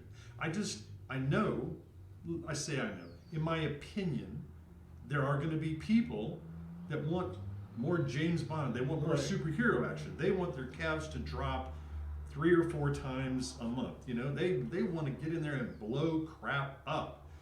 And as long as we have a framework that can do that, they can make up their own stories. They don't need And I'm not trying to control their story. That's so anybody that thinks that that's what I'm trying to. That's not what I'm trying to do. What I guess the main thing that I want people to understand as we move forward with this is I am not going to get behind a game that allows you to play CAV and just have CAV battles. That's not. We've already got that. Okay. Now, will you have the ability to take a CAV and fight a CAV? You know, if you need to take that canyon or something like that, and that's part of the mission or whatever, yes, you'll be able to do that. But if you think every time you're going to sit down and these guys are going to take 10 of these and these guys are going to play 10 characters and we're not doing a CAV skirmish game or something like that. You're playing regular CAV with just more complicated aspects. You know, people get upset about there being too many essays. Well, trying to RPG a whole CAV battle every time. I think the real reason that wouldn't work is because there's not defined. I mean, I suppose there kind of are if you have the ACE, or NCO, pilots, but there's not defined gunnery and piloting skills or anything like that. It's more about the tactics, I guess, if that makes sense. So I see where you're coming Right. from with it. In the chat, Yes. Crew Graham makes an observation, that we don't really have a ton of fluff for the game, at least not in print, and so clearly that's a problem we're going to have to address. You're going to have to generate. Well, that a goes lot back. of fluff. That goes back to the pile comment. There's already a need for that, but maybe that's what the RPG is able to do. Maybe Draws that out of you. yeah, maybe that's what needs to move that ahead is more of that in there. Right.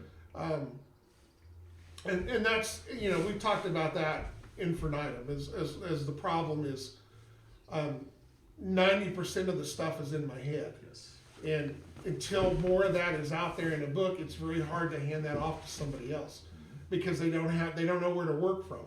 So they either have to have the ability to sit down and ask me questions and get those answers, or whatever they submit is not going to work. I know that the 2 or 3 times that I've tried with other writers so far has failed. Because again, the way they worked is not how I need them to work.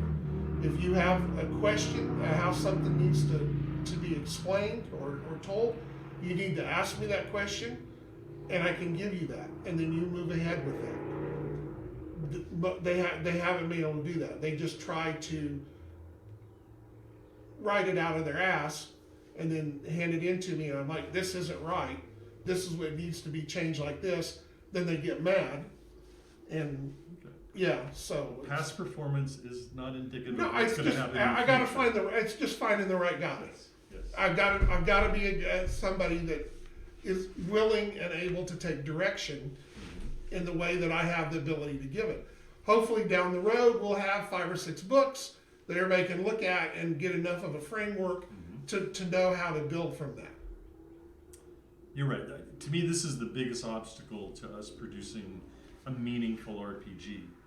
Is the fact that there's this bottleneck of information that starts and stops with you, and we've got to find a way to get that out of you so other hands can work on it. Right. So we can increase the throughput of this sort of endeavor, or it's never going to happen. Yeah. Because we also need you managing artists and managing design and the business and all this other stuff, right? Right. Well, and unfortunately, that's the curse of a small company. We don't have the stuff, the resources and stuff to go out that. I do buy lottery tickets every week. I do hope that if I do hit the lottery, I promise you, we will have the most extensive game universe since Dungeons and Dragons you've ever seen. So, I like it. yeah, I'll bring Todd McFarlane in.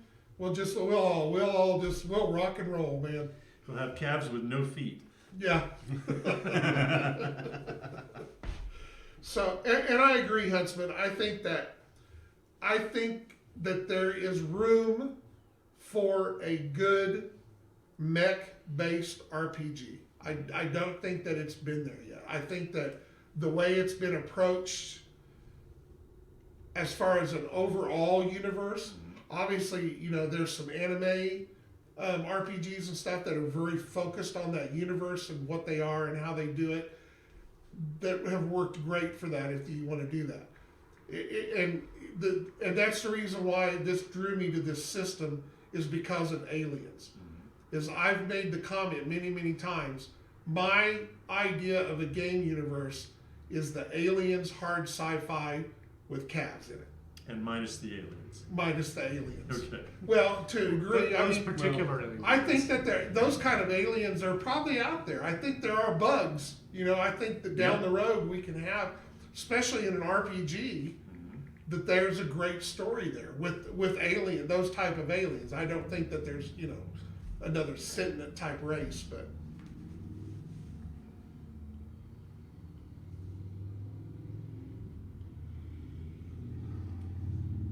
So that is to me, and because I'm a hard sci-fi guy, I mean, I love Star Wars. I love, and I guess, and Star Wars is kind of on the edge of that. So I mean, Star Trek is probably the one that I least identify with, that type of that deal. I'm into the Blade Runner, the Aliens, the A little darker. Starship Troopers, you Yeah. know, stuff like that. That's just very military based, hard sci-fi. That's interesting because one of the aspects of the Alien stories is their sci-fi horror, right? And so one of the key elements in telling a horror story is to isolate the characters who are involved in the story so they don't have access to their normal resources. I mean, the whole cell phone problem with telling modern day horror stories, right? And so if you think about those Alien movies, those people are out on the fringes, they're operating on their own, they don't have tons of resources, there's not a lot of communications, they can't summon in reinforcements, and they have to deal with the situation, discover what's going on their own. They're isolated. But CAV is a high-tech science fiction Right. storyline, and so you've always made that point. It's really high-tech. The battlefield communications are thorough. You can target lock anywhere on the field. The battle net exists. So how do you tell? So it's difficult. Let me rephrase that. It's challenging to tell isolation stories Right. in a very high-tech setting. That's just a process of subversion, is what you need. You subvert the technology, you subvert the culture and the norms, and that's how you isolate them. You don't necessarily have to take away resources. You just have to make them believe that they have. And Dabber, you're absolutely correct. That's where the problem is. There is a system Bible. It's in my head. So that's, at some point, I've got to sit down and get that on paper. And every time I try to start, something gets in the way. If I can finally get this flashpoint out the door, you are gonna, at least if you're tearing a rock, you're gonna get more info than you ever thought you were gonna get. Okay, so that we've got that going for you. How many volumes are we up to now? There, I don't know. It could be a 800-page document if I wanted it to be. So I'm actually paring it down to actually make it work now.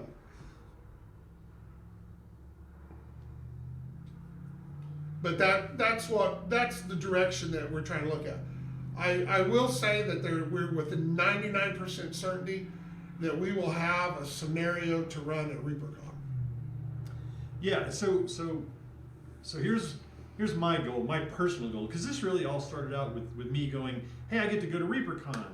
I'm not sure I want to paint any more CAVs right away. I'm not sure I want to get involved in a big crunchy tournament. What can I do for CAV? You know, I could just wing a CAV RPG game. Well, just you a kind one-shot. of pushed it more to the top because we've been talking about it for months. Yeah. On the back burner. Right, on the And I back just- burner. It's In just my kind head, of I was been- like, yeah. I'm just gonna just throw it out there. I'm just gonna sit down. I'll make something up. I'll entertain people for 2 hours. It'll be something big and splashy, like a summer movie, and we'll all have a good time and roll some dice in whatever random system I come up with. And when I mentioned that, people started paying attention, and John brought up the fact that in the past we had talked about an RPG. And so now maybe we'll shoot for doing it a little more officially instead of me just making something up and calling it CAV. Yeah. So, I think there's a better than even chance that there will be a CAV RPG game run at ReaperCon. Yeah. And you're right, Good Huntsman. You guys in Discord motivated James, and James has motivated me. So we're going down that path. It's the But the nice thing about it too is Chris is a big RPGer. Chris you like RPGs, right? So we get Chris on board. That helps.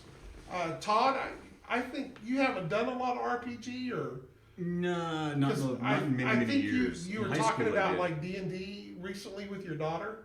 Yeah, we started that you doing tried D&D some recently. stuff there. Yeah, and I've told James repeatedly. I mean, I love playing Dungeons and Dragons. That was my game for a long time, long before I ever did miniatures or anything like that.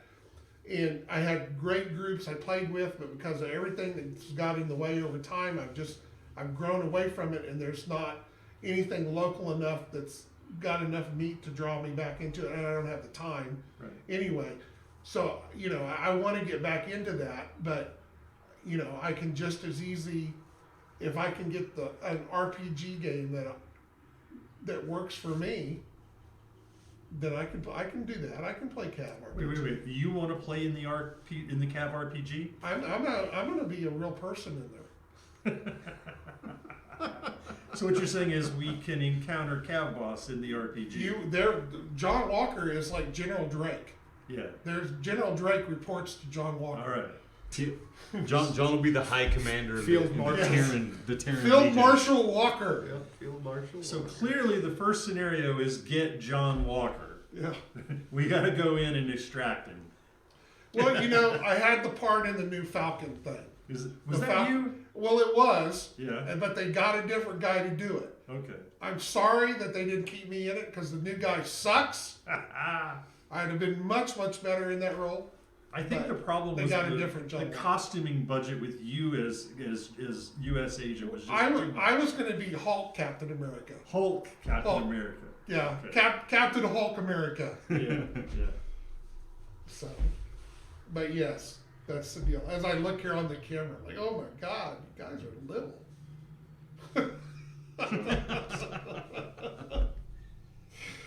Like my leg's bigger than Chris.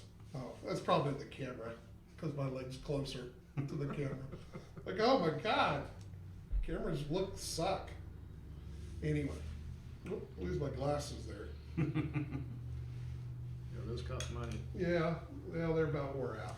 So one of the things I'm going to do is this evening or maybe tomorrow I'll go in and make a Discord channel that's related to CAV RPG, and let's have our, at least for those of you that do Discord, let's have our conversations in there. Post your ideas.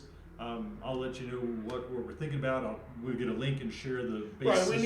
if you don't know where the I think if you just do a search, because I think that's what I did up last night, because Yeah. I've got it I had it somewhere and I couldn't find it, so I did a search and I think it came right up. So if you do a year zero RPG system, it's a guy's blog, the guy that wrote it or whatever, Yeah. and he's got the system on there for you to look at. So if not, at some point tonight I'll put the link up. Okay. So. That'll be a good central point for us to collect your ideas, and we can go in and review them. And Yeah, so at this point, we are pretty adamant on the fact that this is the system we're going to use. So try not to waste any oxygen convincing us otherwise. I'm on 3-6. That's where it's at. Is that where it's at? Yeah. I mean, unless James has, I guess, you've read it enough. I think we're both on target It'll with work. that. Yeah. you can definitely tell good Rules are stories in easy. the system. Yeah. Well, They are, but they aren't. It's how you go about it, and with the way that the dice works in this and the successes and stuff like that, I like the way that it gets there. So I kind of agree with Chris now that I think about it. It's much easier to understand a language than it is to create a good story in the language. yeah, no, the story is the hardest part of any Yes, game. by far. Yeah. By far. Because CAV is still a developing game and it has problems or anything like that, but you can put any kind of game out there. There will be a crowd that will play that game. It can be. Yeah, there's just always something that people gravitate. It's just the really good ones are the big successful ones. So, or have a very high end marketing campaign. 80% marketing. It's not, I think the Good Huntsman is trying to post. I think he put the link. You can't. I don't think you can post links in there if you're not a mod. So What's it called again? Year what? Year I don't. But you have the. Well, actually, we both have it in Messenger. I can put it in there Yeah. because I sent it to you last night. I'll just let you do it. I definitely know. I you. got it. It's about time you did something this weekend. Yeah. Let's see. Copy. All right. Hang in there. Stay on target. Stay on target. Stay on target.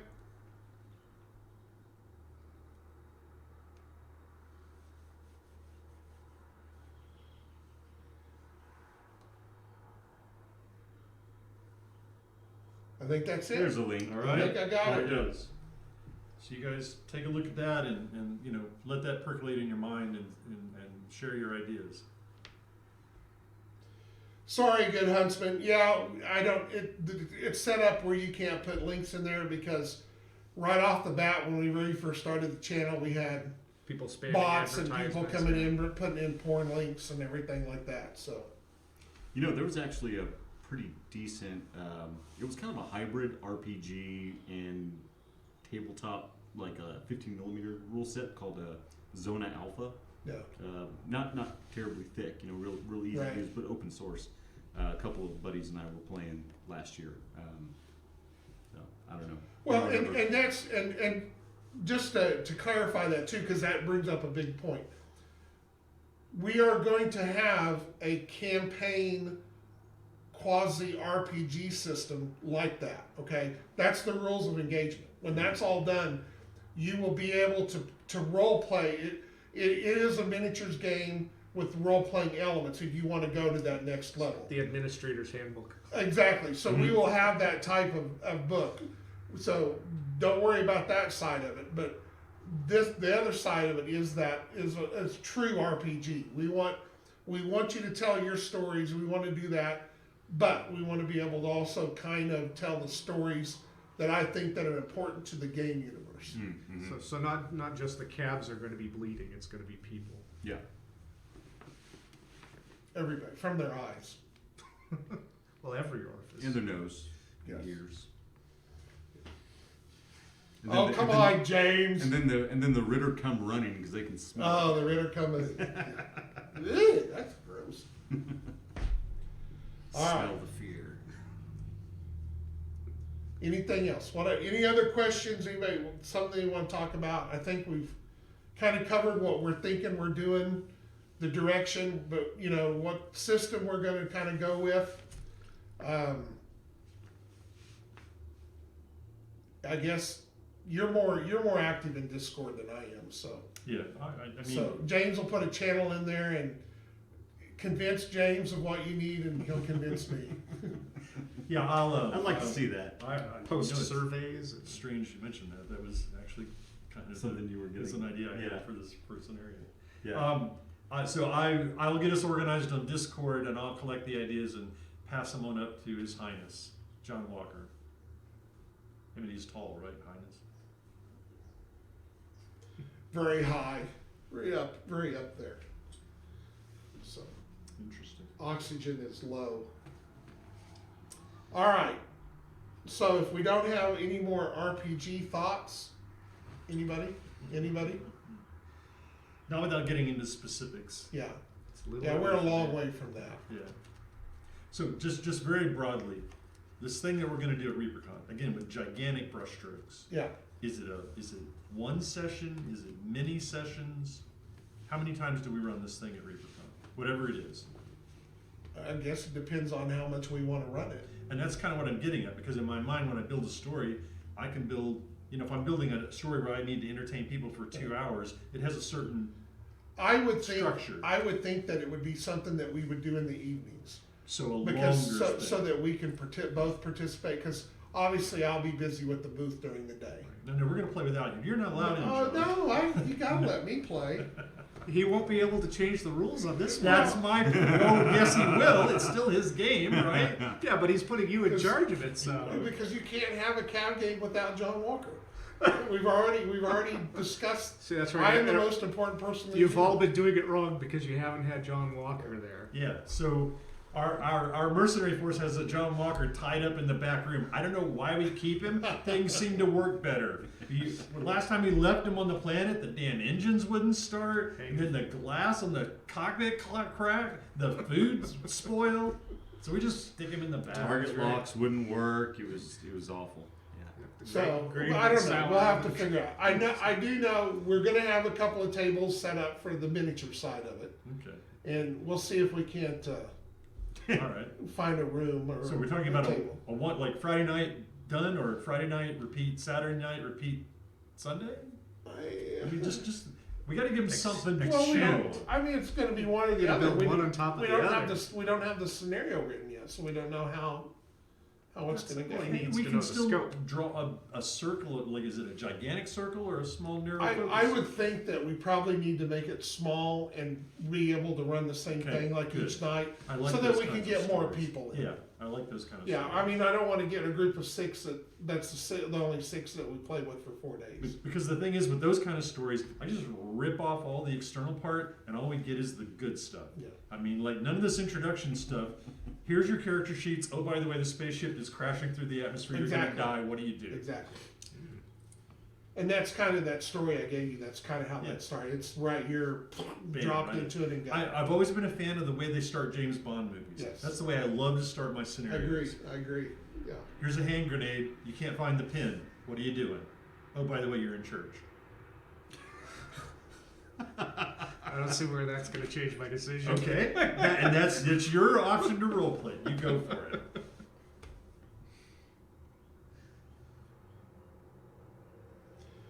I do have my own gravitational pull, if that makes any sense. So yeah, if you get a chance to come to ReaperCon, expect to get a chance to try out a CAV RPG scenario. And we're gonna only play the good one while John is busy at the booth. Oh, great. So there's actually going to be 2 scenarios. Yeah. Sure, why not? Well, the other All one's right. all about John Walker. So there'll be James' game Yeah, and there'll be John's game. there we go. If you come to ReaperCon, you want to play John's game, not James' game. It's okay by me. I'm I'll just- sign up for I'm John's just game. telling you, that's the way. If he's going to play that, that's the way we're rolling. So. We have to have some conflict in this group if we're all just, yes, John, yes, John, yes, John. Come on, we gotta have a villain. I'll be the villain. I like Yes Men. So. So, That's too bad. It's not bad. Let me know when you find one. Oh, you guys. all right. All right. Well, with that in mind, I think we've kind of covered everything. I think we've had a very wide swath over the last 3 days. I think we've Yeah. covered a little bit of it. We've had some games, we've had lots of painting, lots of talking, lots of goofball, CAVBALL. So, That was a blast. Glad you enjoyed it. That was Definitely a got blast. to bring that to the convention. Yeah, especially with that Yeah, gorgeous sure. board down I mean, there. I guess we could do that some. I think that It's so compact too. It's much easier to transport than those monolithic boards that you're used to building. I know these massive boards. As you go out there and look behind the building at the 4x8 one that's turned upside down out there right now, I finally just tossed that one. I was like, I'm never gonna finish this. It's just in the way. Out it went the other day. So Man, I don't know. Tears. I know. No, the days of me building 4x8 complete bolt games are done. The mats. Once I discovered mats, that was the Yes. end of that. All right. that- So here's something I think we can accurately predict about CAV and ReaperCon. There's going to be a new model because you're going to have the process running finely tuned. If we don't have more models and we won't know what to do with by September, just walk away. Yeah. It's done. We're over with. But I don't think that's going to happen. I think No, it's going to that's what I'm happen. saying. If it happens, it's because we screwed up. Yeah. But I think we are at a. We'll be collecting the insurance money. From the fire. Yeah, everything for what some reason. That's going to be the screw up. Everything burned down. I don't know what happened. No, I think we are at one of. There's probably 4 pivotal spots that I can think of in the entire CAV time. I think that when we did the original CAV back in 2000, that was a big deal. I think that when I came back and took over CAV and back in 2015, or well, actually in 2010, and so that was big to me. I mean, these are moments in my CAV life that Glad are you added that qualifier. yeah. Well, that's what I was talking about at the beginning. What would be your part? For Cav? No, you should be excited that those are moments for me. Oh, well, again, we go back to the question of yes men. So, and in the Kickstarter, being able Yeah. to go over the first into plastic and whatever. Yeah. And then this. I mean, this is That was big. big. This is, you know, for the first time, we're gonna have everything in one place. Yeah. It's not, I don't have to count on China. I don't need Reaper to do this. I Don't have need- to worry about their 3-month vacations. Yes, you The, know, the history of CAV has been consistent steps forward, yes. and I think that's the most important thing to take away. I know that there's people out there that cringe probably when they think of that and the fact that I ever got back in it, but you know, CAV was dead. CAV was never going to do another thing come 2010. I mean, when we picked it up and Yeah. moved it ahead. So, what are they talking Oh, about? they're just these guys are Coming up with scenarios. they're just making stuff Oh. up that sounds actually pretty entertaining. Yeah, no, they got some good ones on Sounded there. kind of I fun, saw a actually. little bit of Yeah, that. yeah. All right. Gonna have So- to print so- out chat. We've got CAV boss and we've got the principal CAV sculptor here. Let's ask a question. Going back to the CAV RPG, do you anticipate that we'll have 32 millimeter figures that are based in the CAV universe ready to be used in our CAV RPG? I don't think there's any real question about I that. think Whatever's so. doing it. I think so. Okay. I mean, right now, and me and Chris have had a zillion conversations about this. The emphasis right now is to get the combat figures, the armor, the infantry and stuff like that, because those guys finally being defined and the individual looks is going to define the entire line. But I think that once those are done, I mean, we're looking at what pilots and I mean, all kinds of things. Drill down into characters. It's just a huge pile. Yeah. Okay, so again, what I'm trying to get you guys to do is to give the audience some teasers here. Do you think there'll be a nice selection available for use in the first CAV RPG game at ReaperCon? Yes. Okay. From the, I mean, Chris is the bottleneck there. I mean, What? we're going to have the production facilities. I mean, literally, once we're up and going like that, if Chris hands us a piece every 2 days, then there's going to be a mini every 2 days. Nice. So I mean, we Okay. could. It's not going to really happen that way, but we could do that if Okay. it got to that point. So I'm going to make a prediction then. The CAV RPG scenario is going to feature a badger in some way, shape, or form. Well, it And has to now. what? It has to now. Yeah, absolutely. I am telling you, if I'm there running it, there will be a badger somehow. And we're going to have our own figures available. So there, you already know more about the first game than you did before. And I'm relatively sure there'll be a dictator in it. Okay, I can live with that. Yeah, I'll put maybe it maybe together. even a Starhawk by then. All right. So I love it. let's see. All right.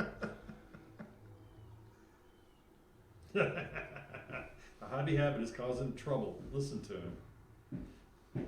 That's okay. Buy one for CAV and buy one for whatever other game you're talking about. Sweet.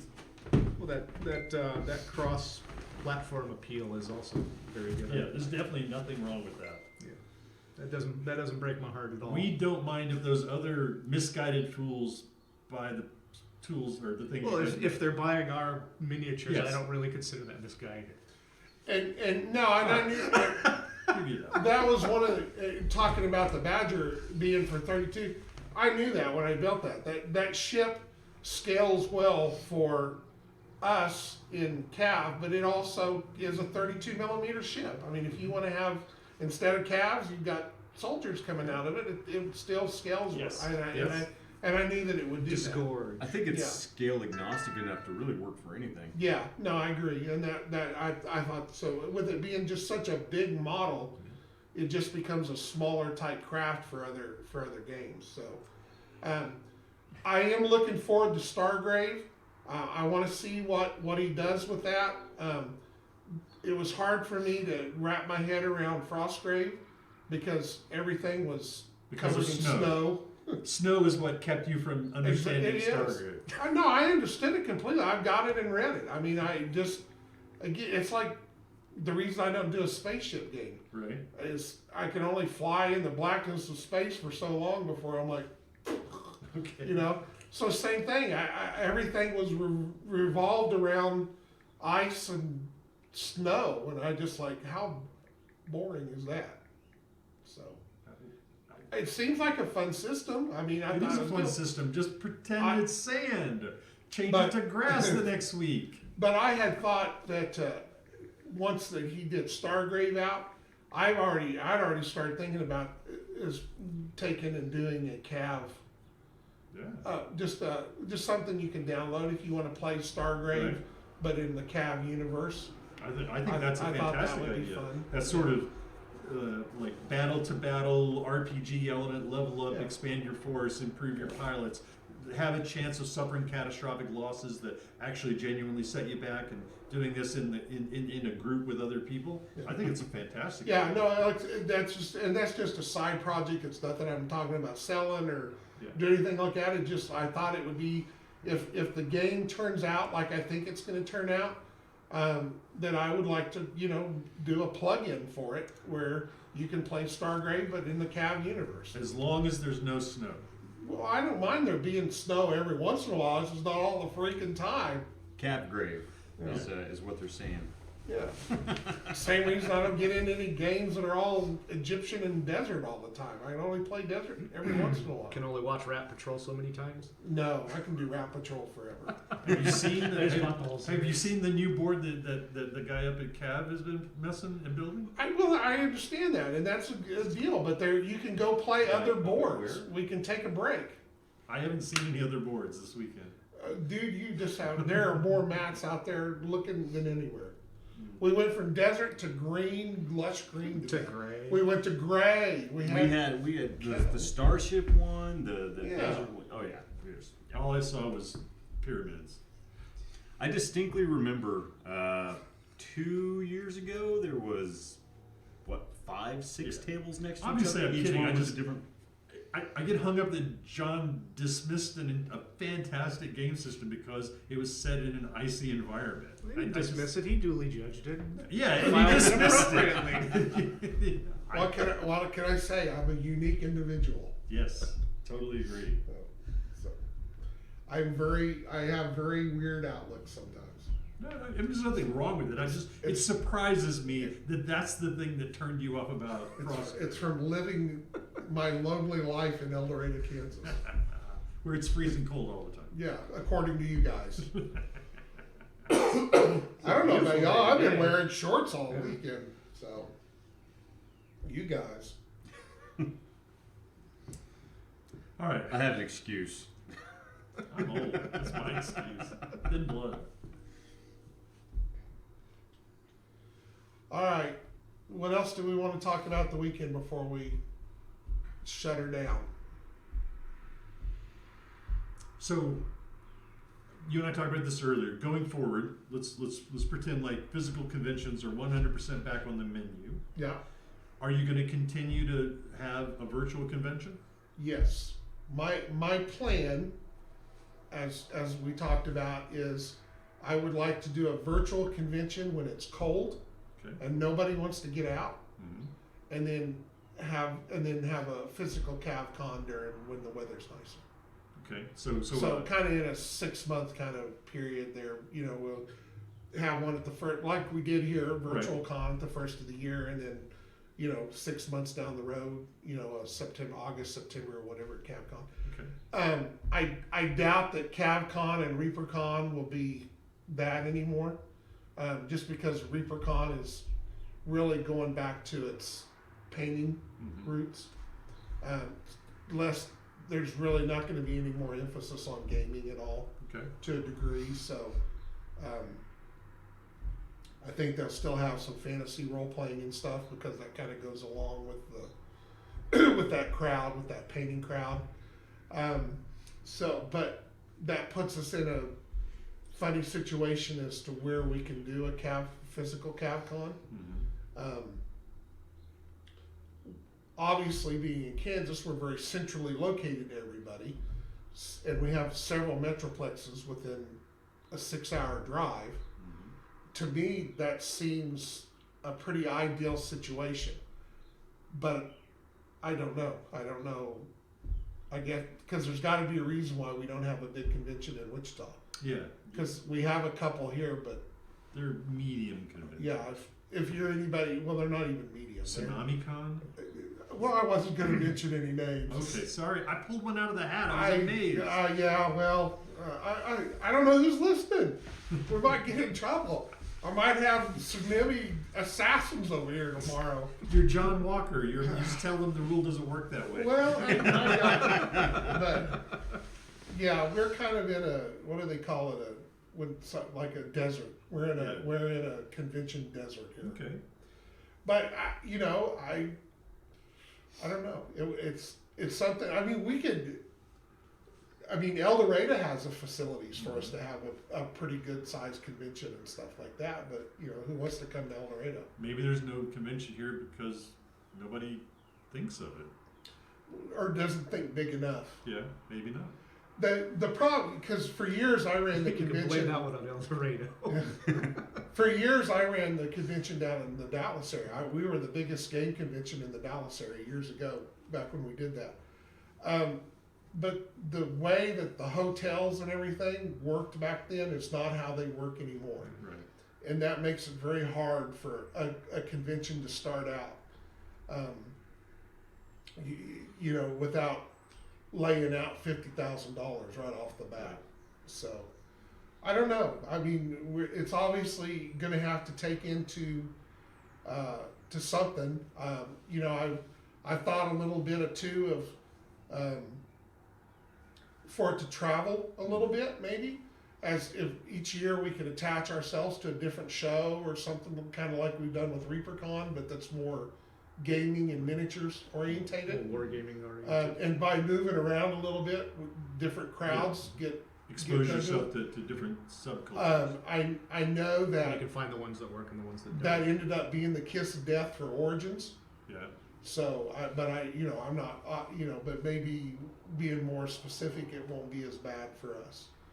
I mean, that's what Origins worked that way for a long time, moving around, and at the beginning it worked, and then they had 3 or 4 years in a row that just they cratered. I mean, there was a couple of them that we went to, and you could hear crickets chirping.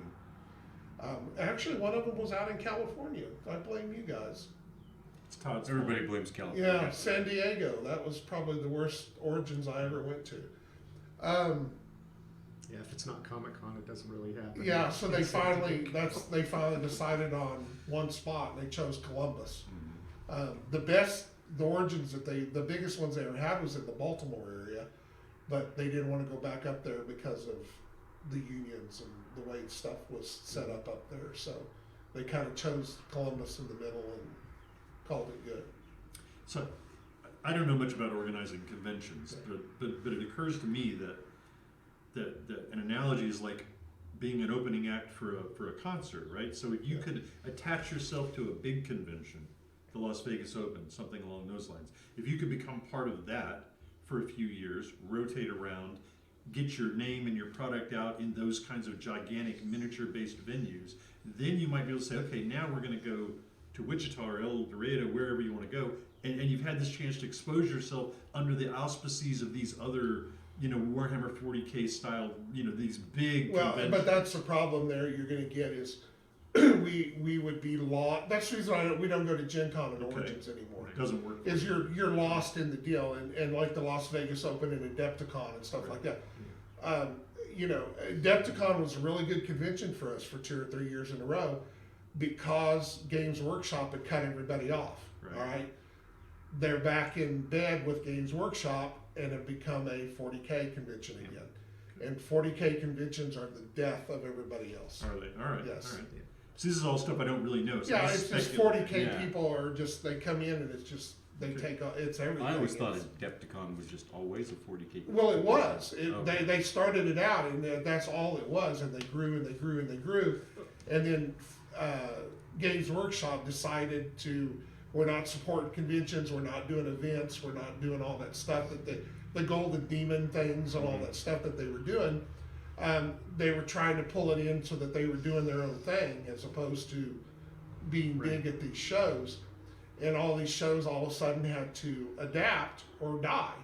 So Adepticon, during 2 or 3 years, really went out and got other manufacturers to come in They appeal to the smaller manufacturers. We are a miniatures crowd. We're still They treated everybody evenly. more so, and then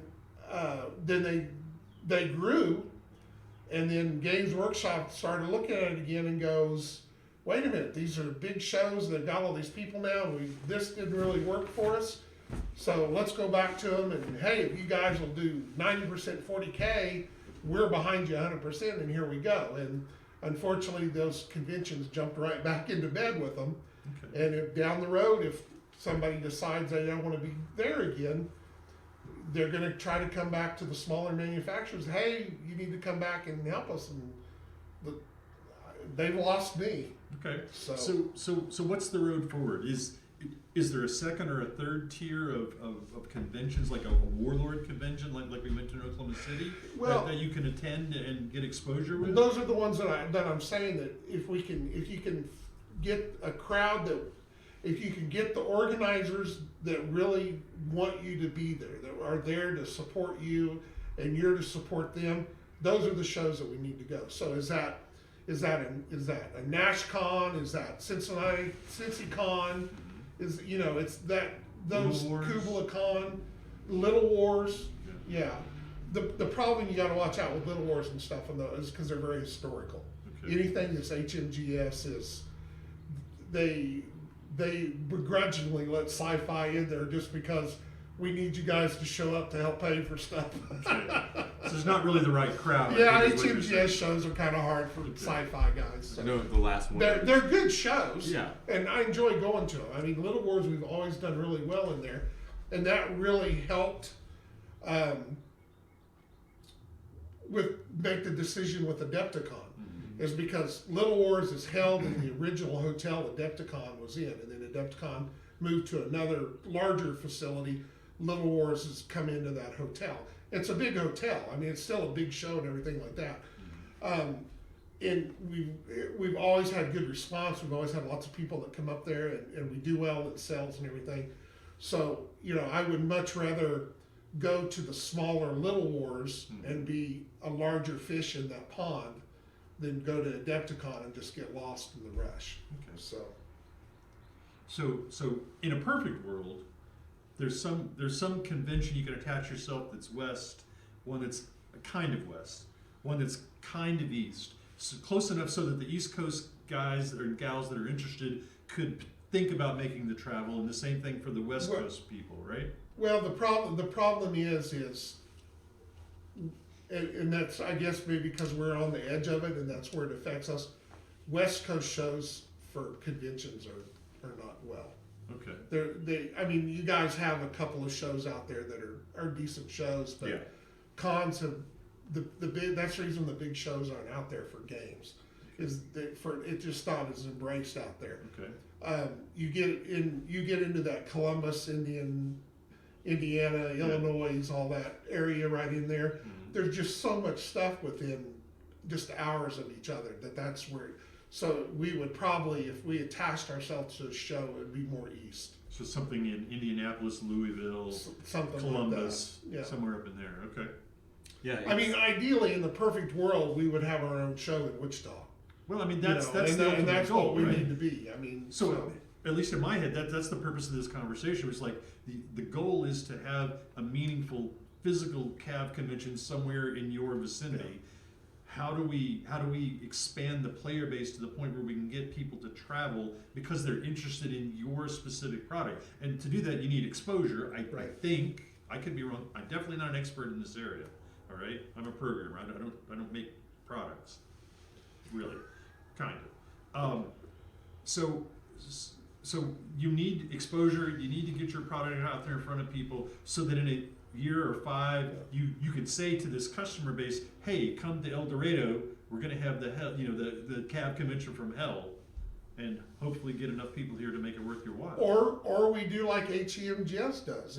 Is we have a CAV-CON, but we have stuff out there for role playing. We have for all these other different games and stuff like that.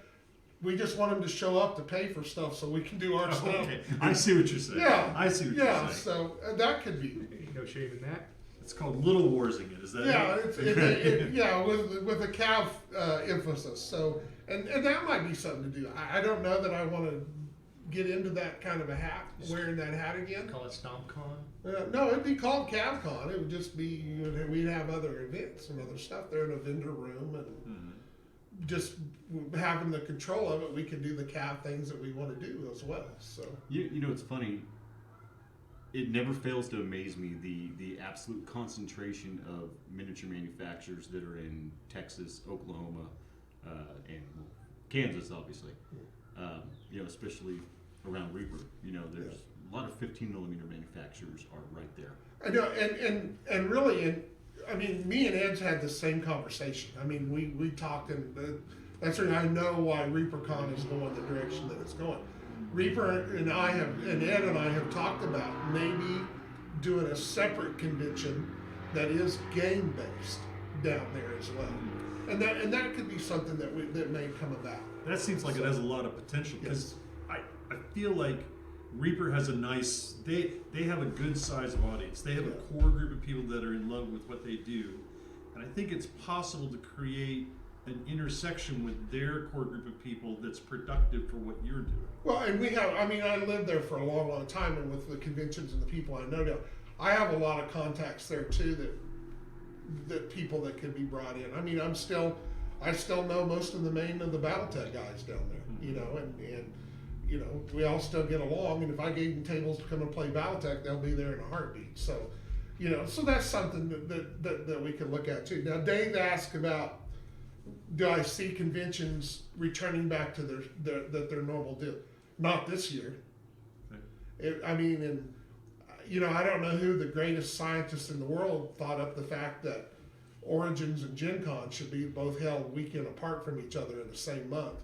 That is, you know, all I can figure is all the guys at Origins sit in this room and goes, "We're gonna crush Gen Con," and Gen Con is sitting in their room, "We're gonna crush Origins," and somebody's gonna win and somebody's gonna lose. So we'll see. I mean, I know they got to do what they got to do, but I don't know. You got to coordinate that kind of stuff a little bit. Just a phone call, because those guys all know each other. If somebody picked up the phone and let's talk for 10 minutes, they could have. I mean, at least it'd be a month apart. They do the same thing with movie releases. Yeah. Well, we don't want to go up against them, so we'll push ours for another month. But yeah, I mean, I just, it's going to take. I don't know if next year. See, the problem that conventions have is you have to start planning a year ahead.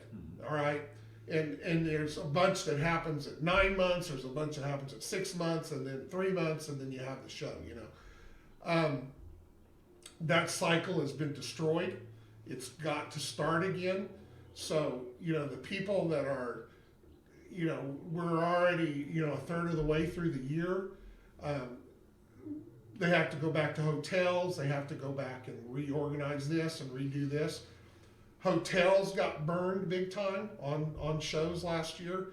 They're going to change their contracts. They're going to put things in there that's going to make it harder on the organizers and the stuff. Yeah, so that if something like this, you know, they just didn't anticipate something like this. Going forward, you know, those contracts are going to be in there, and they're going to be iron shod. So unless the world blows up, dude, you're writing a check whether you cancel a convention. If the government tells nobody's there, we don't care. You're still writing a check for that.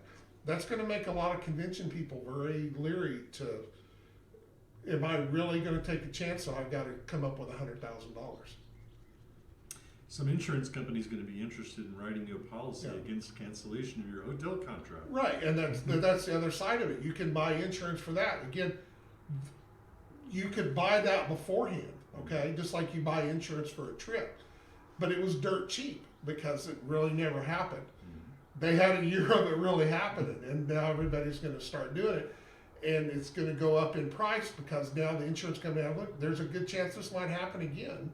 We've got to do what we got to do to cover ourselves. So all of a sudden that insurance is going way up.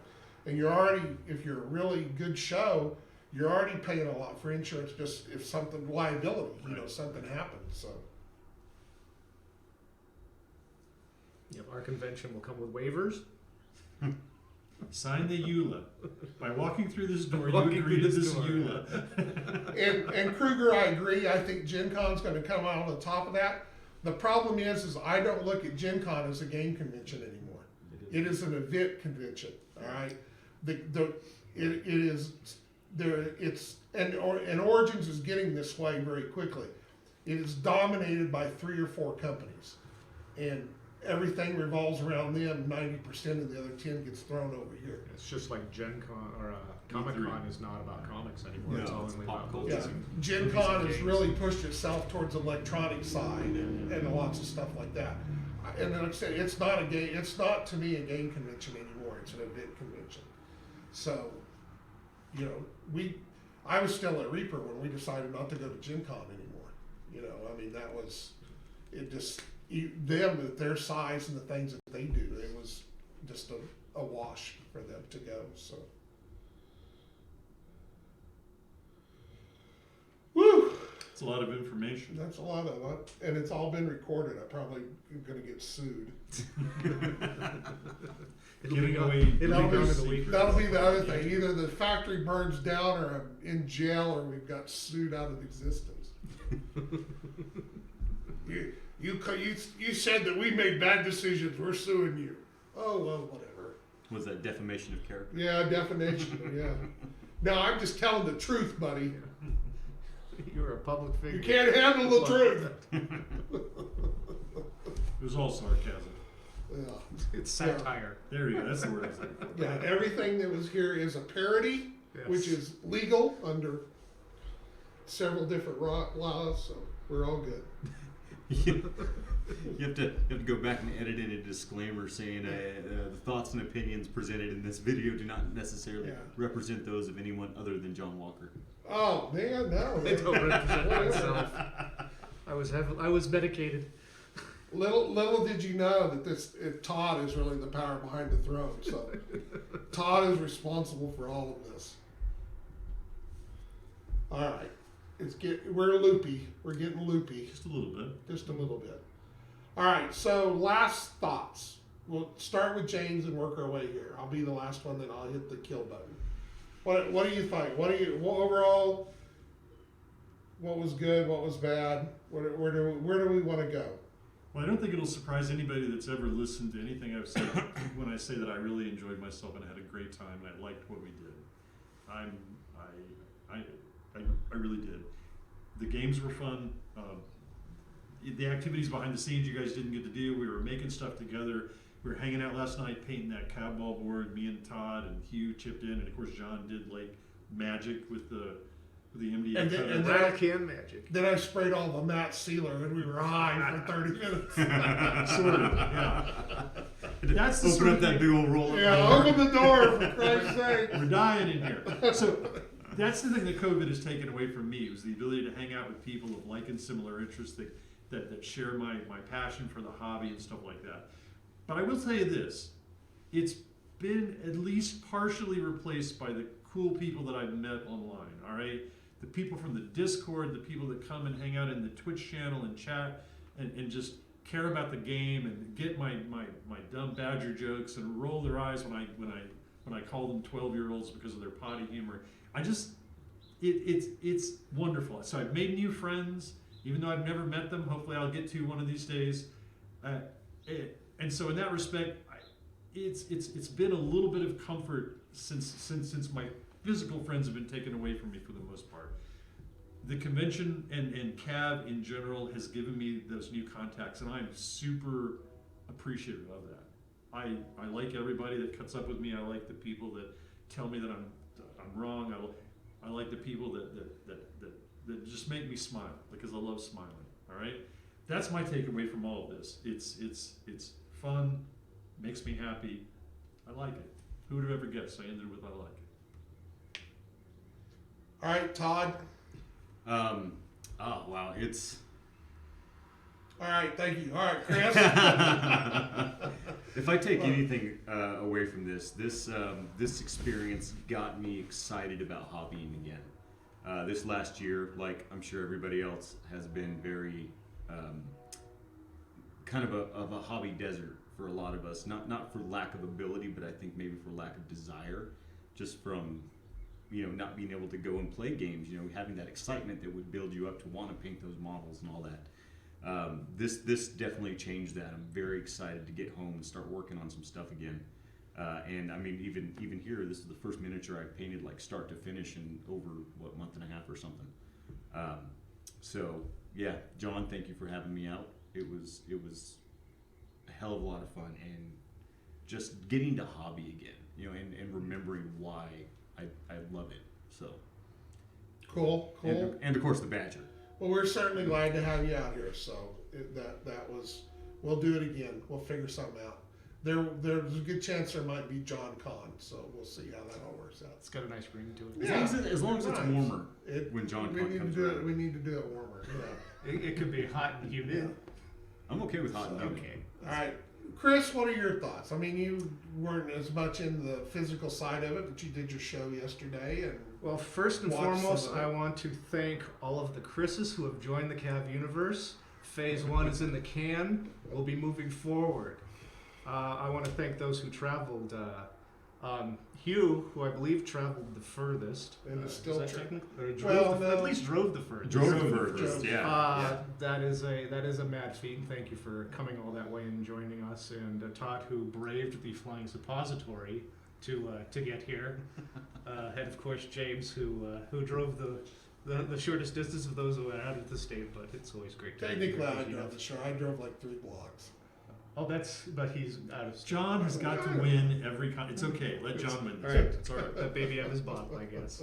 No, but your enthusiasm has definitely made the show a joy to watch. As I didn't Coconut participate as donuts. much, yeah.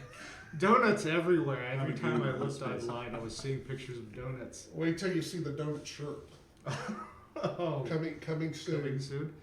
James Wapple for showing what can be done with oil paint. Oh my God. Primony. Yeah. Yes. And of course, John for putting on the show. The first one was a lot of fun. This one, so much better. Yeah, so much better. And that wasn't meant as an insult. No, I mean, I get it.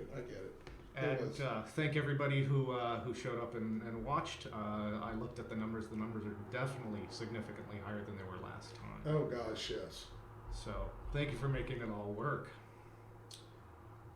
Okay, I guess I get to close us out. Close it out. I was truly excited for this show. I've had a good time for this show. The first one that me and James did was just off the cuff, last minute, here we go. And we had our wrinkles, we've had our bumps. I have learned a lot more with this show.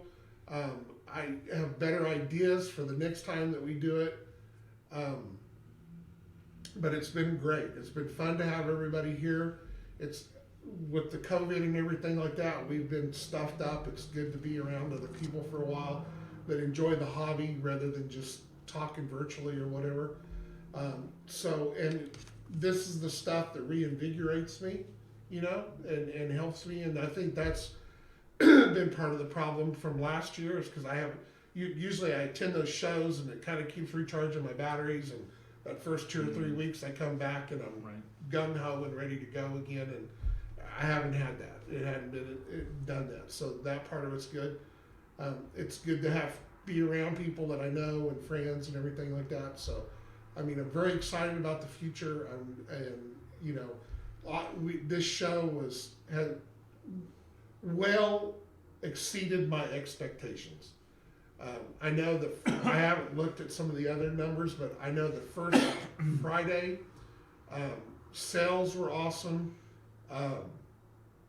We had over 100 and some different people that attended the show at some point during the day. Our average is, I think we averaged somewhere in high 20s, low 30s. Have they all subscribed? We like subscriptions and followers, and I mean, all that stuff is up. So, I couldn't be happier with the way it turned out. So, I think I had one last question. Hobby Habit asked about when I was going to put up the pictures for the hobby work. as predicted, everybody waited to the last minute to turn them in. So I have got folder upon folder of pictures. I've been cleaning them out as fast as I can. I probably will start Tuesday.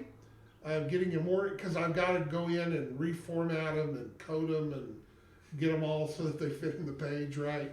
And everybody sent different things. Reduce So, them down to usable size. yeah, I would probably think that I probably will shoot for next weekend. It'll probably take me, because nothing's happening tomorrow. Between getting everybody home and back and out of here and decompressing a little bit, and I've got to move stuff back around in the shop. It's going to be a crazy week for us to get ready, so I'll probably start working on that stuff Wednesday. So probably Friday or whatever, I'll get it up. So, and then I'll get with everybody and we'll judge it. And that's the other thing is once I get it all done, the people that are going to judge need to go look at everything before it goes live, so that we can announce the winners and everything. So, in history, it will be referred to as the Chris James Wars. But James has to paint school buses tomorrow. No, I don't think so. I think part of our decompression is I think we're going to go play disc golf tomorrow, right? Yeah, but when I get home, I have to be on at 8 o'clock to do my stream. You gonna finish those school buses? I'm gonna throw those things out the window on my way home. Is what's gonna happen. Leaping school buses. Oops. Yeah, seriously. All right, so there's our final thoughts, where we're at, where we're going. We tried to touch on something a little bit at some point over the weekend. I do want to thank everybody that attended the show, everybody that supported the show, everybody that helped us with broadcasts. We've met some new people to help out with that, but with Party Bear and Thunderhead and James Wapple and Well Forged and Chris and everybody, it was just like I said, I think we had a better spread of things, and we will have better spread of things. We only are going to get better. I have a better idea of how to set up for cameras and sound next time and things. We've learned more from here. So Yes, Dave, we all had a blast as well. So I'm very happy that you enjoyed it. So with that being said, I know we said we were going to go to 8 o'clock, but I think we're done. Okay. I think that the fat lady is singing. John, you ever heard of the Leroy Jenkins meme? Oh God, yes. Yeah. Oh, Our God. version is drive-through margaritas. Drive-through margaritas. We need to scream that and get the bleep out of here. I actually have to pull that up every once in a while to watch the actual true video. Yes. I mean, we were gaming when that originally came out, and every time I watch that, at least I'm not chicken. I just roll. It's a hoot. It's a hoot. And it even kind of rhymes. Can you figure our percentages? Yeah, we got a 40. Leroy Jenkins! Yeah, hell yeah. All right. Damn you, Leroy. All right. Now we got to get out of the Charity turn crappy everything chair. All right. Good night, everybody. off. Drive safe, safe. you. Say Be goodnight, safe. James. Good night, Todd. Thank you, everyone.